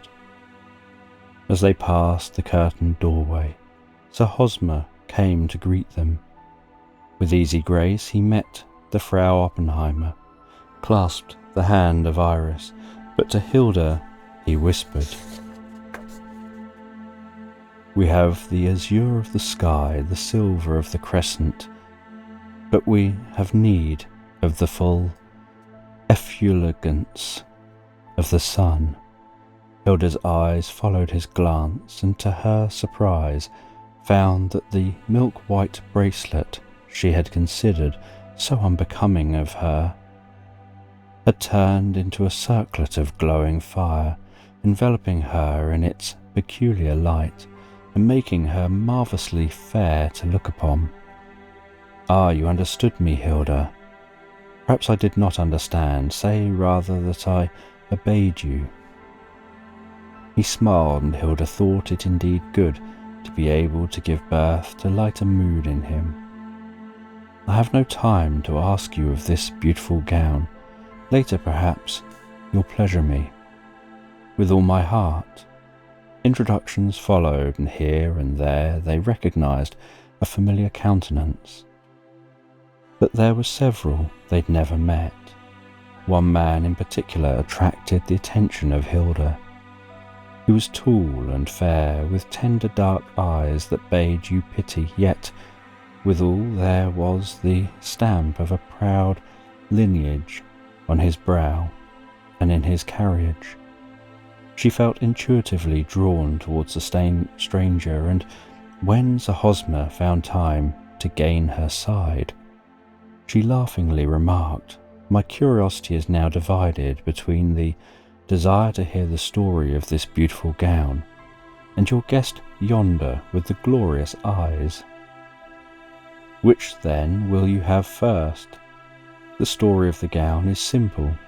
Perhaps you'd better have that first, as an appetizer for the longer and more serious one belonging to my honoured guest. You'll have the story of the gown. So be it." It belonged many, many years before you were born to a beautiful priestess of India. It is supposed to possess wonderful preservative qualities, and that so long as one retains it in her possession, shall be granted perpetual youth. There is something in the legend, for there are certain mysterious qualities attributed to the colour. Our most precious metal is born to its dyes, all caught from the wonderful power of our ruling orb, the sun. The story goes that the priestess Isa left the robe in her chamber while she was taking a bath, and that one of her maids in waiting, who was jealous of the black-eyed lover of her mistress, stole the robe, and draping it about her form, when the twilight came on, she succeeded in duping him into believing it to be the priestess Isa herself. The youth had long been infatuated with the priestess, but as marriage was forbidden her, owing to her religious vows, she'd met him in secret, thus exposing herself to the penalty of death. Her maid-in-waiting had long suspicioned the mistress, but being much in love with the man, she took the first opportunity of outwitting her. Finding out his mistake after their hurried flight, and fearing that if he refused the maid's plea, she would expose Isa to the horrible penalty of her vow, he took her into a far country, and there dwelt with her as his wife. This robe which you wear tonight was disposed of, as they feared being in possession of it, when a search was made for it. For centuries back, the robe lay hidden in one of the secret Egyptian tombs, and when I last visited Egypt, I purchased the robe from some men who, in making certain excavations, unearthed it, along with other treasures. I was interested enough, as I have told you, to purchase the robe, and its history was revealed to me by the wise men. The bracelet, too, has wonderful healing and preservative powers, inasmuch as, so long as you wear it, you are enveloped by an electric current that's supposed to ward off all disease, prevent anything short of direct and terrible force having any power over you. My object in giving you the bracelet was to feel that you were protected from all minor dangers into which you might be drawn. How wonderful, and the beautiful effects you've produced tonight. Are they too due to electricity? Yes, but I have far more wonderful things to show you. But another time, when we're not obliged to entertain, I'll explain more fully. Iris, on the arm of a young gentleman, passed them at the moment, and Hilda saw that she was heeding none of the honeyed words poured into her ear by the ardent youth. Instead, her eyes were dilated and fixed in wondering questions upon the stranger who'd attracted her attention earlier in the evening. Ozma also noticed Iris walking, as though in her sleep, straight towards where the stranger stood, bending over a rare plant, examining its bloom and practiced eyes. I'd forgotten, Hilda heard her companion exclaim as he gently placed her hand on his arm and led her towards the couple who just passed them. Catching up with them, Ozma tapped the youth on the shoulder. "Count Karl, will you be kind enough to find an ice for the Countess Ruin in your yonder nook, and spare your fair partner to my care for a few moments?" Count Karl paused, and a shadow rested momentarily on the frank face, but he resigned Iris to the care of her host without question, himself courteously leading Countess Hilda towards the grotto where cooling sherbets were being served. Iris, unmindful of the change of escorts, never lifted her eyes but kept silently on her way until within a few feet of the stranger, when she paused and looked so intently at him that he, too, raised his eyes. With the same peculiar light as burned in the eyes of Iris, the stranger advanced, apparently oblivious of the presence of his host, and grasped her hand as he whispered rather than spoke the name Gendine. Martino, oh Martino. The touch of their hands broke the spell, and Iris, gazing with awakened eyes, threw herself impulsively into his arms. Rodney, my dear, dear Rodney. Hilda, from her distant seat, could see that something out of the ordinary had transpired, to so move Iris from her accustomed calm, and as Iris threw her arms about the stranger's neck, queer sensations shook her. Her first thought was for the people about her. Had they been witness of the scene? A hasty glance reassured her that she was the only one who had seen the little byplay. Surely he was no one they'd met before. The young escort tried in vain to interest her in the grotto's charms. Her mind was with the group at the farther end of the long room. It seemed like the passing of a year before Hosmer came for her, and then she must needs content herself with going in to dinner without an explanation. The dinner was in keeping with the general assemble.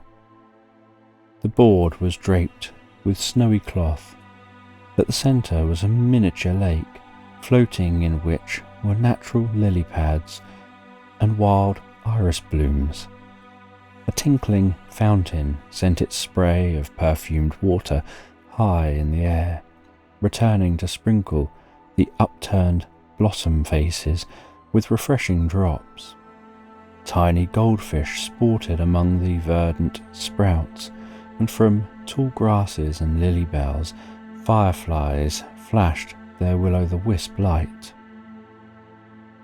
Waiters in the livery of the house were sandalled feet that awoke no echoes on the polished floors, served to them dainty viands and choicest wines. In the four corners of the room, beautiful carved statues upheld the decorative scheme of the ceiling. As time was passed in social toast and quip, the statues opened noiselessly, and from the interior trooped forth dancing girls gowned in rainbow-hued draperies with garlands of rose twined above their brows, and arms full of the intoxicating blossoms. With glancing eyes and graceful step, they circled about the board, swinging in rhyme to distant music that, with the appearance of the dancers, breathed through the room. Faster and faster they swung, circling ever about the board, occasionally tossing some one of the guests a rose from their blushing stole. All marvelled at the beauty and witchery of the scene. "You must be a magician, Sir Hosmer," exclaimed a pretty blonde at the far end of the board. "Not at all, my dear Mistress Chloe. A few dancing girls from India, and gold in exchange for the skills of the artisan. A few electric wires, and there's a solution." Hour after hour sped on, and when the clock struck far past the midnight hour, the guests were slow to tear themselves from the glamour of the scene. Hilda watched Iris with anxious eyes, for she could see that she laboured under some great mental excitement. Hosmer walked with them to the carriage, answered gravely Frau Oppenheimer's effervescent attempts to express her delight of the evening's entertainment, and whispered in Hilda's ears that he would be with her on the morrow. Scarcely a word was uttered on the return journey. All were lost in the resume of the evening's pleasures. "Angel or devil?" exclaimed Frau Oppenheimer as she bade the girls good night. "I do not see how human agency could materialize such effects without recourse to magic." Once within their dressing room, Iris fairly shook her companion in the stress of her excitement. "Oh, Hilda, did you not recognize him?" "Recognize whom, Iris?" "The stranger we met at Sir Hosmer's, I mean." No, tell me, Iris. I must have met him somewhere at some time, for he seems not altogether unfamiliar." "Hosmer is right, Hilda. Ties of common blood, and nothing to those of love. You, his sister." "Iris, not Rodney, surely not Rodney." "And why not Rodney? It was he, in very truth, so changed I would never have known him had it not been for the eye of love that is keen. But why say I this? I should have known him here, or in worlds beyond, now, or eons of ages hence. I shall never be able to get away from the bonds that link me to him." The great blue eyes of the girl filled with sudden tears, and Hilda feared for the sensitive, fine-strung nature when sorrow touched it. "You love Hosmer too, Iris?" "Yes, I love Hosmer. In a way I love him better than any one of the men I meet. But not as I love Rodney. No, Hilda, not as I love him. I can never make you understand, dear, for I cannot understand it myself.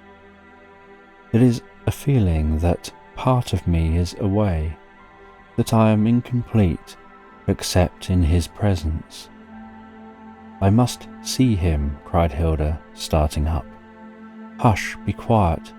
Hosmer says not until tomorrow for Rodney's sake." "Oh, why did he come back, Iris? He must still be subject to the law." "Thou shalt be a law unto thyself," Hosmer says. "Can you not trust him to make all things right for us in this matter?" Hilda sank down on a low seat, calmed by the appeal. "I'll tell you all I know, Hilda.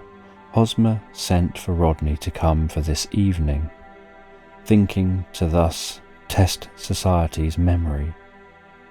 There were some ugly rumours going the rounds, you remember, at the time Rodney went away.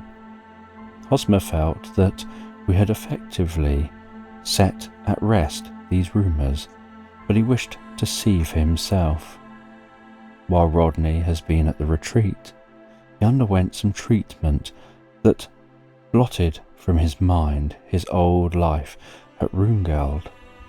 The people present at Sir Hosmer's dinner tonight were old friends and acquaintances of Rodney's boyhood, yet not one of them recognised in Dr. Martino the Rodney Roon they'd known. Hosmer forgot that I alone had power to do so.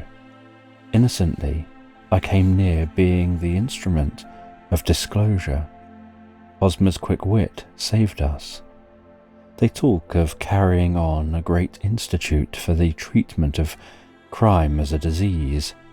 Father Fortunus sent Rodney to Hosmer with the assurance that there was no danger of the disease returning.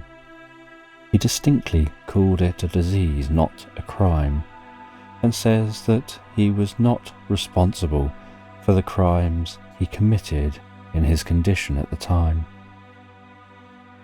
Hosmer told me to say to you that after undergoing this treatment at the hands of the wise men, a treatment I cannot explain to you, but which Hosmer called a mental cure, he's been taught a total forgetfulness of the life he led at Roongeld. In place of the old desires, errors, sorrows of the past life, have been incorporated desires for the uplifting and betterment of humanity.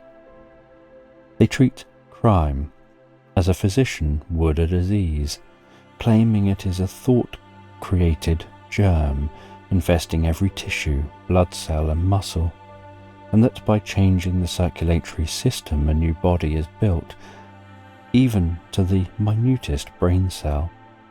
There is nothing left of the old system, the body becoming refined by the process and taking on the expression of the life led. I confess that I do not understand all the attempted to hurriedly impart to me, so that we might be on our guard before Frau Oppenheimer when he brings Rodney to see us tomorrow. Then he will not know me as his sister. Oh, Iris, it is dreadful to think of. Yes, he will, Hilda. Not as he knew us at Rungald, for I've told you that his old life is forgotten.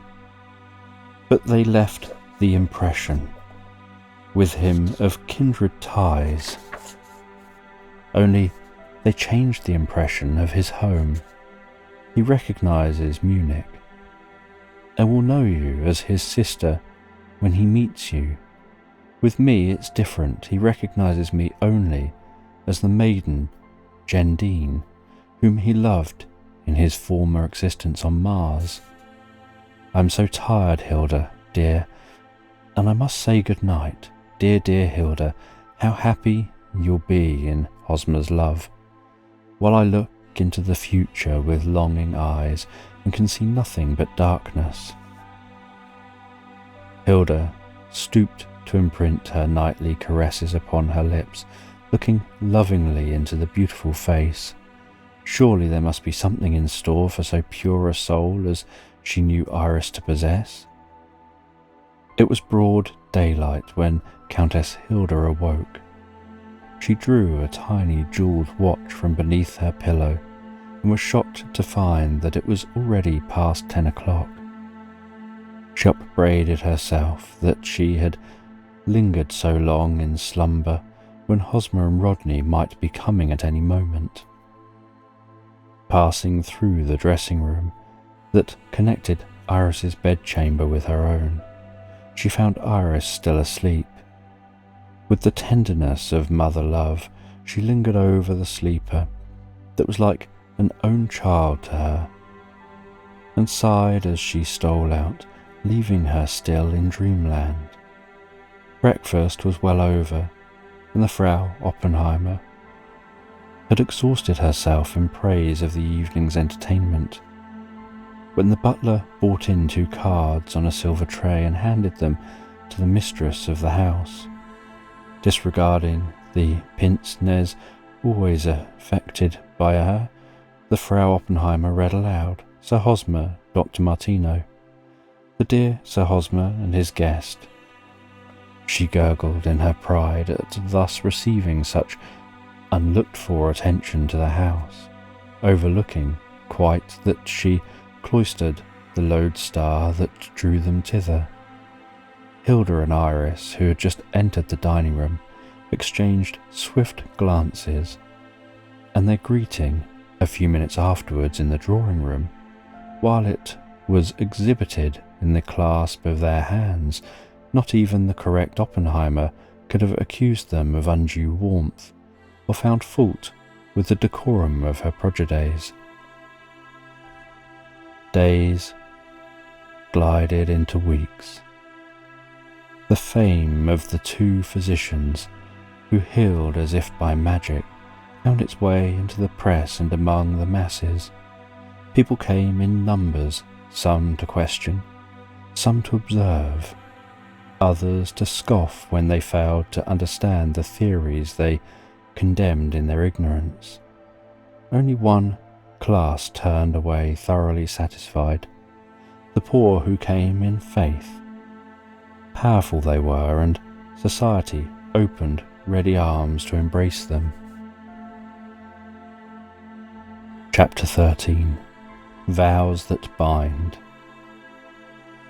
The devotion of the famous physician to the beautiful Countess Rune became the everyday topic of drawing room and club, and when the June time came and he led her up the dim aisle of the church, opened up for the ceremony. There were hundreds who crowded about the doors and packed into the streets in hope of catching a glimpse of two of the most talked of people in quaint old Munich. Hilda had begged a private ceremony, and so the people saw only a radiant white-robed figure leaning on the arm of Dr. Martino, followed by a starry-eyed maiden gowned in filmy draperies and their now devoted friend Frau Oppenheimer.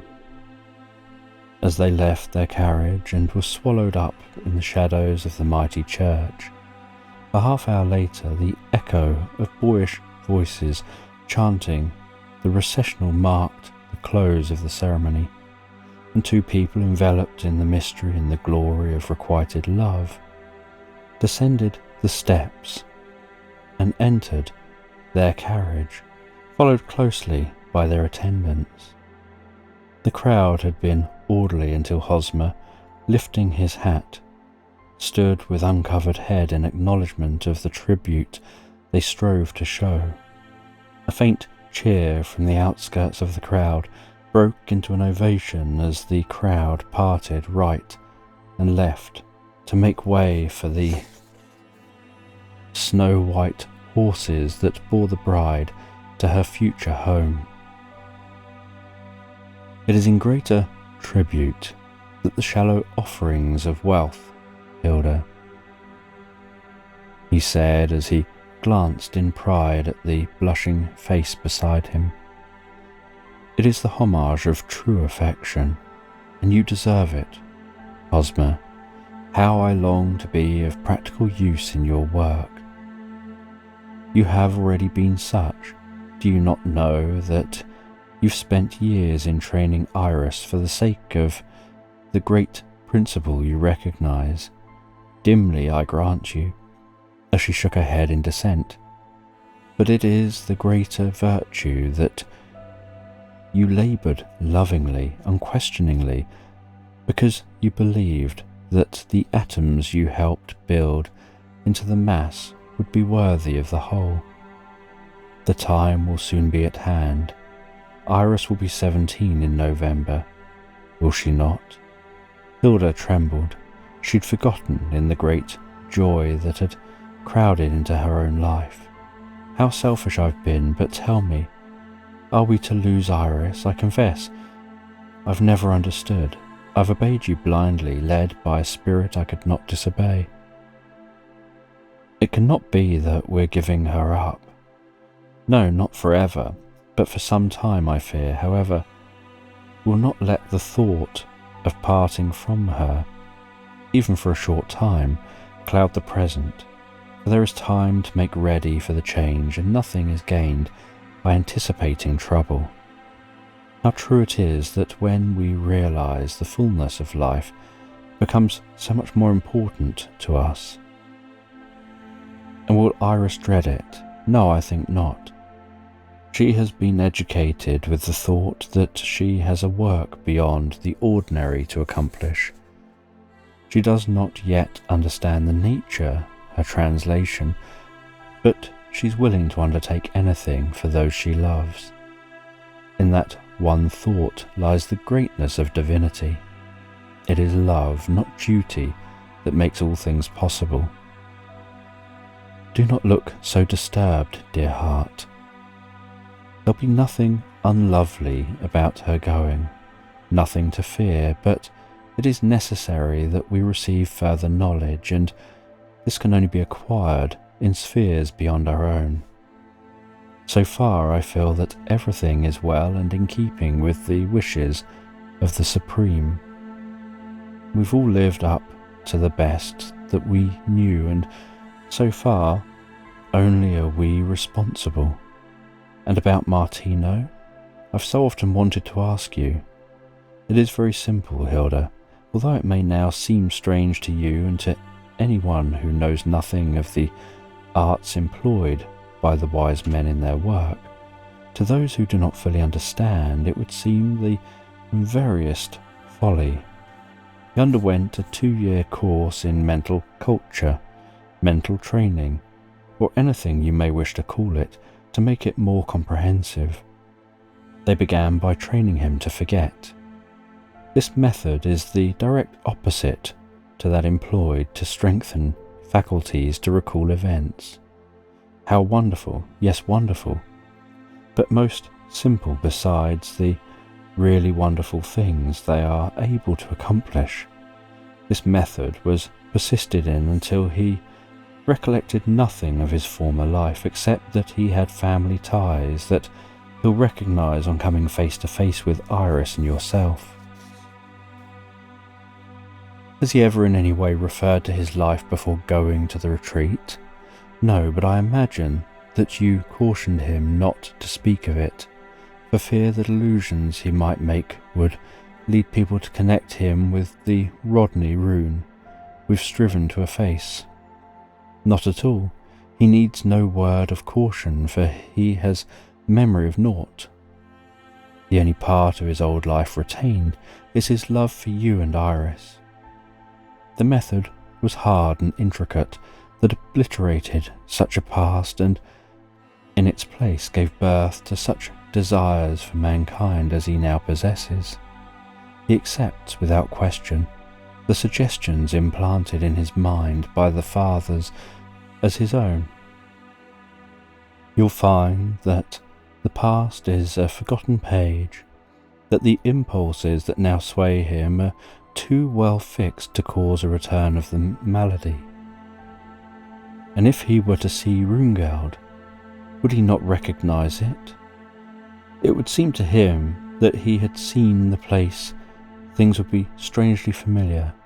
He'd strive to recollect where he'd seen this or that before. It would be a tormenting, intangible dream. We'll not risk that, however, for Rungeld will no longer be known to him. His work will require all of his time to be spent in Munich, and as you can no longer reside there, I feel that you'll agree with me that it would be best to close the castle and let the fields to strangers. It holds too many sad memories to risk its environment. Yes, said Hilda sadly. I suppose it's true. We can gain nothing by looking into the past. Whatever you desire in the matter will meet my approval. Rungeld holds many of my childhood treasures, but like yourself, I feel that it would be peopled with phantoms. The carriages have drawn up in front of the entrance to his home. Lifting her from her seat, he led her up the steps. Hosmer, how came that inscription over the door? That? I had it arranged hoping it would be just one little thing that would seem natural to you in your new home, and for another purpose as well. Can you guess it? Velkman, read Hilda. No, I cannot guess. The letters appear like metal, as you see, in the light of day, but they're so arranged that at night the words blaze forth and attract the attention of any wayfarer who may stand in need of aid. In the love I bear with my wife, I've learned to love humanity in a broader sense. You'll pardon my asking. It is in no light mood, I assure you. This money, how came you possessed so much? He smiled at her disconcerted manner. You certainly have the right to ask. My fortune is at the hands of the wise men. They have the wealth of the world at their command. They placed me in this position, knowing it to be the easiest way of conveying the great truths we wish to teach to human minds. There is wealth in abundance for all. The reason it's not possessed in equality comes from the fact that natures are born poor, dwarfed, starved. How come it that some of our greatest geniuses living are found among the squalor and decay of our great cities? They've woven the mantle that has failed to fall upon their own shoulders. Why? It is the paternal nature nursing its offspring, and they giving of their failings strength to nurture it. It is the man of money who steps in and reaps the harvest. Some of the poor spring into wealth and comfort, I admit, but more often you see the greatest brains going down in the poverty in which they're bred. But enough. The other carriage is approaching, and for the hour let us enjoy ourselves before we go back to our world. A strange new life indeed to all of the inmates of Hosmer's home. After the tempest-tossed soil of Rodney had found anchorage, it expanded, and the two girls looked on in wonder at the great change wrought in him. He seemed taller, stronger, and a little resemblance to the old Rodney, as they had known him, remained. Quiet, graceful, harmonious in temperament, he walked among them, and little by little they too were forgetting the old life. The poor, the needy, those athirst for knowledge, found staunch advocates in the two girls, and the two famed physicians were in demand at every turn. Society, ready to take up the unusual, showered attentions upon them. Hosmer, wise in the knowledge of what had been, kept ever to the middle course. He neither shunned nor courted homage. The world's spectacles were alit for a season, but no one could find aught to censor in their general methods, and soon it accustomed itself to the oddity of things, and those who at first scoffed are today seeking aid at their hands. It's always given cheerfully, without partiality. They dispense aid and hospitality as the case may demand. One night, as Hilda stood looking out upon a scene made radiant by star-gemmed skies, her husband asked her of what she was thinking, of how wonderful Martino's escape has been. Of late, it seldom crosses my mind, but tonight I see so plainly what might have been the result of the common law upon him. It is wonderful, wonderful. Do you see your star, Hilda? Yes, the one so bright, you mean. So long as it remains in the firmament, cease to wonder that the power which controls it can control man. I had not thought of it in that light. I have much, so much to learn. So have we all. Martino's recovery is the direct result of well-understood scientific laws. The time is coming, we will not see it, when crime will be treated as a disease and the prison house discarded. Crime is the outgrowth of a diseased brain, just as truly as beautiful flowers and luscious fruits may come from the pruning and the inoculation of new buds, so may these minds be reclaimed from the kingdoms of weeds. And your conservatory, Hosmer, I have so often wished to know more of the strange plants you're forever tending there. We make use of some herbs in our practice, having full knowledge of the superiority of the fresh herb over one of the cured article. We prepare our own medicines from the roots and herbs you've seen us growing. I'll show you the laboratory and all its workings at any time you may wish. Martino is an expert in alchemy and physics. His time spent with Father Fortunis gave him rare opportunity to acquire the knowledge of many years of experiment in these sciences. The following months were spent in quiet study and work by the four interested in the coming experiment by Iris. Unknown to his wife, Hosmer had Castle Runegeld closed. He feared the thought would cause her pain, and the first intimation she had of the change was on coming down to breakfast one morning. Hosmer had been away for several days on an errand of mercy. As she had supposed, she heard the well-remembered tones of Pedro's voice. "Good morning, Mistress Hilda. Pedro, Pedro, Pedro. Where did you come from?" "From Roomgard, mistress. Sir Hosmer said you needed me here." "And where did you leave Gretchen?" "We brought, I thought you would need of her too, Hilda, so I brought her along. Was I right?"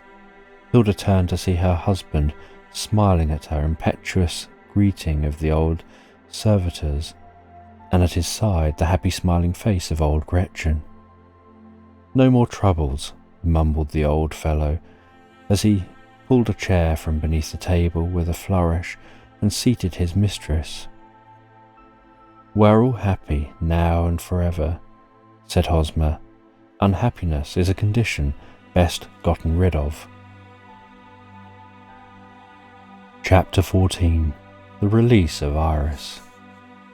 The November winds were chill and dreary.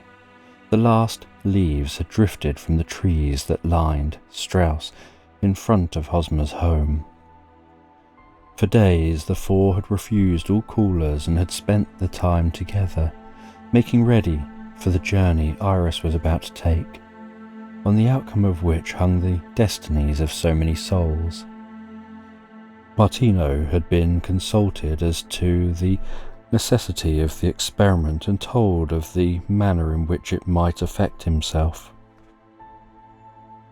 Everything but the earth life had been carefully gone over, that was kept ever in the background, that he might not again be plunged into his old-time gloom. Iris moved among them silently.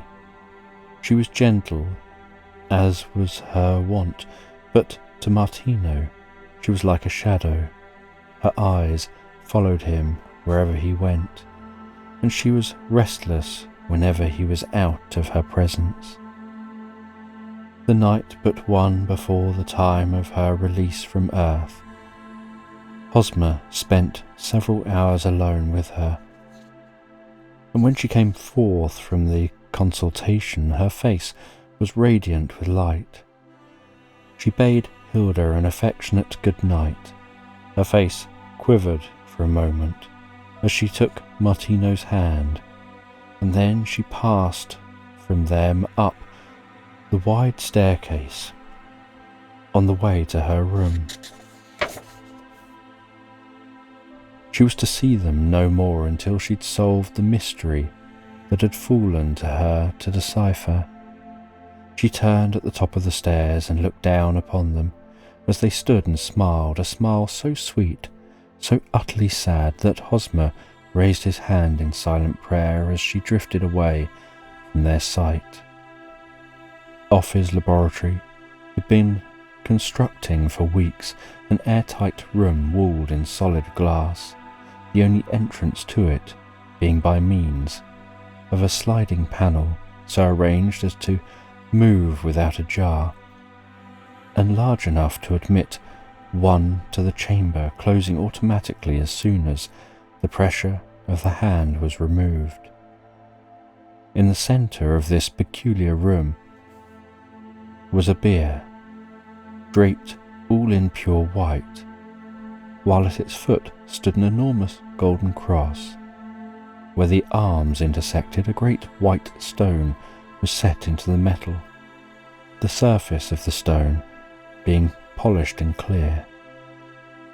At the head of the bier stood a bowl of white flowers, whose perfume, so subtle, sweet and overpowering, made the senses reel on entering the room.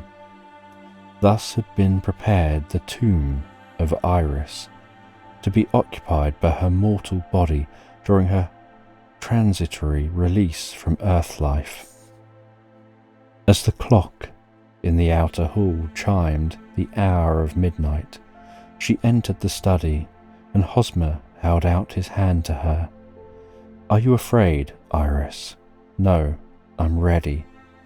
Bid Hilda and Martino cease their worry, for it is well with me." Hosmer held a vial to her lips.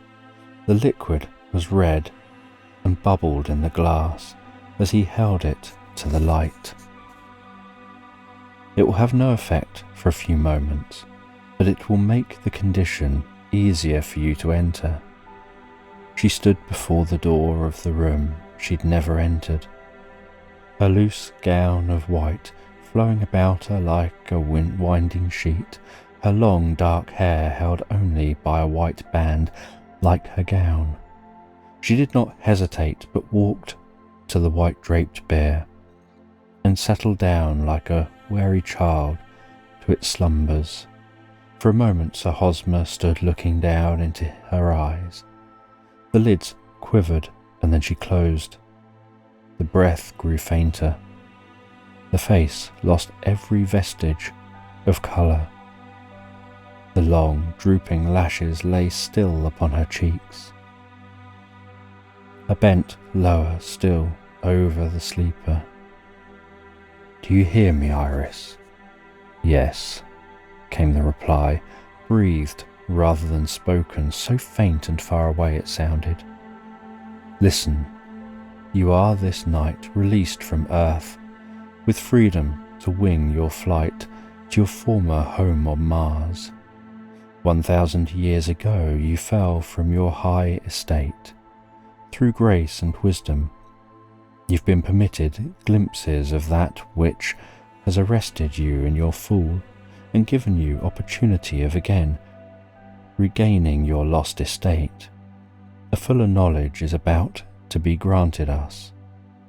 Had you hesitated in accepting this hour, you might have been too late and been required to live on another cycle of 1,000 years before again crossing the circle that will carry you forward toward the goal of perfected life. Go, know thou that others' lives are entrusted to your care. You've sacrificed all, even love, to minister unto the wants of those bound to you by such mysterious ties. 1 year is given you to work out the problems of your destiny and ours. The supreme speed, your flight, as your frail tenements lies here. Look back with your freed eyes and comprehend the bonds you wore on earth. The delicate form quivered and then lay still. There was no breath, all life had been suspended, and she lay, to all appearances, dead. Hosmer waited beside her for a time, then by some peculiar device exhausted the air in the chamber as he went out. The glass door moved silently into position, and she lay like the beautiful dead, her hands folded above the quiet breast. The room had been so arranged that night or day light could be turned on, and for the following year some one of the three so closely connected with the outcome of the experiment kept silent vigil beside the crystal sepulchre. Every day beautiful flowers were laid beside the door, and Hilda spent hours weaving garlands of Iris's favourite blossoms to wind about the great seal that Hosmer had placed over the door on leaving it the first night. Nothing changed. She lay exactly as he had left her. The flowers at her head were fresh as when placed there. "I do not understand the meaning of the stones set in the cross," said Hilda on the morning after Iris had departed. "It is a magic mirror from the tomb of the Egyptian seer. It was found inside the sarcophagus and is said to reveal the messages of a spirit to anyone in rapport with them. I had it incorporated in the cross in such a manner that the face of the stone is plainly discernible through the glass partition, in hopes of receiving a message from Iris during her visit." Hosmer watched unceasingly for some message. He felt that in some way they had become possessed of knowledge of her through this medium. Martino fell more and more into the habit of attending to the office work, but nevertheless shared their vigils. Some one of them always remained beside her. The watches of the night were divided and became a labour of love for the gentle spirit that had thus dared space, annihilation, unseen dangers for their sake. Society thought her at some finishing school, and many were the kind messages left for the beautiful girl who'd won her way into many hearts during her short stay in Munich. No one thought to question further her absence, and thus much unpleasant scandal was avoided. 3 weeks elapsed before Hosmer detected any change on the face of the mirror. Clouds drifted across its surface, rolling one over the other in a tumultuous fashion. He watched with straining eyes. Swiftly the clouded effect passed, and letters of fire blazed out on the surface. On the third day Christ rose from the dead. Greater things than these shall ye do. Christ was a messenger of the Supreme. He came to earth to bring a spark of the eternal truth to the world. Man questioned that he could not save himself the horrors of the cross. He died the physical death of the body because it was best. He was laid in the tomb, but the spirit that had never tasted death arose superior to the claims of the physical and came forth, or in reality were not dead, but all animation had been suspended. Thus it was he raised Lazarus. Greater things than these shall be done, are being done, but people will not understand. Christ lay in the tomb 3 days. I shall return, lo, many, many days hence, and take up my habitation in the old physical form, enter into that which without the spirit is dead. Christ was a messenger and was clothed in the physical, else he would never have been known of men. I've left my tenements for the time, but it shall clothe me anew, Iris. Slowly the letters faded from the face of the mirror, and Hosmer drew his hand sharply across his brow. Could it be in this manner then communication with other spheres would be established? Could be established now, if Earth's people were only strong enough to do their part. This then the meaning of, lest he put forth his hand and take also of the tree of life and eat and live forever. Many weeks elapsed between the messages, and they grew strangely absorbed in conjecture of that which they would receive. Unexpectedly, the comforting words flashed to them from the hand in space.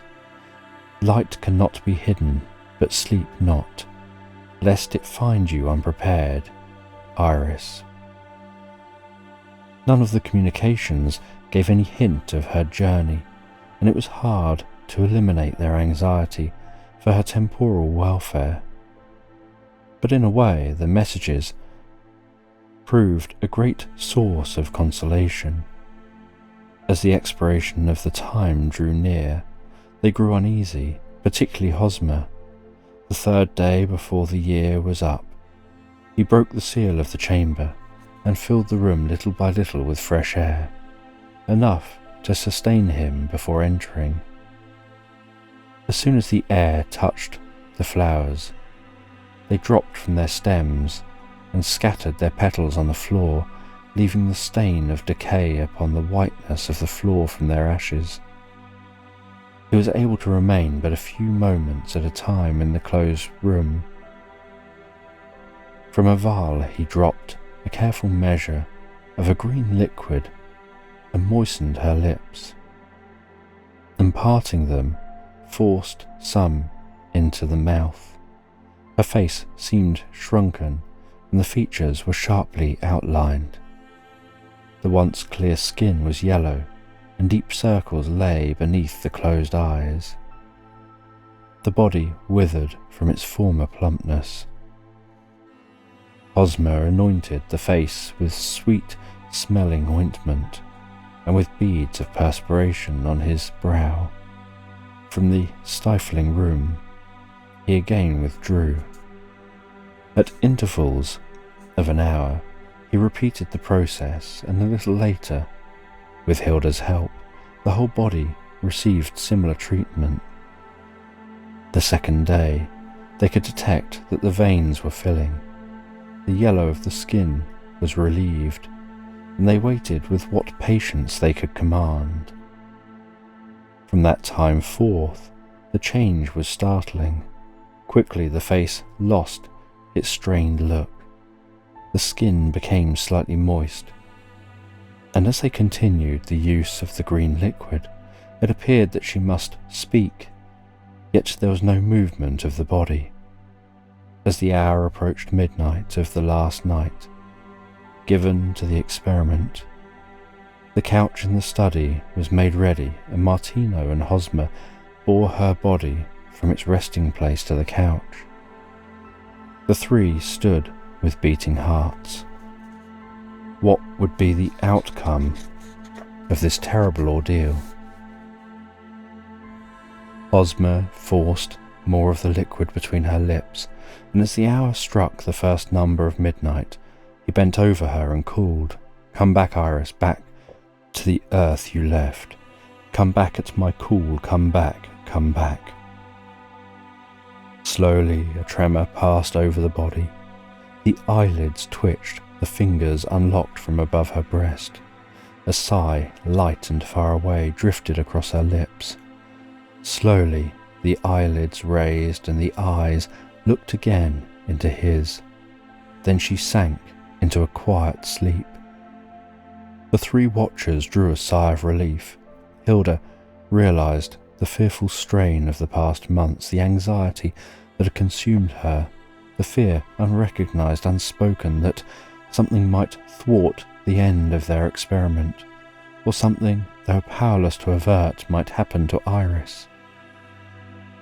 When she saw she was indeed saved to them, Hilda gave way utterly.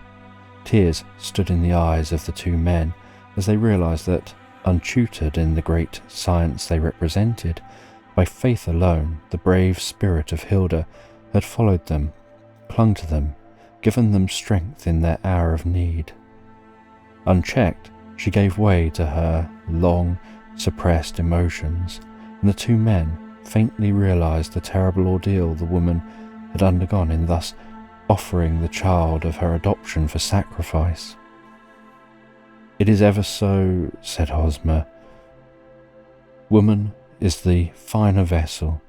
The real sacrifice of life are theirs, not man's. We suffer inhumanely at times, but we fail to recognize in the faintest degree the workings of a woman's heart." At intervals during the remainder of the night, they moistened the sleeper's lips. Occasionally, Hosmer would rouse her to partial consciousness and stimulate the action of the heart, allowing her to drip back into sleep she so much needed. With tender solitude, he begged Hilda to retire, but she could not bring herself to leave Iris. So he wheeled the study chair near the couch and placed her in it. Tired nature asserted herself, and she dozed. With every hour that he compelled the body of the sleeper to absorb the powerful stimulant, the face and form assumed more and more of their former beauty. The face filled to its usual oval and took on an added fairness as the morning light filtered in. At the window, Hosmer awakened Hilda. "I thought you'd like to see her return to consciousness, Hilda. Stand where her gaze will fall upon your face. It will be the one she's most accustomed to. She did as she was bidden. Something seemed clutching at her throat and smothering her. She could have screamed in sudden fright. To know that the one, as dead, would awaken and speak to her filled with alarm. She glanced at the men for strength, but their eyes were riveted on the face of Iris. Both were strangely still and white. Pouring more of the liquid into a glass, Hosmer raised the sleeper that she might swallow its contents. Awake, awake, awake, the earth claims its own. A deep sigh passed her lips. The muscles twitched, the lips slowly unclosed. Hilda stood breathless. Would Iris recognize her? The unconscious stare of an infant met her anxious gaze. Slowly there crept into her eyes a spark of recognition, then reason resumed her sway. Have I been ill, Hilda? I feel so strange. She raised her hand weakly to cover her eyes from the faint morning light. Hosmer and Martino too, she murmured as she glanced about the room. They could have screamed with the tension of their nerves. Could it be she had dwelt apart from them these 12 months and come back to them without the message they desired? Hosmer's eyes never left her face, although his face was ghastly in the intensity of his suppressed emotion. He drew swift fingers across her eyes. Remember, Iris, your great mission. The strokes were upward now, and in a moment Iris half rose from her recumbent position. Ah, I know all now. I am come back to you, and you will not be disappointed. She was so weak that several days in which they ministered her unto as a baby, elapsed before Hosmer would permit her to speak of her experiences. With suggestions and treatments he strengthened her. She complained constantly of being cold and shivered with every breath of the December wind. The only explanation she offered was that the earth was so cold and dreary after her life on the other plane. Hosmer recognized that there was a distinct and separate life of the spirit, recognized its completeness in structure, circulation and polarity, and saw that, accustomed as it had been to the warmth and light of Mars, superior to that of the world, the return to its corporeal body was a shock to its delicate system. Gradually, however, the body assumed its former sway, and Iris gained something of her former girlishness. There was a difference, however subtle, as a perfume that changed her from the Iris of old. She was far more beautiful than before. Her eyes were unfathomable in their depths. Her form had taken on a rounder grace. Her step partook of the lightness of the thistledown. Her motion was poetry, her laughter music. Her face was aglow with the glory of an awakened soul. One night, as they were sitting before the grate, for Iris always hovered near the hearth, Hosmer turned to her and said, "Iris, do you feel strong enough to tell us of your journey? Do not do so until you feel called to do it, but we're naturally curious to know of your travels." "Yes, I feel that I'm ready. For convenience, I shall tell the story in parts, one every evening, until I've finished. Shall I begin tonight?" "Yes, yes, yes," came in succession from the lips of the three, and Iris, drawing her low seat to Hilda's feet, and leaning her head against her knee, began. The story that follows is given in form exactly as received. An Astral Crime, Chapter 15. The Story of My Flight. My last recollection of Earth were the sensations I experienced as my spirit tore itself free from my temporal form.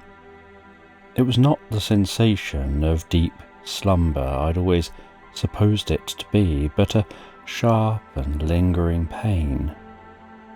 Everything was dark about me. There was a strange rushing sound in my ears, like the thunder of a million voices in hoarse discord. My body seemed torn by 1,000 hands, and I sensed that my spiritual self was suspended in the ether.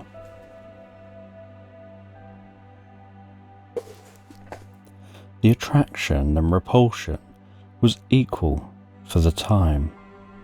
My body clung to its other self, calling loudly for the spirit's return. I longed to be free. Thus I remained suspended above my silent body, the ether closing about me as though to annihilate me. I felt depressed, walled in as it were. With a mighty effort, I tore myself free and discovered that I could ascend with great rapidity. I was borne on my way. Black clouds rolled about me. The hollow bellowing of the elements thundered past. Forked lightning lit up the nether space, and I brushed against hurrying forms that were coming and going like myself. It was frightful, this coming in contact with the cold, clammy, clutching fingers that strove to fasten on me like parasites, bound, for they knew not whither. Conscious only of the chaos into which corporal death, crime or folly had thrust them, they clung in terror to whatever gave promise of a moment's safety. I travelled thus for some time. I was cold, weary and disheartened. An irresistible desire to be guided directly to my destination consumed me. Suddenly, I came into a warmer atmosphere. I felt like lingering, as the density of the atmosphere sustained me. I could tarry, for there was none of the chill and shadows that surrounded my own world, and there was more light. I drifted until I became aware that by virtue of the sun's attractions, I was being drawn nearer the orb than would be either safe or comfortable in a short time. The stiffness occasioned by my plunge into space was leaving me. I expanded in the genial warmth. My eyes became keener. I looked in wonder upon the worlds that passed in meteoric flight. What did my world look like? I had asked too late. Nothing but billows of intense blackness opened to my gaze. I could only look above, beyond, into the vastness of the things to be. I again rose in my flight. Nearer and nearer I drifted towards the sun. Then it was that I recognized that the sun was the center of attraction of the worlds revolving in our divine spheres, and that by lingering in my flight, I deviated from my course and was being sucked up into the burning heavens. It was growing intensely hot, suffocating. With subtle reasoning, I deduced the fact that I would have myriads of these suns to evade. I must resist their compelling forces or be lost. With strength I was unconscious of before, I found that I could propel myself in space. I did not walk, I floated rather, but my mind seemed the rudder steering my course. Thus I was able to travel great distances without danger or fear, for I saw that as soon as my mind willed that I should go this way or that, I immediately followed its dictations.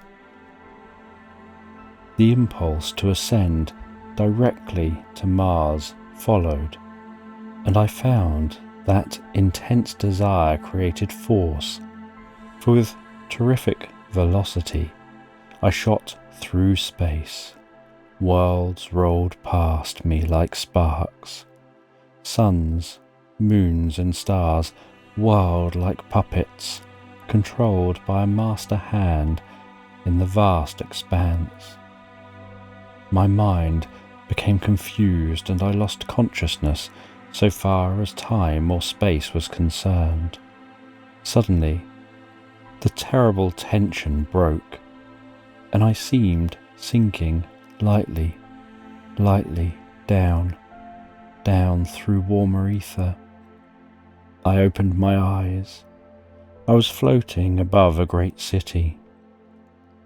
The atmosphere was so clear that all objects within range of my vision were magnified to my gaze.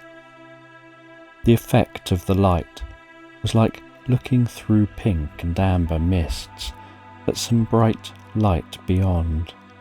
Down, down I floated until my robe trailed on the grass, for I had touched earth similar to that of my own, beyond whatever planet it might.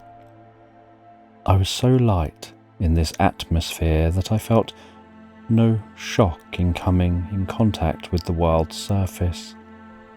My feet were upon something solid, and I bore my weight once more in the old horizontal position.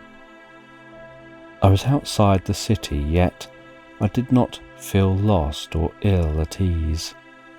I felt that I had seen many of the objects before that now met my eyes. Strangely familiar seemed the way, as I walked, half floated, towards the city.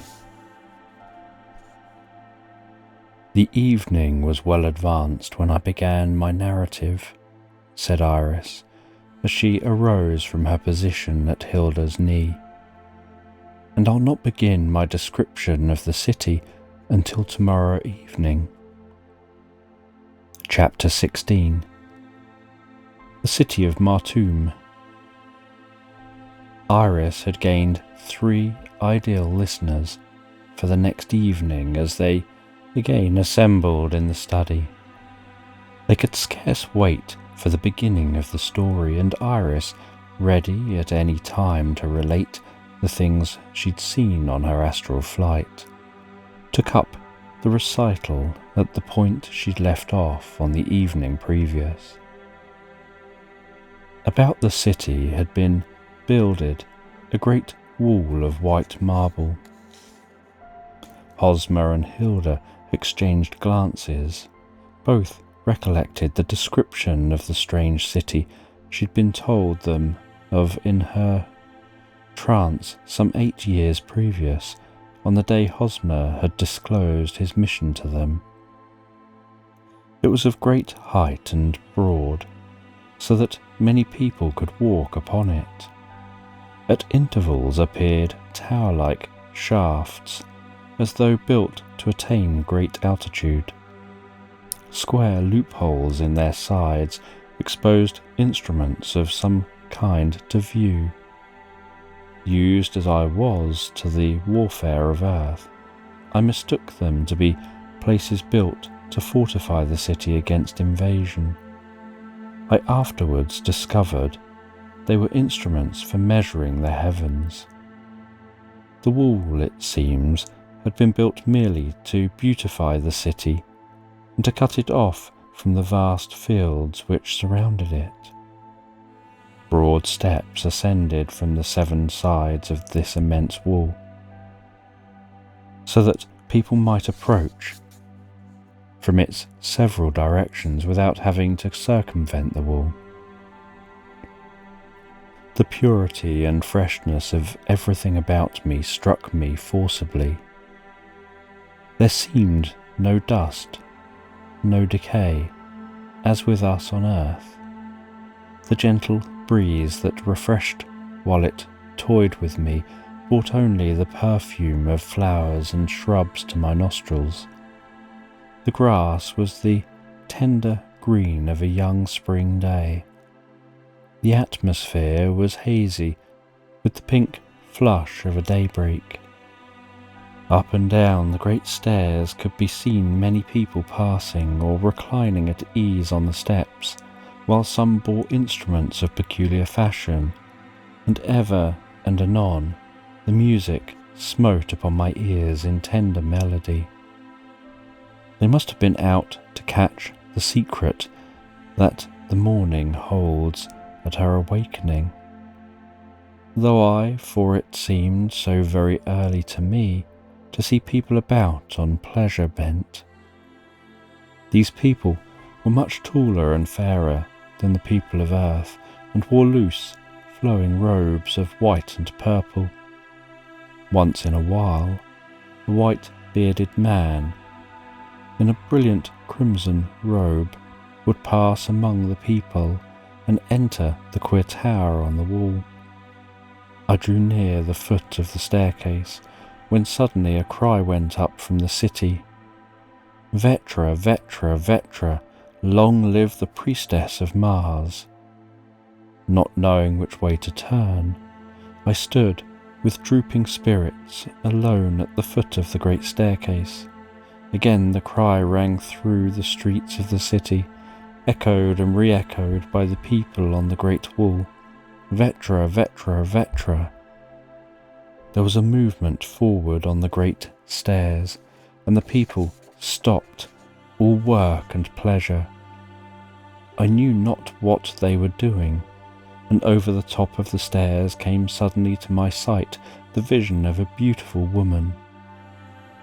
I believed it a vision, for I'd never beheld one so fair, and I rubbed my eyes in confusion. I must be dreaming. I can see her as plainly now as on that day when I first met this beautiful friend of our sister sphere. Calm and pale, the tall, willowy figure silhouetted against the gleaming marble of the stairs, her robe of purple falling open as she moved, disclosing an underrobe of soft white beneath. About her waist, a girdle of wrought gold held the robe of white against her exquisite form, which half revealed, half concealed its contour, and met together in clasped hands cut entire from some flashing gem.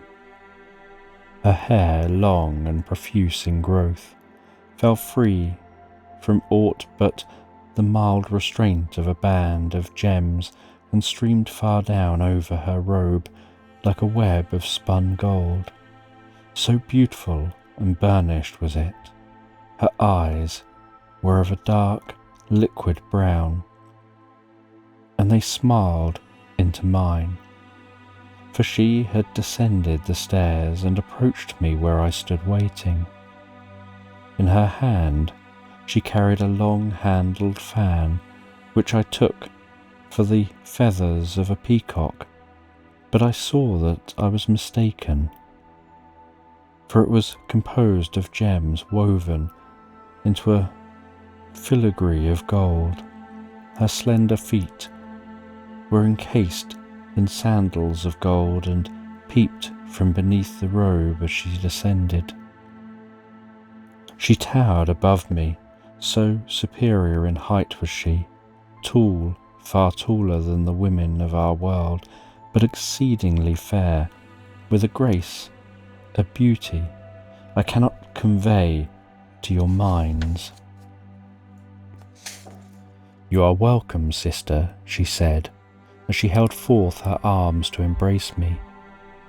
"I am your guide in this new world, and I am called Vetra." She caught my hand in hers and, smiling gravely at my puzzled look of wonder, turned to retrace her steps, guiding me beside her. Without warning, from out of the dim ways, great peacocks strutted across our path. I say they were peacocks, for they resembled our birds somewhat, but the brilliancy of their plumage outrivaled that of our birds, as the sun's rays outrival the moon's pale beams. In sudden terror, I cried out my alarm. My guide's eyes glowed with mischief as she raised her long-handled fan and shook it at the birds. "And so you give but scant greeting to our guest. Begone." She tapped the leader with the fan as she turned to me. "Be not afraid. They are but city pets and will do you no harm.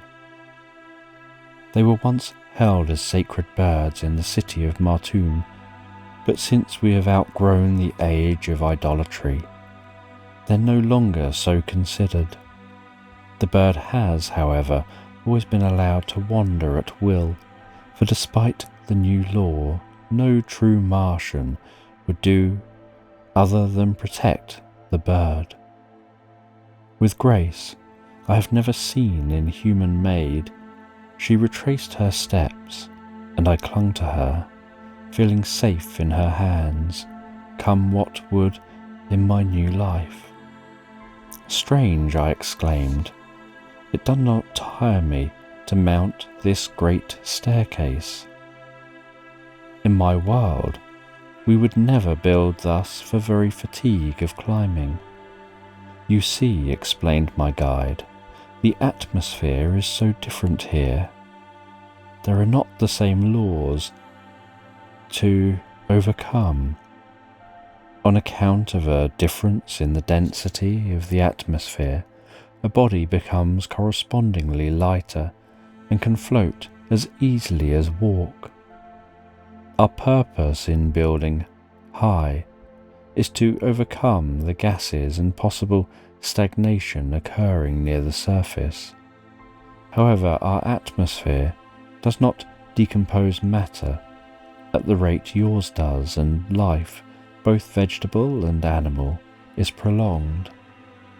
The clear air obtained by high altitude is supposed to be conducive to great mental activity. This is the reason that you find students ever on the Great Wall." We traversed the level top of the Great Wall, meeting on all sides smiles and salutations, and the steady murmur of "Vetra, Vetra, Vetra" followed us. The city spread before my view like a beautiful dream. It seemed builded entirely of white marble, but the rare atmosphere so softened its whiteness with its misty haze that it failed to afflict my eyes unpleasantly. The city itself was laid out in perfect circles. I asked my guide the meaning, and she said that everything was arranged in circles with them in accordance with the law governing the revolution of their world. They recognized the secret of the circle and were governed in all things by it. The first circle was passed, and that was devoted to the plying of the trades. "So all trades are followed here?" I queried. "Assuredly so. Man begins here, where he leaves off on earth. That is, such as have lived for advancement. You understand there are progressions and retrogressions in spiritual life, the same as in the physical. I assure you that such is the case. Mars is the next stepping stone above that of your world. Shall we tarry here? I assented eagerly. The shops or stalls were built of the marble which is the principal building material here, vast belts of their planet being nothing but stone quarries, the cities following the riverbeds, as they do not have such immense bodies of water as have we. To go back to my subject, the rear walls of these stalls described the circle and opened by means of doors into a well-kept area that extended to the great wall. This circle was divided into various shops according to their several uses.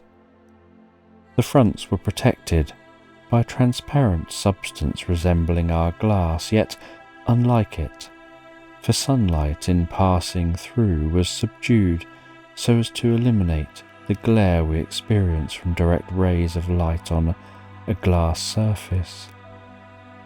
The entire front being of this substance, one could stand without and watch the great wheels that swung in noiseless evolution.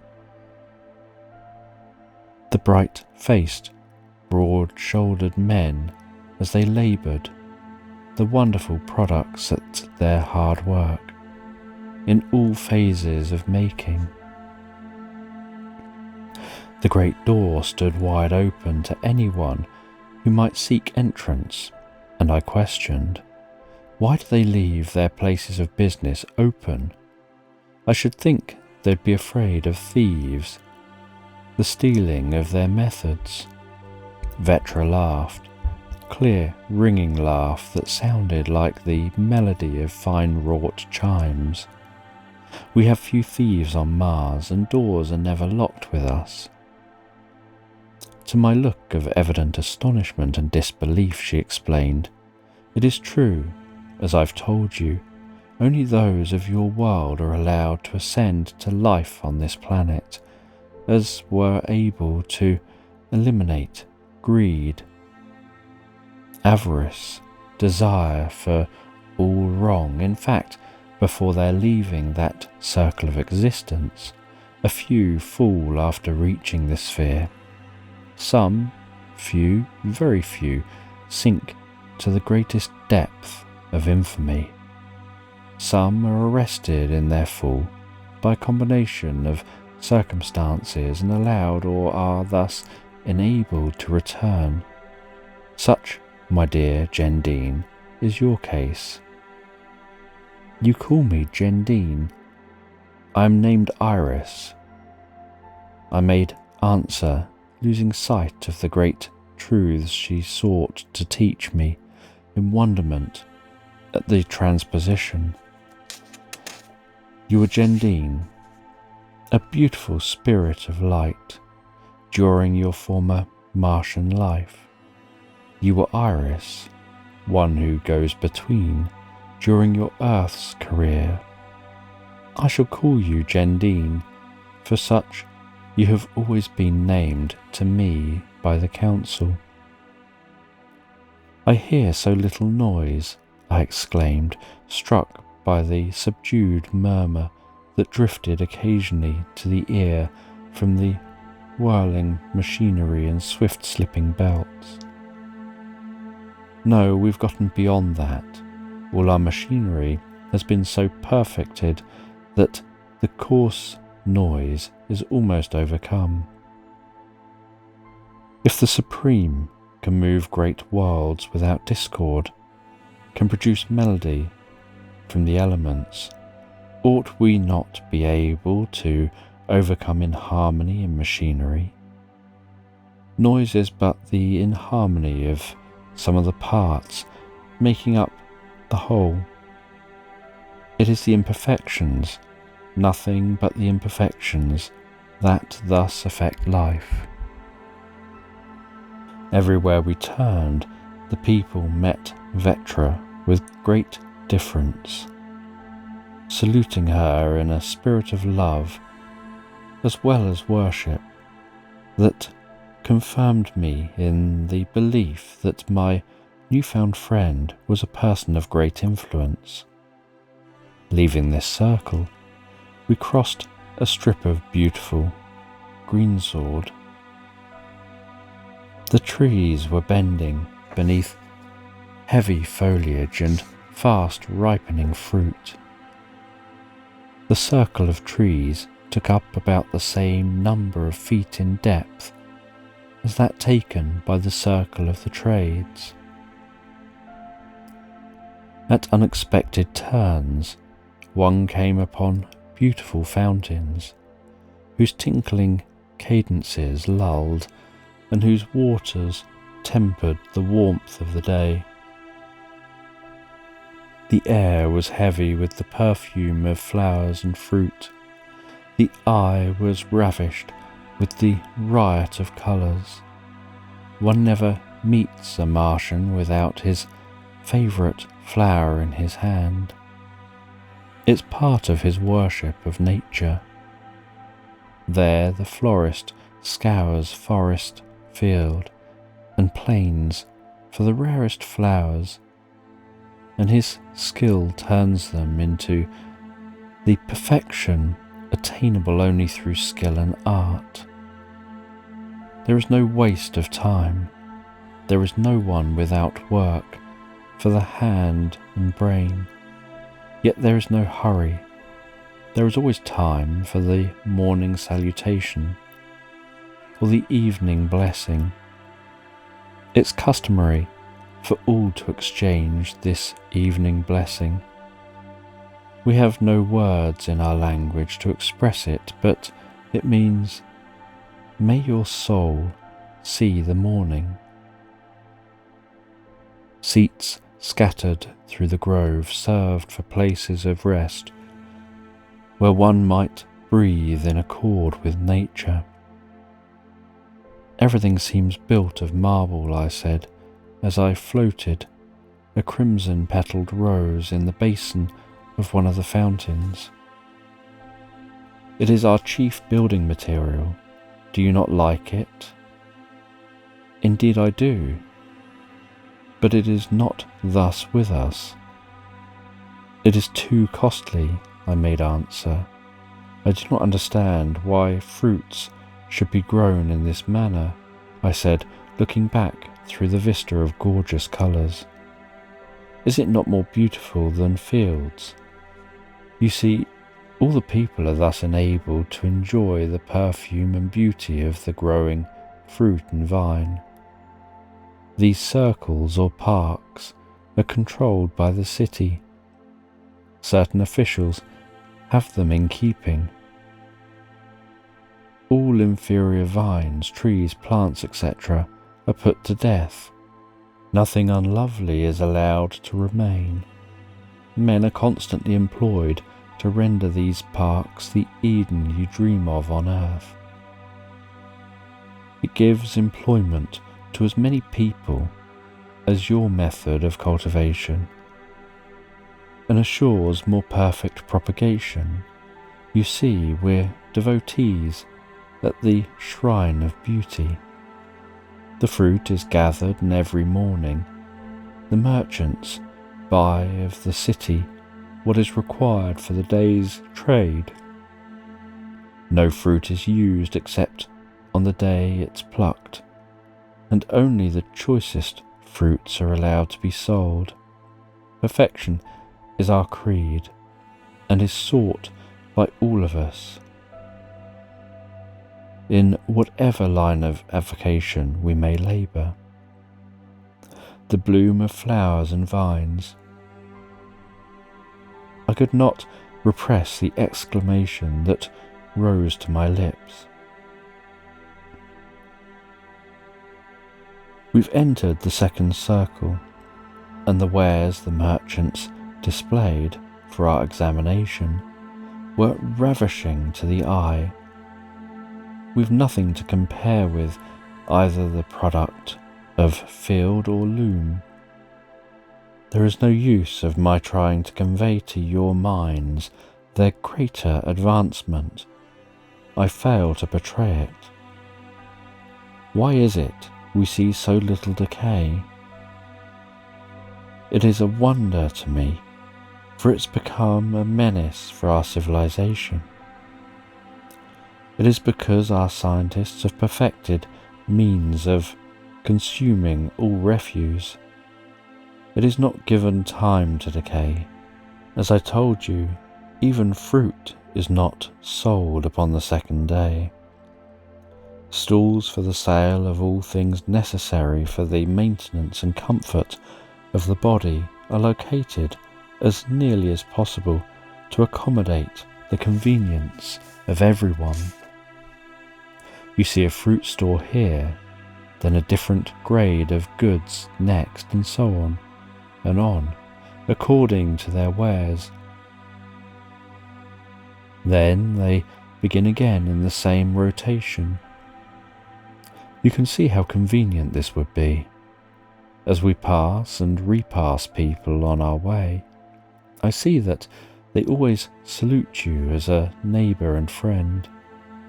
There seems no hesitation in acknowledging one another, as is the case with the people of our world. You've no idea of the restraint it removes from my spirit.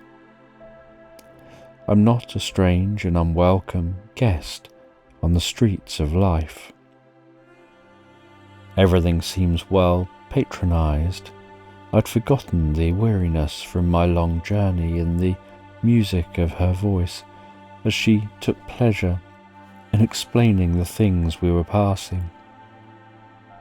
Yes, she replied to my question. You see, the arrangement is such that every store or shop is equally located from the centre of the city. Again, we recognise there is no need of more than is necessary for the comfort of one's body. What is the use of this scrabble for wealth?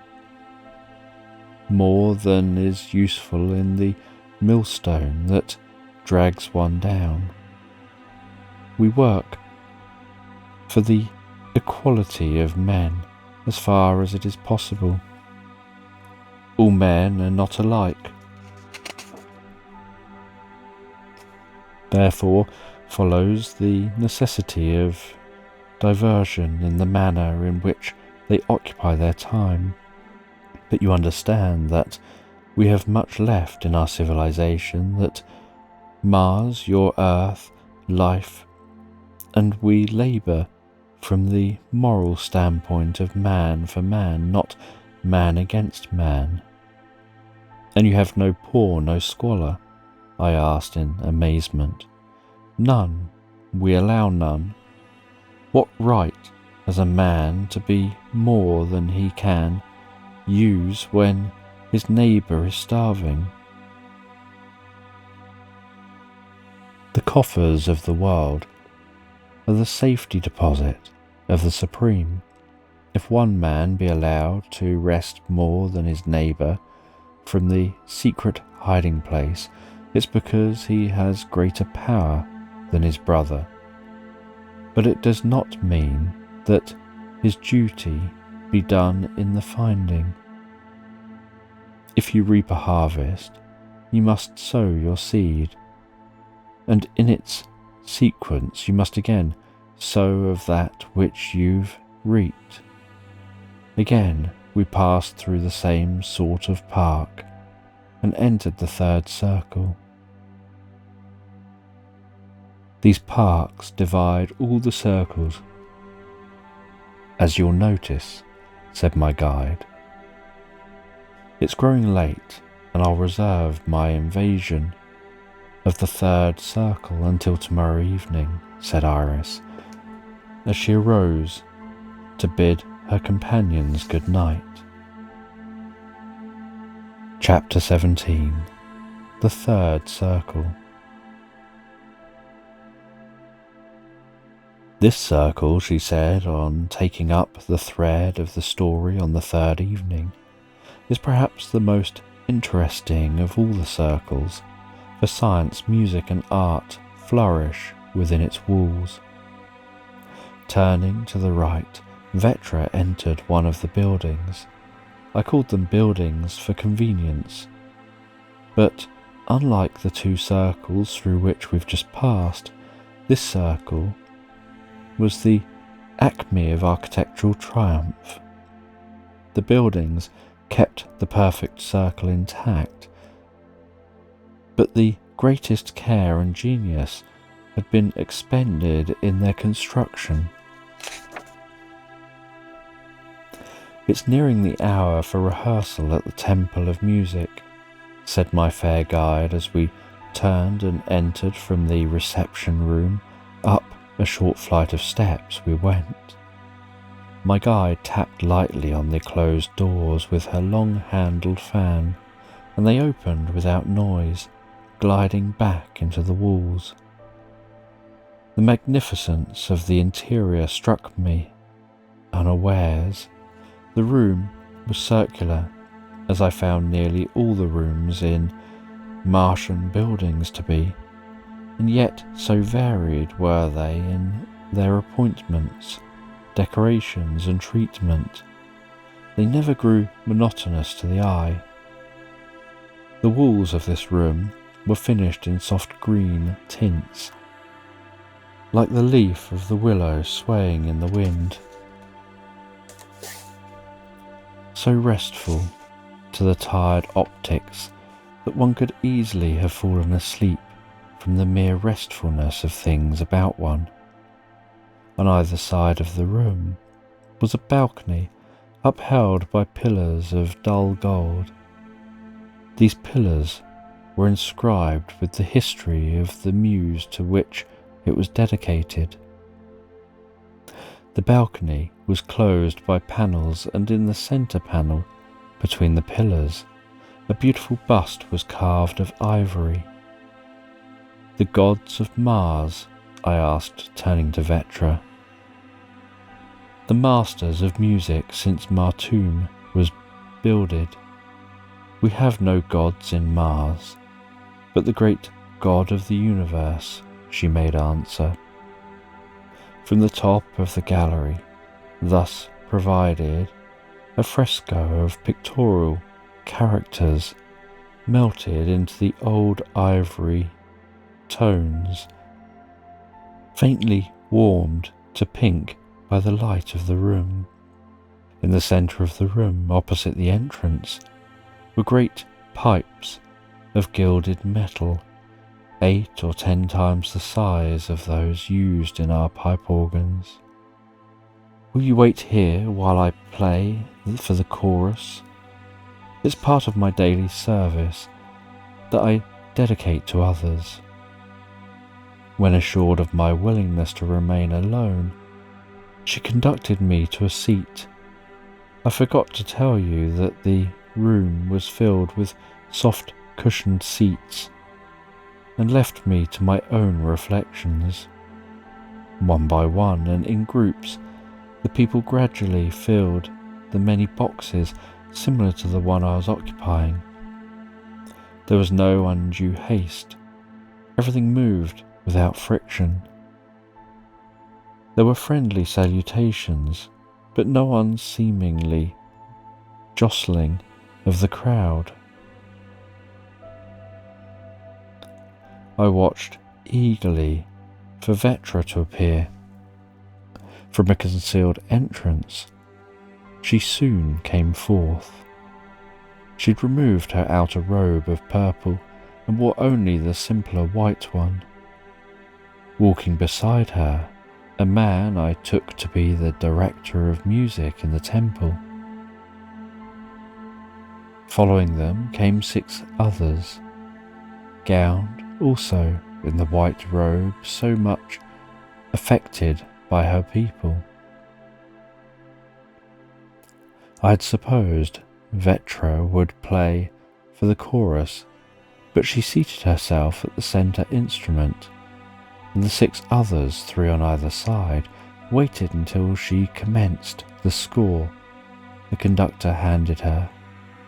Then, in some way, they took it up the theme, elaborating, supporting, breathing forth the divine spark of melody until I could scarce contain myself. It seemed that my inner nature must find some release, that my other self must break the bonds against which it fretted. My heart beat in smothered throbs. Drops of agony from the repression forced upon my spirit stood upon my brow. In that moment, I seemed to understand the meaning of heaven. Freedom, freedom, freedom, freedom from the bonds of the physical, where my cramped spirit might learn to live upon the emotions that breed of my soul. I'd been denied, when the essence of my being might mingle with the elements completing its existence. My temples throbbed in unison with the pulsing music. Clear and liquid rose the themes from beneath Vestra's fingers. From far distances, voices took up the story the keys were telling. I looked and wondered, nearer, nearer, the volume increasing, the music rolled on. A rush of exquisite harmony. The panels of the balcony had parted. At least 200 voices swelled an ever-increasing volume of song. I sank back, exhausted. The music had awakened my dormant soul. Yes, I had once helped with the same song. I could faintly recognize a thread of my former life on the planet. It was the evening song of the Martians, called the death of a sacred day, and all labour ceased as the mighty chorus swept through the streets of the city. They will not practice longer tonight, as I have you for a guest, she said on joining me. I always wish to be here when it sings. Why do you keep silent? Is it not grandly beautiful, this good-night song? I'm silent because too deeply moved for words. Dimly I remember when I, too, led in the song of the death of the sacred day. It is well, sister, she exclaimed, with a brightening eyes. It will not be long before the mind will have assumed its old sway, and all things will be easy to you. This 4th circle is devoted to the residents. It is much wider than the others, leaving, as you see, extensive grounds in the rear of all dwellings. And all of the people live here? No, but all the people outside of the priesthood and teachers and those connected with the temple. They live in a circle devoted to them exclusively. It is growing late, and you're too weary to see more of the city today. While it's taken me so long to tell you of the things I saw on my way to Vetra's home, you well know that the eye can, in a moment's time, take into consideration details that to explain require much time. We'd walked across the city towards her residence. It's true, but as I explained in an earlier chapter, walking there was free from the exhaustion following long walks on the earth plane. Vetra had obtained for me light refreshment on the way, and I could plainly see that she was striving to eliminate the idea of the strangeness of my surroundings from my mind, and throw me at once into the heart of life of the city, of my adoption. Travel is easy, she went on, and we employ few vehicles except as we use them as means of communication between cities. Our cities are not so densely populated as yours on Earth, but our people centralize in the cities, going forth to the folds that lie adjacent. In this way, they have full advantage of the schools. Judging from the portion of the city over which you've come, you can readily see that we seek to eliminate the coarse and rough elements from all things, but labour to preserve the beautiful, giving every man equal chance to live near the heart of nature. We paused before the portico of one of the most imposing palaces that skirted the circle. The covered entrance was supported by columns which were wrought in the likeness of enormous men. Vetra explained that they represented the meaning of the 7 gates of the city. There were 3 on either side, and 1 in the centre, making a double entrance leading up to the great door of the palace. Art, science, letters supplied the group to the right, while music, religion and economics were grouped to the left. The central figure, representing all knowledge, here, then, was the key to the Martian life. Know thou all things. Greetings, Sister Gendine, Vetra exclaimed as we entered the door of the palace. From the portico, or covered vestibule, we'd entered a hall of great height and length, from whose centre wound a spiral staircase to the upper floor. You're tired, Gendine. You will soon overcome this. You are yet hampered with occasional feelings of earth. So saying, she led me to the staircase and we mounted up. The lights changing from the mists of the lower hall into faint pink tints as we ascended. I asked Vetra the reason, and she pointed to the walls we were passing. Not walls like ours, but made of the substance I'd referred to as resembling our glass. It was set into the wall in intricate designs, and the light falling on the outer surface reflected the varied tints on the white marble of the staircase, turning from amber to pink and again from azure hues to flecks of vivid crimson, staining the whiteness of the marble staircase. Turning suddenly, I found we'd reached the end of our journey upwards. The stairway terminated in a circular room whose ceiling, dome-like and vast, was lit by many windows of the same peculiar glass as composed the dado of the hall. Everywhere the same soft, subdued light filtered through and bathed all objects in its magic tones.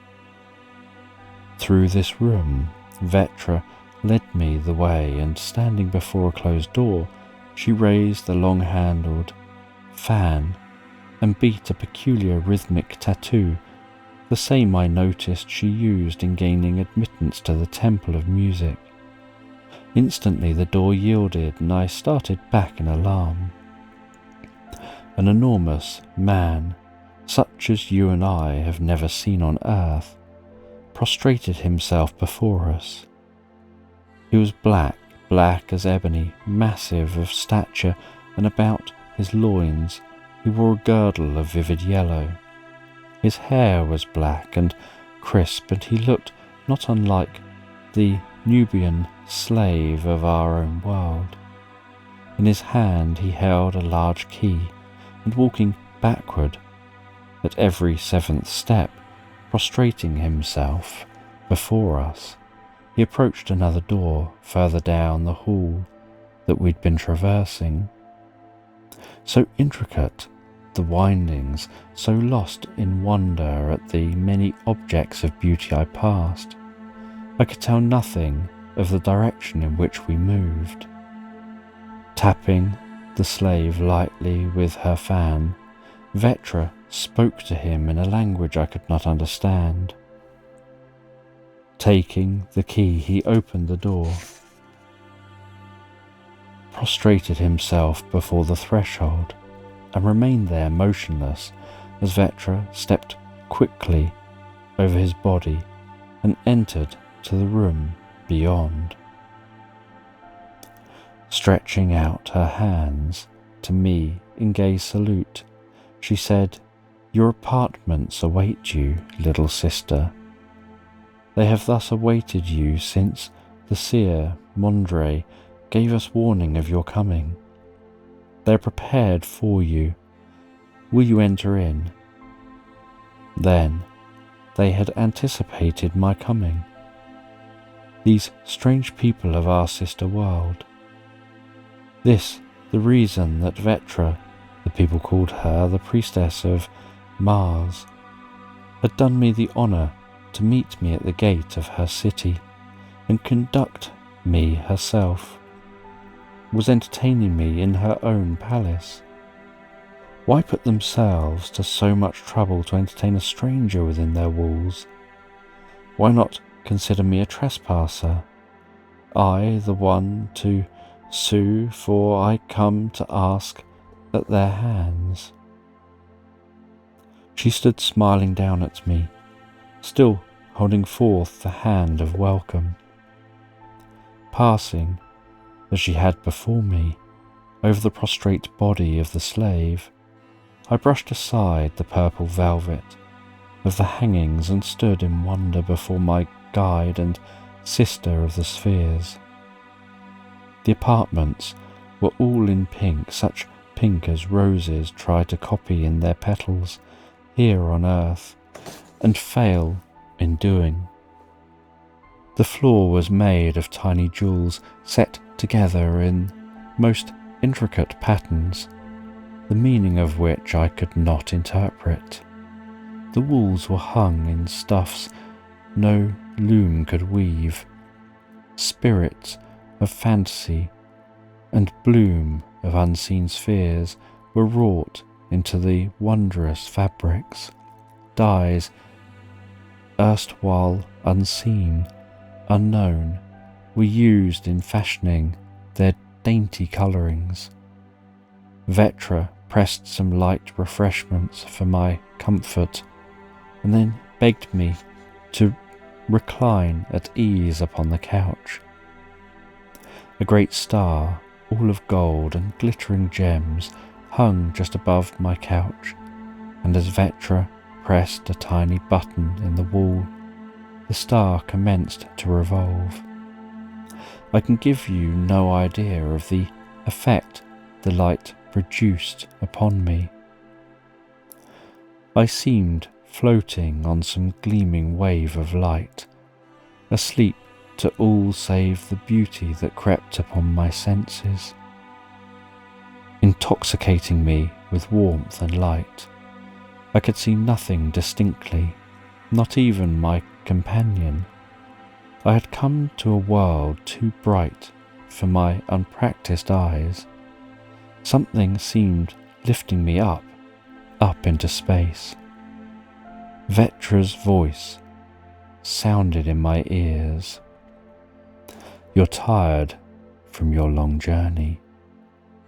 He who runs after knowledge is often sidetracked by the frailty of the body, sleep and rest. I felt the soft pressure of her hands above me. A cool breeze swept my face in refreshing waves. A sense of security, peace, took possession of me, and I realized nothing save music I've never before heard. The perfume of strange flowers, light, warmth, intoxication of my mentality, and I was lost in a sleep whose waking I knew not. An Astral Crime. Chapter 18. A Day on Mars. I awoke the next morning with a sense of pleasure in every limb. No longer the stiffened muscles of my earth life bound me in languorous spirits to my couch. The great star above me had ceased its motion, and only the occasional gleam of opalescent reflections on objects about me reminded me of the queer sensations of the night just past. The faint light of a new-born day was glinting my window panes with the promise of a revelation to me. With a glad heart and eager limbs, I sprang from my couch. A little slave girl arose from her recumbent position and knelt before me in the same manner that Matro, the keeper of the outer hall, had done the preceding evening. I could understand nothing she said to me in her strange tongue, but I guessed she'd been sent to attend me at the toilet. Going over to a great mirror, she touched a hidden spring. The great mirror unfolded and revealed a small, circular room whose walls and floor were all of purest white marble. From the floor of my apartment, one descended by a short flight of steps into a bath whose depth had been secured by the depression below the level of the outer chamber. In the centre of the basin rose the statue of a nymph whose tints copied so perfectly the living flesh that I stepped back, fearing I had surprised someone in her morning bath. All the beauty of face and limbs spoke of a perfection never attained on earth. The sculptor had breathed upon his handiwork and infused it with life. He'd given it the form of woman, but over it he cast the veil of mystery that seemed ever to enchant my senses in this great new world into which I'd come. One perfect arm was extended over the marble basin, and as I stepped within the bath prepared for me, a spray of perfumed water issued from the fingers of the statue and played upon me. Like a child, I tossed the sparkling water about me, buffeted with imaginary billows until, tired finally of the sport and anxious to again be with my friend, I left the bath. The maid came, and from some queer device she held in her hand, she anointed me with a perfume so unlike anything I had ever inhaled that it seemed the crushed sweetness of 1,000 blooms in one. I hastily assumed my robe and returned to my chamber. The maid unbound my hair, brushed it, and plaited it in the half-flowing style I'd found so charmingly suited to Vetra's beauty. When she'd finished, she bound the braids with a string of gems, like and yet unlike our pearls, for they possessed their purity intensified 1,000-fold. Closing the panel that led to the bath, the maid mentioned me to look within the mirror. Could it be that I looked at my image self? My long black hair, so different to Vetra's golden braids, was vastly becoming in its new dress. My eyes of earth's dull grey had grown lustrous, reflecting depths long dormant. My complexion, from some witchery of the bath or climatic change, was clear and brilliant. I was gowned in white, pure, holy white, and my nature responded, expanded, soaring in unison with my environments. Prostrating herself at my feet, the little slave girl glanced at me with a question in her eyes. Unable to otherwise assure her, I smiled, my only way of making her understand my pleasure in her handiwork, and she at once attended me to the door. The same slave unlocked the door and prostrated himself in the same manner as on the previous evening. It seemed exceedingly strange, for it was the only evidence of bondage, the only locked doors I'd encountered since my coming. This I afterwards learned was done in my honour, knowing the fear I'd naturally labour under as a child of earth. Vetra had stationed this protector to ensure me tranquillity of mind. On meeting with the slave, I followed where he led, through the same labyrinth of winding ways, to find myself at the head of the staircase. Vetra, my one dear friend in all this strange land, was awaiting me. She'd been beautiful to me on our first meeting, but she now seemed a vision, standing with her robe of royal purple falling about her, her hair bound only by its band of gold, her great brown eyes lit by fires of friendship's kindling, her milk-white hand extended in greeting, bathed in a mist of golden light from above. She drew me to her, and kissing me upon my brow, she placed her arms about me, and together we descended to the lower hall. Out into the glorious beauty of the coming day. Up rose the sun. Great bars of crimson light shot aslant the sky, bathing everything in the faint, mysterious pink glow I'd noticed on alighting on Mars, so faint that it seemed but the reflection from the heart of a rose or tinted lip of a seashell, yet casting such a witchery over the landscape that I drew a sharp breath of surprise as we stepped out into the fullness of morning. With her arm still about me, she led me forth into the grounds, passing beds of rare plants whose ravishing beauty I fain would be lingered over. We came at last to an easy seat under the spreading branches of a tree. The great blossoms dropped about us like a screen, and I eagerly plucked them until my lap was crowded with the fragrant blossoms.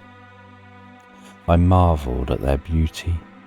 They were cup-shaped, and in their snowy hearts one crimson spot glowed like a drop of blood. There is a legend that has been handed down to our house concerning the blossoms you have so eagerly gathered. If you'd like to hear it, I'll tell it while the servants bring our breakfast. I thought you'd like to breakfast here with me. Picking up one of the blossoms from my lap, Vetra gently separated the petals, laying bare the crimson spot within its chalice. "It is the Cantula blossom," she said, "and it means a crimson dome, as nearly as I can explain it in your language.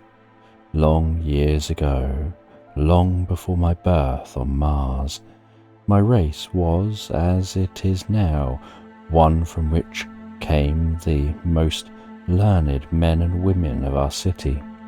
Every generation has given one to enter the priesthood of the inner circle. Our greatest law here is the law of love, and he who disobeys the law or does wrong towards his fellow plunges not only himself, but all in common with him, into a doom that must be worked out by those who come after him. There was one of my race called Martino." "Wait," I cried, "wait." Dimly I seemed to recall the name as I did the evening hymn. When I heard it yesterday, help me, oh, you do not realize how terrible this shadowy, fleeting recognition of my former self is to me. No, that is true. My progression has only ever been forward, and only those who pass through the fire feel the actual flames.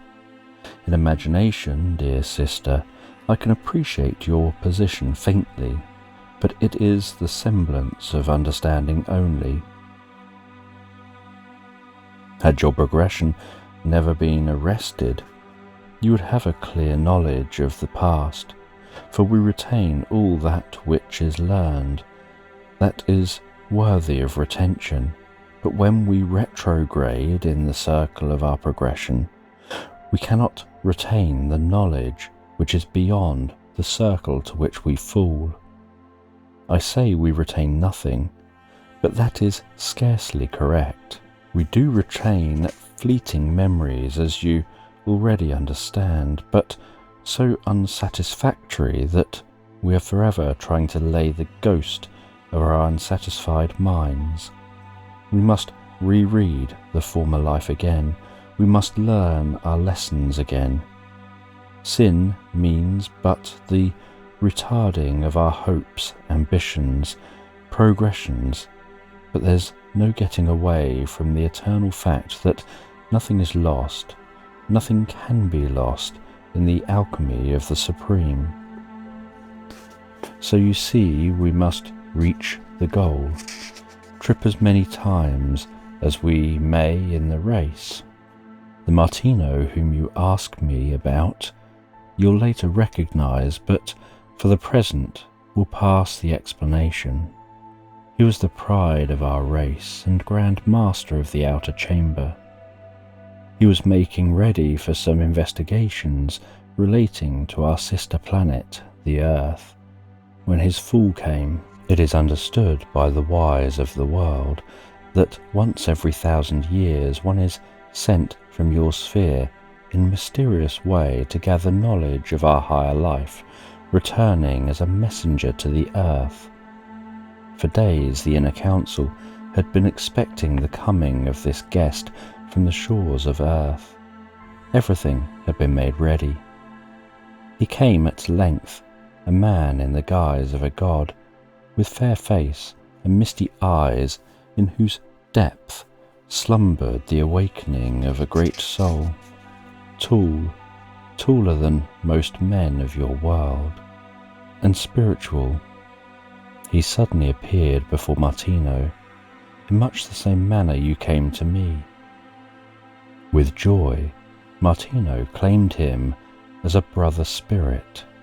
Swift-winged days passed while the stranger drank from the cup of knowledge, pressed to his lips by the willing hand of Martino. He gathered from the sacred books of the outer circle. He was initiated into the mysteries of the spheres. In brotherhood they dwelt together.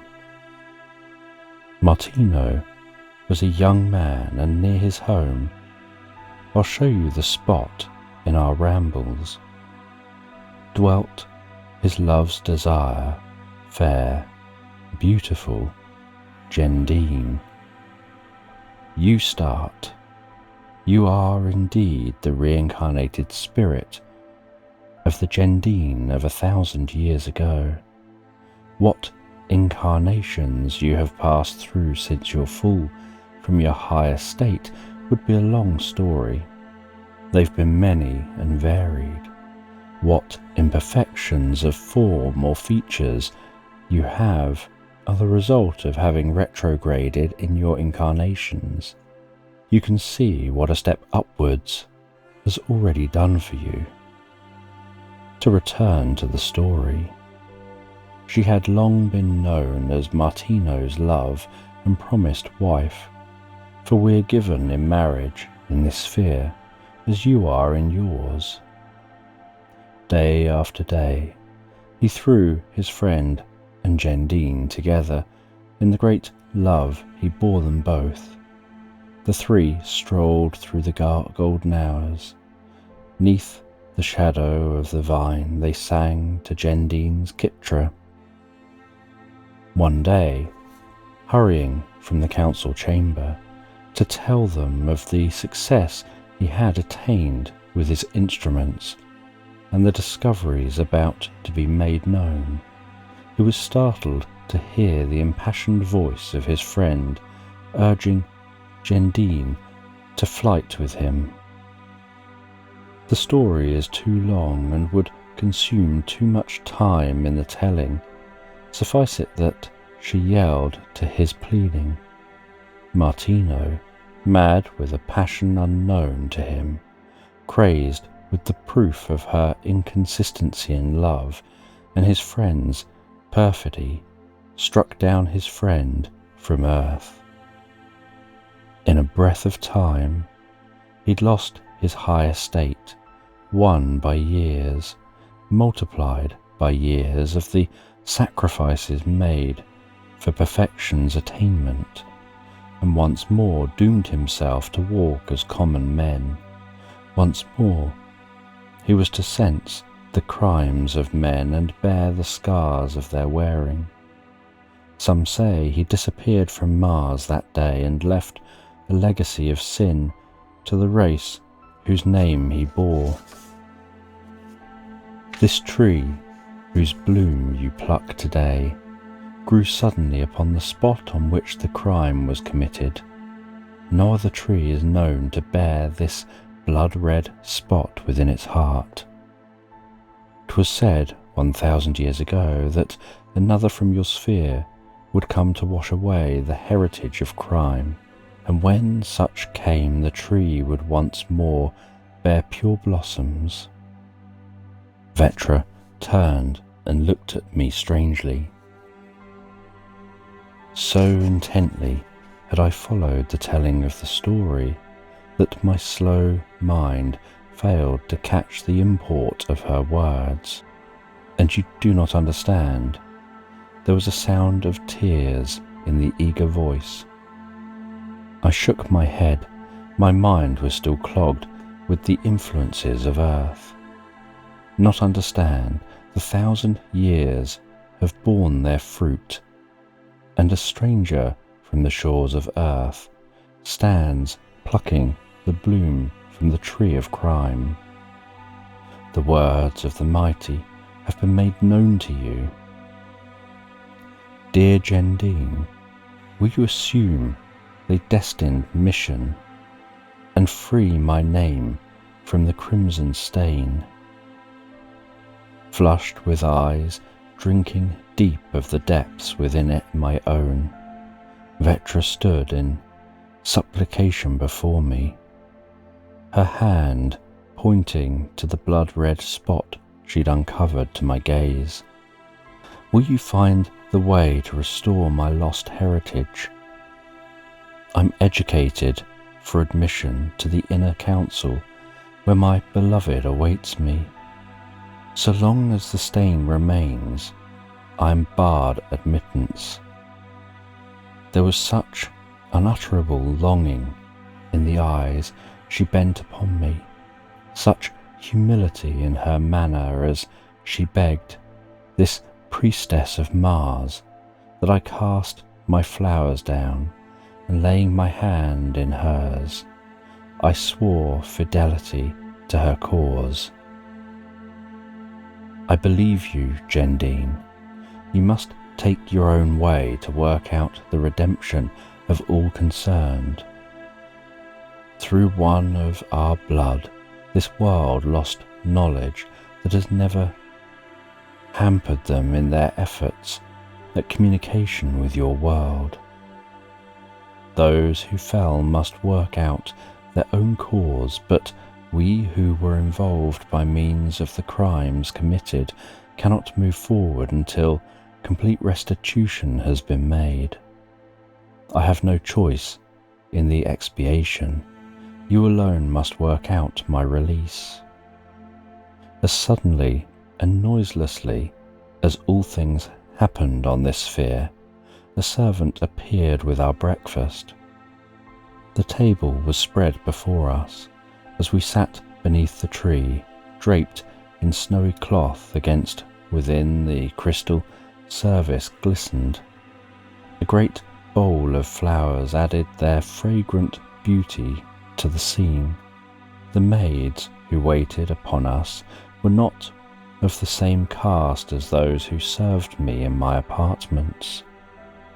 These were fair as dawn, and their sylph-like forms gleamed through faint-tinted draperies that enveloped them, while a band or coronet of roses contrasted with the burnished gold of their hair. From wrists and ankles, tiny bells tinkled weird music in accompaniment to their movements. The maid serving me heaped my plate with viands I'd never seen before. In place of bread, a wafer-like substance was used. When crushed between the teeth, it was slightly sweet, like the taste of wild honey. With this was served a drink, amber in colour and fragrant to the nostrils as nectar. One taste of the sparkling liquid, and it sent a queer vibration through my frame. I quaffed eagerly of the cup. In great bounds the blood coursed through my veins. My fingers tingled with desire. All feelings of earth slipped from me. Had I always lived in this world? It was like the return to a fondly cherished home. The earth scales were slipping from before my eyes. Clearer grew my vision.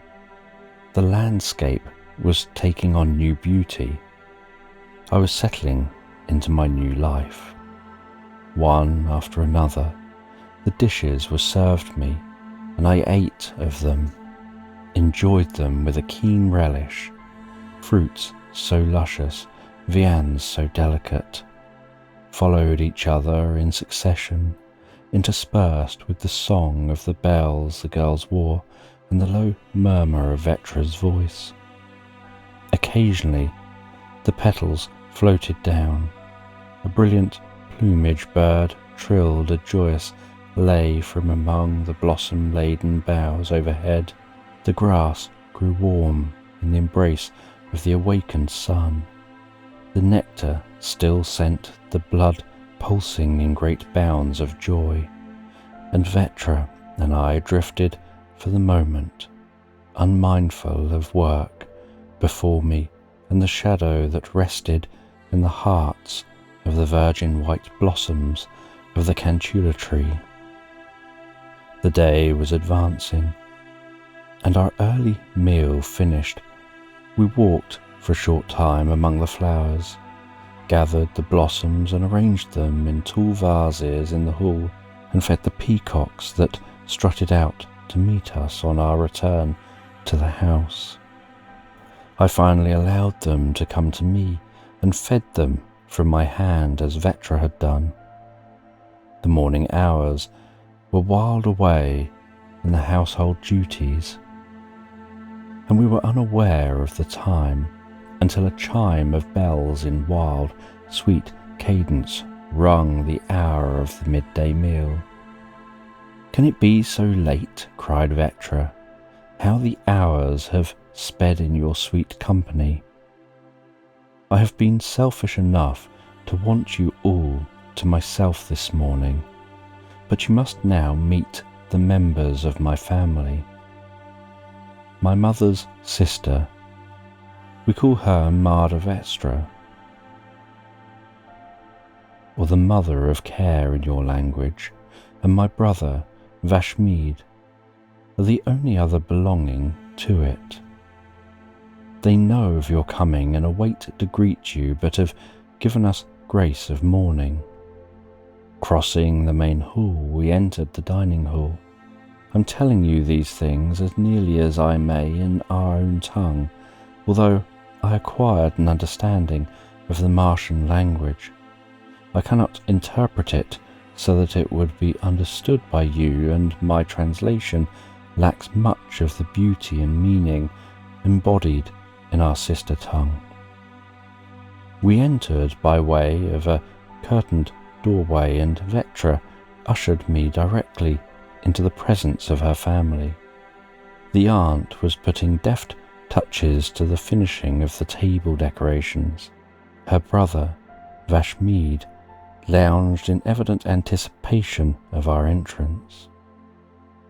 As we entered, the Astral came to meet us.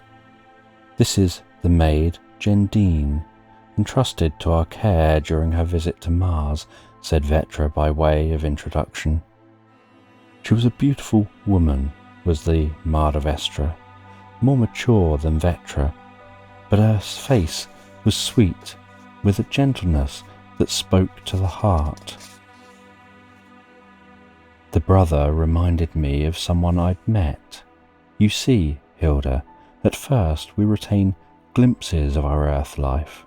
We remember faintly people, events, in fact, all things seem strangely turned about to one.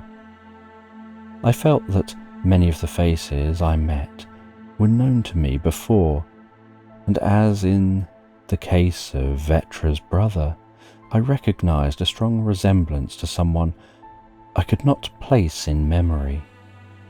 Later, when I'd taken on more of the life from which I'd been separated so many years and was able to comprehend the things I was privileged to investigate, I knew they were much like Martino's, taller, fairer, more perfect in his proportions.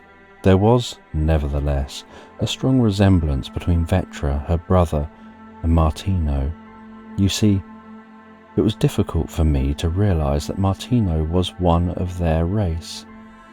The first few days I passed in comparative quiet, with only the company of my entertainers. It was remarkable how soon I accustomed myself to the Martian tongue. Vetra spoke to me mostly in my own language and told me that the transpirings of Earth was an open book to them, that our world was plainly within the compass of their astronomical instruments. They were looking anxiously for the time to come when communication might become possible between the worlds. Your world is progressing rapidly, said Vetra, and it is a matter of time only when we may aid them in their efforts to acquire such knowledge as will make this thing, now a dream to you, a reality. The fact of your visit is known to our wise men, and from this visit they expect great good to result. It will not be possible for you to take all the secrets you here learn to Earth with you, but as little as you are able to carry back to your shores, it may be the means of renewed activity on the part of your scholars. As the few learn that astral communication is an established fact, the philosopher, the astronomer, the man of art and the man of letters will find means to draw, or rather attract, this information to himself. It will be a matter of several days before you readily understand the language. Do not study too hard, for remember, enlightenment is an unfoldment. It is not the man who wears himself out over the midnight oil and travels after knowledge that is so successful. It is the man who absorbs it as it is sent into space without price for the one who earnestly desires it. Desire, my dear Gendine, is the mother of attainment. I saw the wisdom of her counsel, and in a few days of quiet I absorbed more true knowledge than I acquired on earth by hard study during my several years of existence here.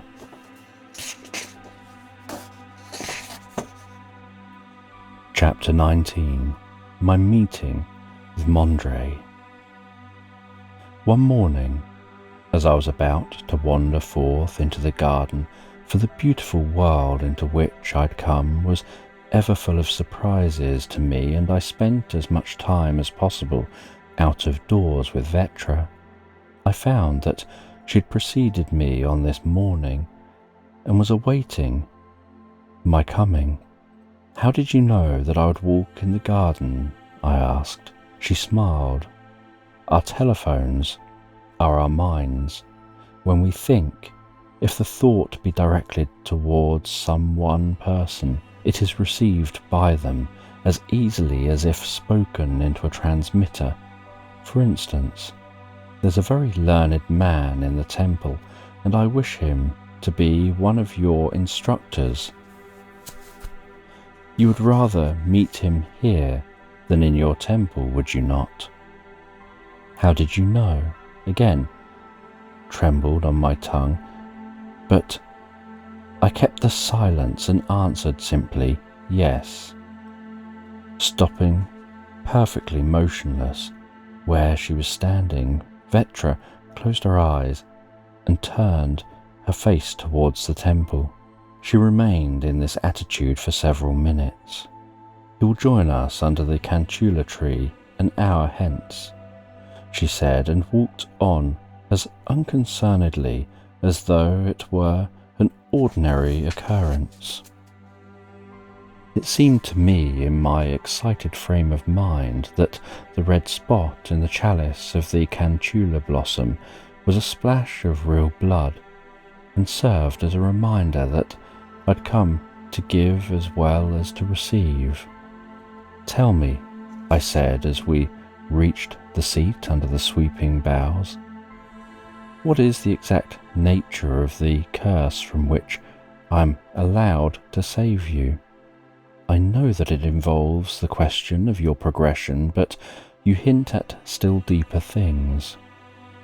I'm strong now and able to begin my work. I have only a year, remember, in which to accomplish this great end, and I have need to be about it, have I not?" She turned a smiling face to meet my impetuous outburst. "Dear Gendine, you will indeed clear the stain from our name. The great trouble is, as I've told you before, I believe that when Martino committed the crime, he involved all of the race that came after him in his calamity. The curse falls heaviest on the son who comes to every generation." Yes, as my startled glance arrested her, all of the men of my race have been doomed to wear the disgrace wrought by Martino, doomed for 1,000 years to forfeit their rightful seat in the inner council. Such a fate awaits Vashmid unless the chain of circumstances be broken. "And you say I'm to be the instrument of its accomplishment?" I cried. "Yes," said Vetra, and her hand sought mine in a tender clasp. "You'll have strength, I'm sure. Your return to Mars is the wedge which may force asunder the first link of the horrible chain of crime. When Martino has returned the knowledge he snatched from the hands of our wise men, the debt will have been paid, the chain sundered, and our race will be allowed to assume its rightful heritage. I've tried to redeem in part the great error of the past. I have given my life to study under the priests and have been admitted as priestess of the outer chamber. My soul longs for the inner light, but not until the price be paid can I enter into the inner chamber, unless you can establish communication with your earth and, by virtue of your acquired knowledge, send Martino to this sphere. We are again doomed. Will he remain on this sphere in that event? I asked. No, it is a part of his expiation to be forced to live out the cycle and the fullness thereof on the lower world. Hosmer had been allowed, because of a singularly beautiful life, to come to this world as an ambassador. He was not essentially of this world, you see, therefore his progression does not call for his remaining, and he will not reach life on this planet until his work on earth be done. Martino had greater wisdom, and his fall was, in consequence, the greater. We know there is ever a forward progression, and that from thence we go to Venus and on, in succession, moving ever towards the centre of the electric orb that governs our division of the spheres. When we've conquered the worlds of our division, we'll have still other worlds to conquer, for we will then gravitate towards the centre or axes of the combined system of worlds. Then we'll have become all light, all essence. Life is everlasting. On the morning that Martino perfected the instruments by which he meant to establish communication with a higher world, that we might advance in our civilization, the blow fell. It is at the zenith of fame that we are weakest. Crime snatched his great invention from his hands of the seers, and the secret of its making was thrown out into the chaos of space. Could he return, even for a brief period, it would enable him to restore the lost secret, for none who've come after him have been wise enough to recover it. Locked away in his subconscious mind lies dormant the thing we covet, and it can be recovered only through one who has partaken of life on both spheres. I see at last, Vetra, I whispered, but the method of its recovery, how am I to obtain the knowledge necessary to me? How go about it? You'll be taught by the seer Mondre. Ah, you're punctual, Father. I had seen no one approaching and was startled by Vetra's breaking off of conversation so abruptly. What I saw, on turning about, was a man, no, not a man, rather a god. I can give you no adequate description of his personality. He was a man, the perfect man intended by creation. Such was Martino before his fall, Vetra told me, after the seer Mondre left us. During the afternoon, Vetra took me through the remaining circles of their city. The fifth circle I found was devoted to the schools where all manner of things were taught, their studies, methods, everything differing wildly from ours. I can give you no idea of them without going into detail. Would you rather that I stopped to do so now, or go on with that which concerns us more nearly, returning at some more convenient time to the description of the schools? Let us have that which concerns us, was the universal exclamation. The sixth circle was the abode of the priests, seers and teachers who dwelt apart from the common people in order to gain the quiet necessary for their studies and meditations. When I've gained admittance to the inner council, I too will take up my abode here, said Vetra, and leave the home you now occupy. Will you never marry? A sad smile drifted across the radiance of her face. No, not on this earth. The one I love has gone on before me. But you said he belonged to the inner council. So he did, but he has recently passed on. And you've been borne your sorrow in silence, have given me no chance to help you. I was amazed that events could have transpired without my knowledge, being on such intimate footing with my hostess. We do not recognize death as a sorrow here. We recognize it only as an opportunity. I feel natural sorrow that he's progressed rapidly while I'm held from communion with him because of my environments. You have much before you, and I would add no burden to your lot. I study ever that I may rejoin him in his progression. My great desire is that Vashmid be spared to carry on the succession of our name. My heart, my desire, my ambition for myself is far, far above us, where you see yon world swinging. I'm sure my beloved awaits me there. The words were a whispered prayer. A sudden glory overspread her countenance, and I then realized that there is but one affinity in all of the millions of souls. She'd met and acknowledged hers, and space, time, endless difficulties could not forever keep her from her own.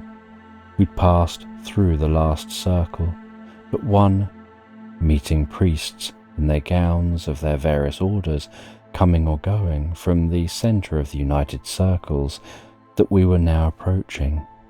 How time flies. See where the hour hand points. The three listeners arose slowly to bid one another good night. I could easily forget the hour if it were not tiresome to you, said Martino eagerly, as he took the hand of Iris in his to say good night for the few remaining hours of the night. I'll leave the story of the temple until tomorrow evening, she said, shaking a playful finger at his serious face, for it will be easier of digestion if taken in moderation. An Astral Crime, Chapter 20, The Temple. The seventh circle was dedicated to the Temple of Mars, and I approached it in wonder. It was an enormous structure and was both beautiful and imposing. Over the entrance to the temple was blazoned a star of 7 points, of the metal so like and yet unlike our gold. It was of 7 points, as I've told you, the centre being of this precious metal that changed from the colour of our gold to the colours found in the bloodstone when held over the fire. In the centre of the star was a stone of immense jewel, red as the sunset tints but clear as crystal, so that one might see through it. It is the same, Cosmo almost shouted in the intensity of his emotion. It is the same star Iris once described to us when a mere child. Do you not remember, Hilda? It appeared strangely familiar to me also. I know now that I'd been in this temple before, but at that time I still recognized things dimly. We joined the throng that was passing into the temple, which was open all hours of the day or night. It was considered sacred to the worship and service of the Supreme and was never locked away from the people. There were numerous seats or pews, but I noticed that one was never ushered to good, bad or indifferent seats, according to the wealth of one's garments, as it too plainly evident in the holy tabernacles of the Christian era. The walls and ceilings were of the rarest workmanship, Vetra told me that the temple had been years in building and that only such students as had attained the greatest perfection in their arts were permitted to participate in its building. Thus, the temple had received the creative genius of many generations. The walls and the ceilings were decorated by hand, and the most beautiful pictures set in frames of precious stones and engraved metals, the work so intricate and elaborate that it represented the history of thousands of years in the Martian world, were hung upon its walls. Vetra explained that the students were taught all this work and that each gave the best that he was able to produce to the beautifying of the temple. At the end of the main aisle, one ascended by steps in the great altar. During my stay on Mars, I never saw the altar without its dress of flowers. Worship was not a one-day affair, but was the loose star of their existence. In fact, the temple represented that the attainment of knowledge is the true religion. There were regular lectures, the same as we have a Sabbath sermon, but they were all helpful, all clear, and intended to reveal the truth, not to mystify. Vetra explained that the evolution of planets was the same as the evolution of life. Mars, being older than your planet, has progressed beyond you, as is natural. As your world has its succession of gods, your Confucius, Mohammed, the Christ, so it has been subject of worship and served their turn in the economy of the spheres, replaced as the times demanded by a new god, meaning really a teacher. Their teachings were all good and served their purpose until supplanted by the new, born according to the evolution of the generations. In each cycle, a new teacher was given to the earth. Confucius was a messenger of the Supreme, the same as the Christ, and taught of the same truths as he, though under different guise, and aimed at the perfection Christ taught. The world grew beyond Confucius's teachings, and the world will one day discover that it has passed beyond much of the teachings of the Bible, which is merely a history of the times of which it writes, and that through evolution, after evolution, they have all worshipped the central truth, love.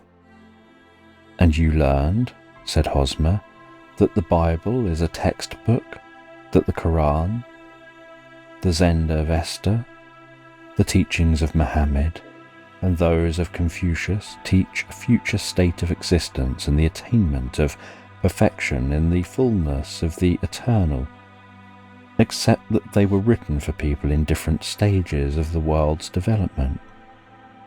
Yes, to the people at the time they were written, they meant as much as the Bible typifies to our minds. The Bible is the greatest history that has ever been written, and the miracles that have so long mystified the people are but practical truths plain to the mind that has been able to grasp at the hidden spring of knowledge. After some portions of the Bible were written, it was recognized that the world was too blind to be permitted the free use of such great truths.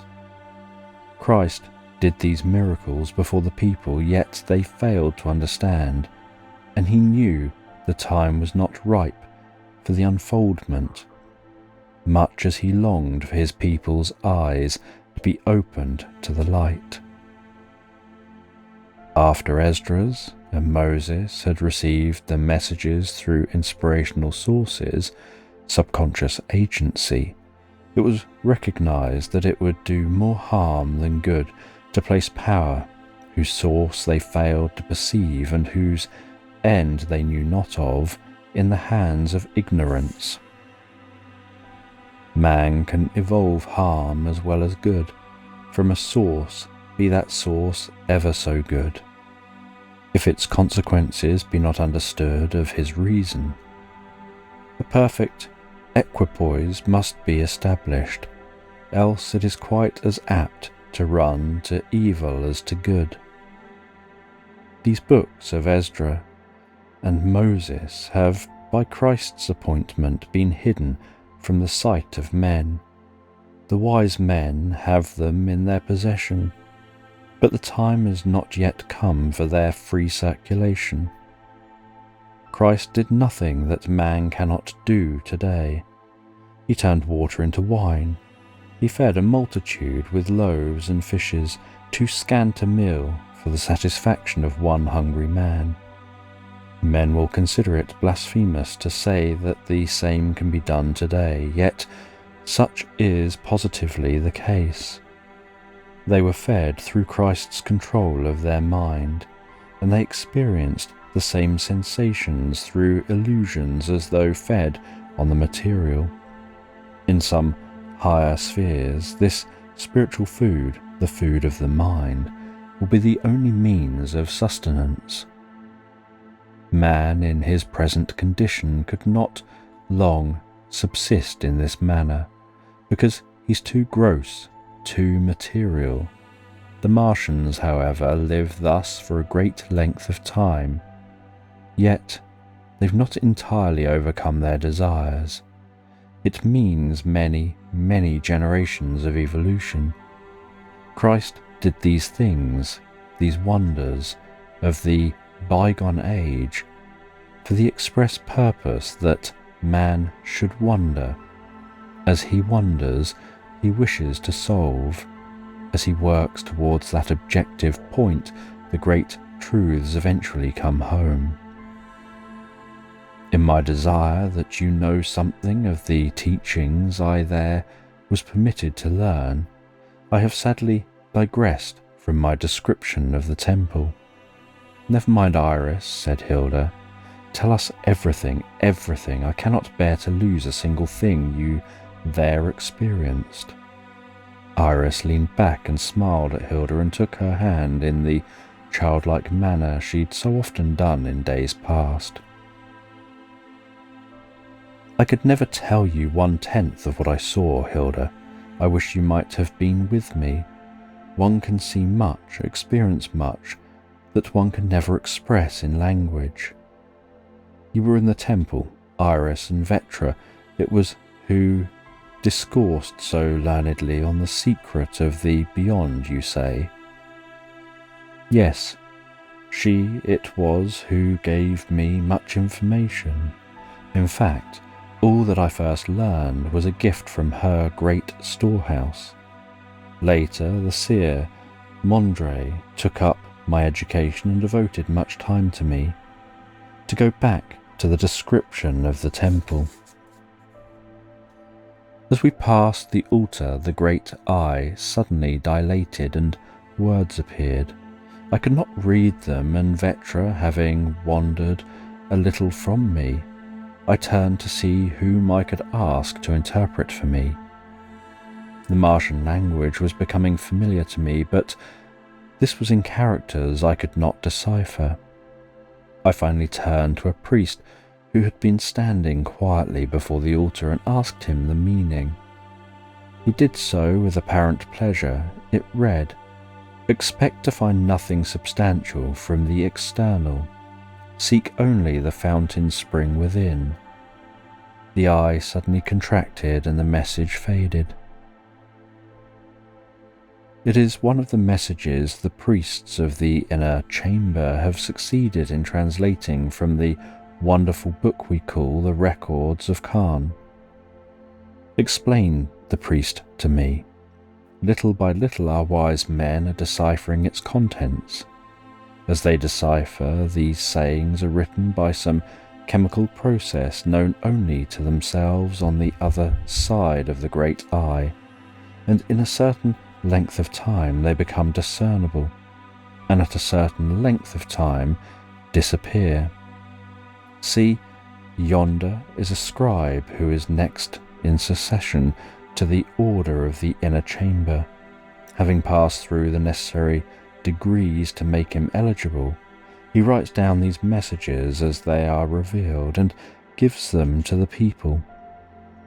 A record is thus kept of the translations, and the people are benefited inasmuch as they can profit by its teachings, not having to wait for the finished work, which means much time yet to be devoted to its translating. And why not allow the scribes in the inner chamber? I asked. Because, he made answer, great revelations come only in the silence, and so perfect are the workings of the inner chamber that one must be perfectly in tune with them, or the work would only be hindered and delayed. Thus it is that all initiates are chosen carefully and are never allowed to enter until the priests are sure of the fact that the applicant is destined for a life above that of the outer world. The life of an inner circle priest is arduous, and few choose the life. Few, very few who aspire are able to earn their seat in the chamber. Were the priests to come forth and break their silence, they would lose the power of concentration which they have laboured years obtaining, said Vetra as she joined me. The priest saluted her with a sign I knew to belong to one of their secret societies and left us.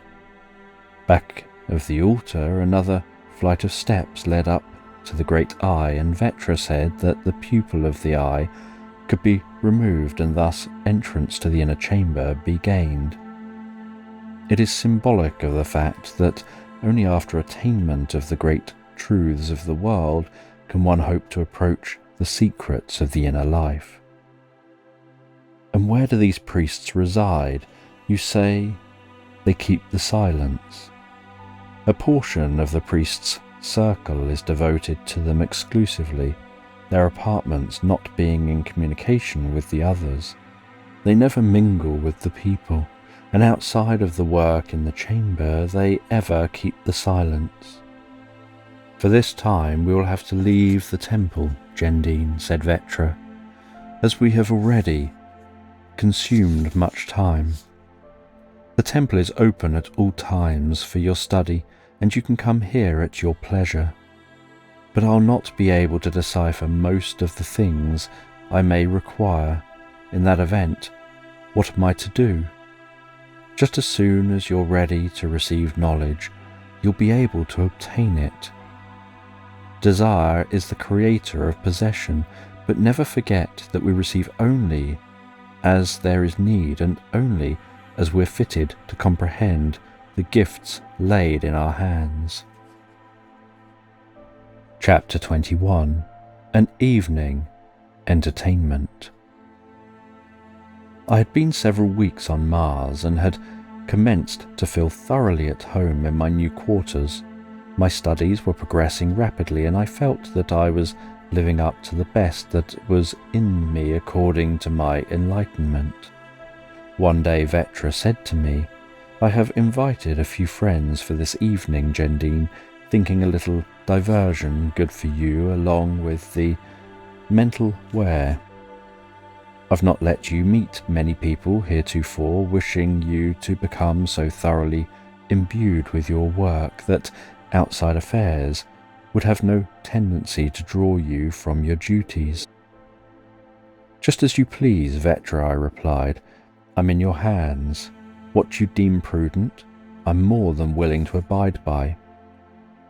I made answer in good faith, for truth to tell, I had become almost selfish in the race for fuel with which to feed the fires of my ambition, and I recognized, as I have no doubt she did, that my growth might become dwarfed by too close application.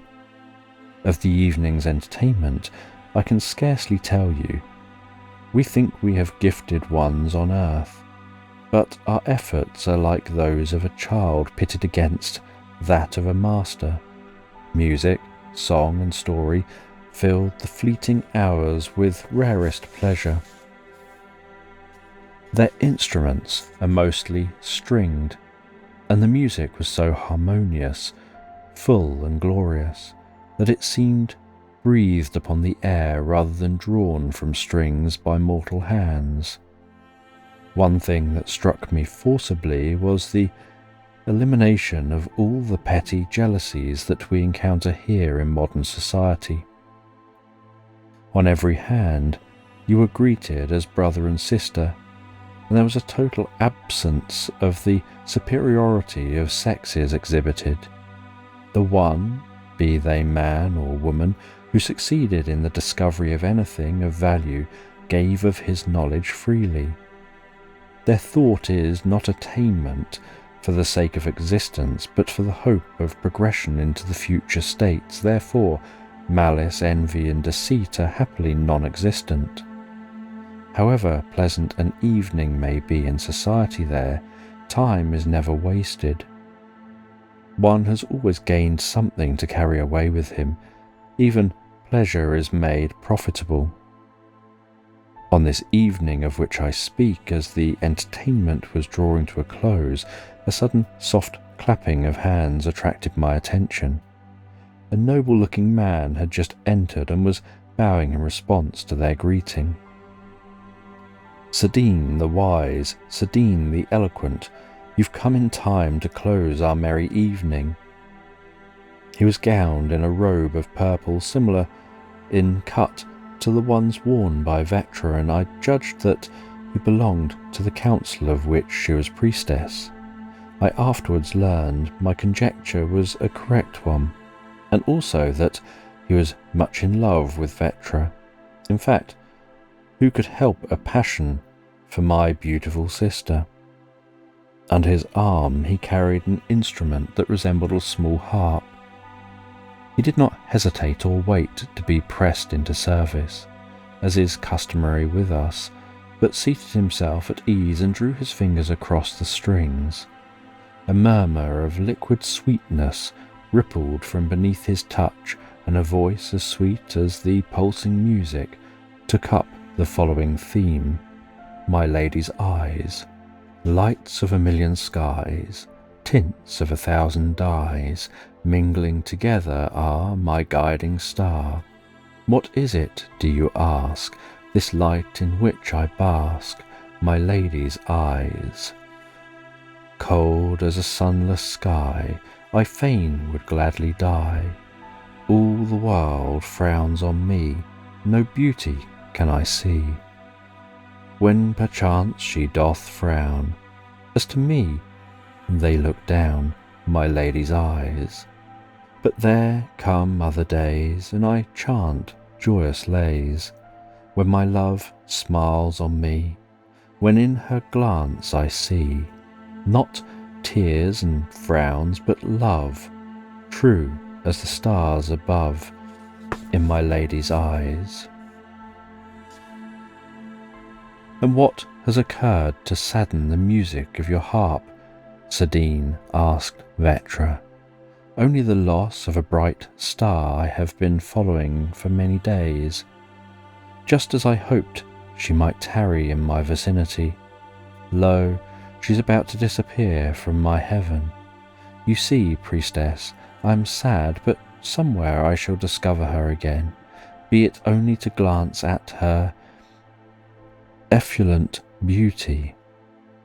There is the consummation of my desire in the beyond. Our days will be full, for we will meet upon a circle from which we're not compelled to deviate as on this sphere. I failed to comprehend the full import of his words at the time, but I knew from the tenderness of Vetra's manner that she sought to cover a wound for him. The cloud of a moment passed, and his bright glance met hers in open admiration and loyalty. Turning to me, he drew a tender prelude from the strings and sang, Welcome among us, thou fair one from space, welcome among us the tenderest grace that Mars can bestow, be it thine lovely maid, and the laurel of wisdom above thy how laid. Thou shalt between men of our race harmony bring through thy flight in space. The firmament near yet has controlled, through frail and gentle a spirit more bold. Then welcome, thrice welcome, as greeting we give to one who makes sacrifice that others may live. May the books of our sages, the records of Khan, be yours for the asking, fair maiden. Salam. One by one the guests pressed my hand in fellowship and left us for the night. What a delightful evening you have thus afforded me, and what a delightful man the one called Sadine. My dear Vetra, how can I thank you? I'm already rewarded by your pleasure. I'm glad you enjoyed the people, for you will study with this class in the future, and I wished you to meet them before entering on your studies. The one called Sadine is a rare spirit. We call about us those with whom we are in sympathy. Sadine is beloved both in the lighter mood of this evening and as a scholar of great merit. You'll see more of him during the following weeks, for he conducts some of the work you're about to take up. I spent many such evenings and could tell you so much that would be of benefit and profit to you, but I must desist for this time.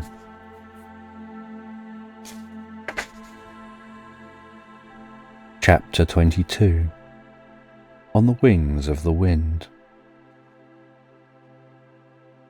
One day, as I was leaving the temple on the way to my apartments, I saw a strange bird, or what appeared to be a bird, sailing slowly across the open fields outside the city. It cannot be a bird, I reasoned. It is too large. It cannot be that birds attain such growth here. I still followed its flight with my eyes, unable to repress my curiosity. It was settling quietly, easily down to earth. Sadine passing me at the moment, I called his attention.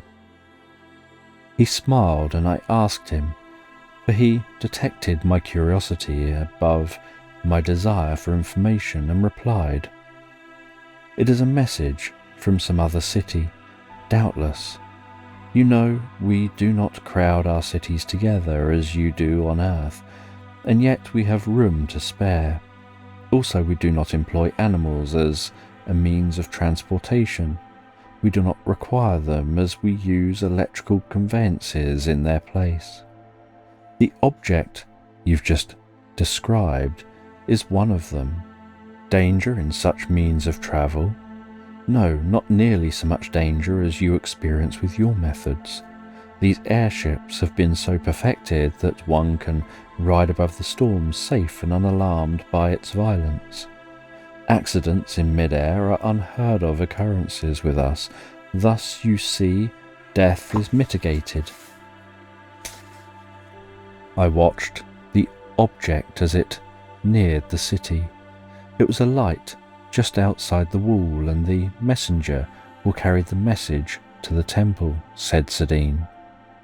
Nearer and nearer it drifted, moving like a great eagle that, sustaining its weight, settles to earth.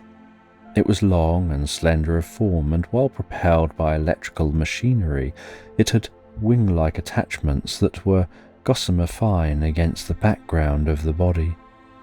These wing attachments, Sadine explained, were arranged to counteract the motion, making a ride in mid-air both delightful and without the plunging movement noticeable in one built along the lines on which ours are constructed. "And do you always travel in this manner from city to city?" I asked. "We have all the requisites within our city that are necessary to our enjoyment, and we travel only as we wish to see friends or desire to communicate on matters of state. Each city here is governed of itself. That is, we have our boundary lines within which the city and fields owned by the city lie. To this manner we never infringe on others. War is unknown to us. Anything coming up between the governments of the different cities is settled by the grand councils of both. Doubtless the one who has just arrived brings some matter for arbitration between our cities and that of a neighbouring city called Naboon. And is there no travelling for sightseeing? Do people only travel for information or necessity? We do not travel as people of Earth do. Curiosity dominates the mind of Earth. In this manner, man goes about in a mad whirl. He is here today, there tomorrow, and dreams he is progressing. The Martian knows that all parts of the sphere in which he lives is open to him, not by rushing after it, but by quietly drawing it to him by force of will. And can you see all these cities of your world? Can you know as much of them through the internal sights of our men learn by travel over foreign fields? I could scarce believe him to be in earnest. Travel is considered of so much importance, of such advantage to us. You can see far more than if you visited all these places in person, he replied soberly and remembering my journey through space. I was satisfied that he spoke but the truth. Are your cities alike in government, architecture, etc.? Oh no, they're built in circles as in the city of Martum. The plans vary much in other particulars, however. Have you noticed the economy in the building of Martum? I have noticed there is far less time wasted in travel than in a city built along parallel lines, and I can see the object of the masses occupying the central circle, for whether engaged in the sciences or plying the trades, they're centrally located. With us, the people use every available kind of vehicle for means of transportation. Your people do not seem to do so here. We have electric vehicles, but they're used almost entirely for relaxation and amusement. Being central to all points within the city walls, and owing to the density of the atmosphere, it is a treat to walk long distances, and one experiences little fatigue, as you have no doubt noticed. The universal intelligence has planned all things wisely. You have your beasts of burden, for they are more or less a necessity with you. We do not need them.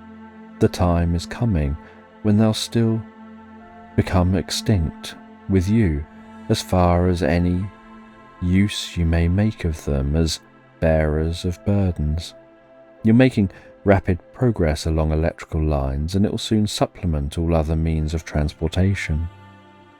Your people must learn to use fire, for it's essential for the life of the planet.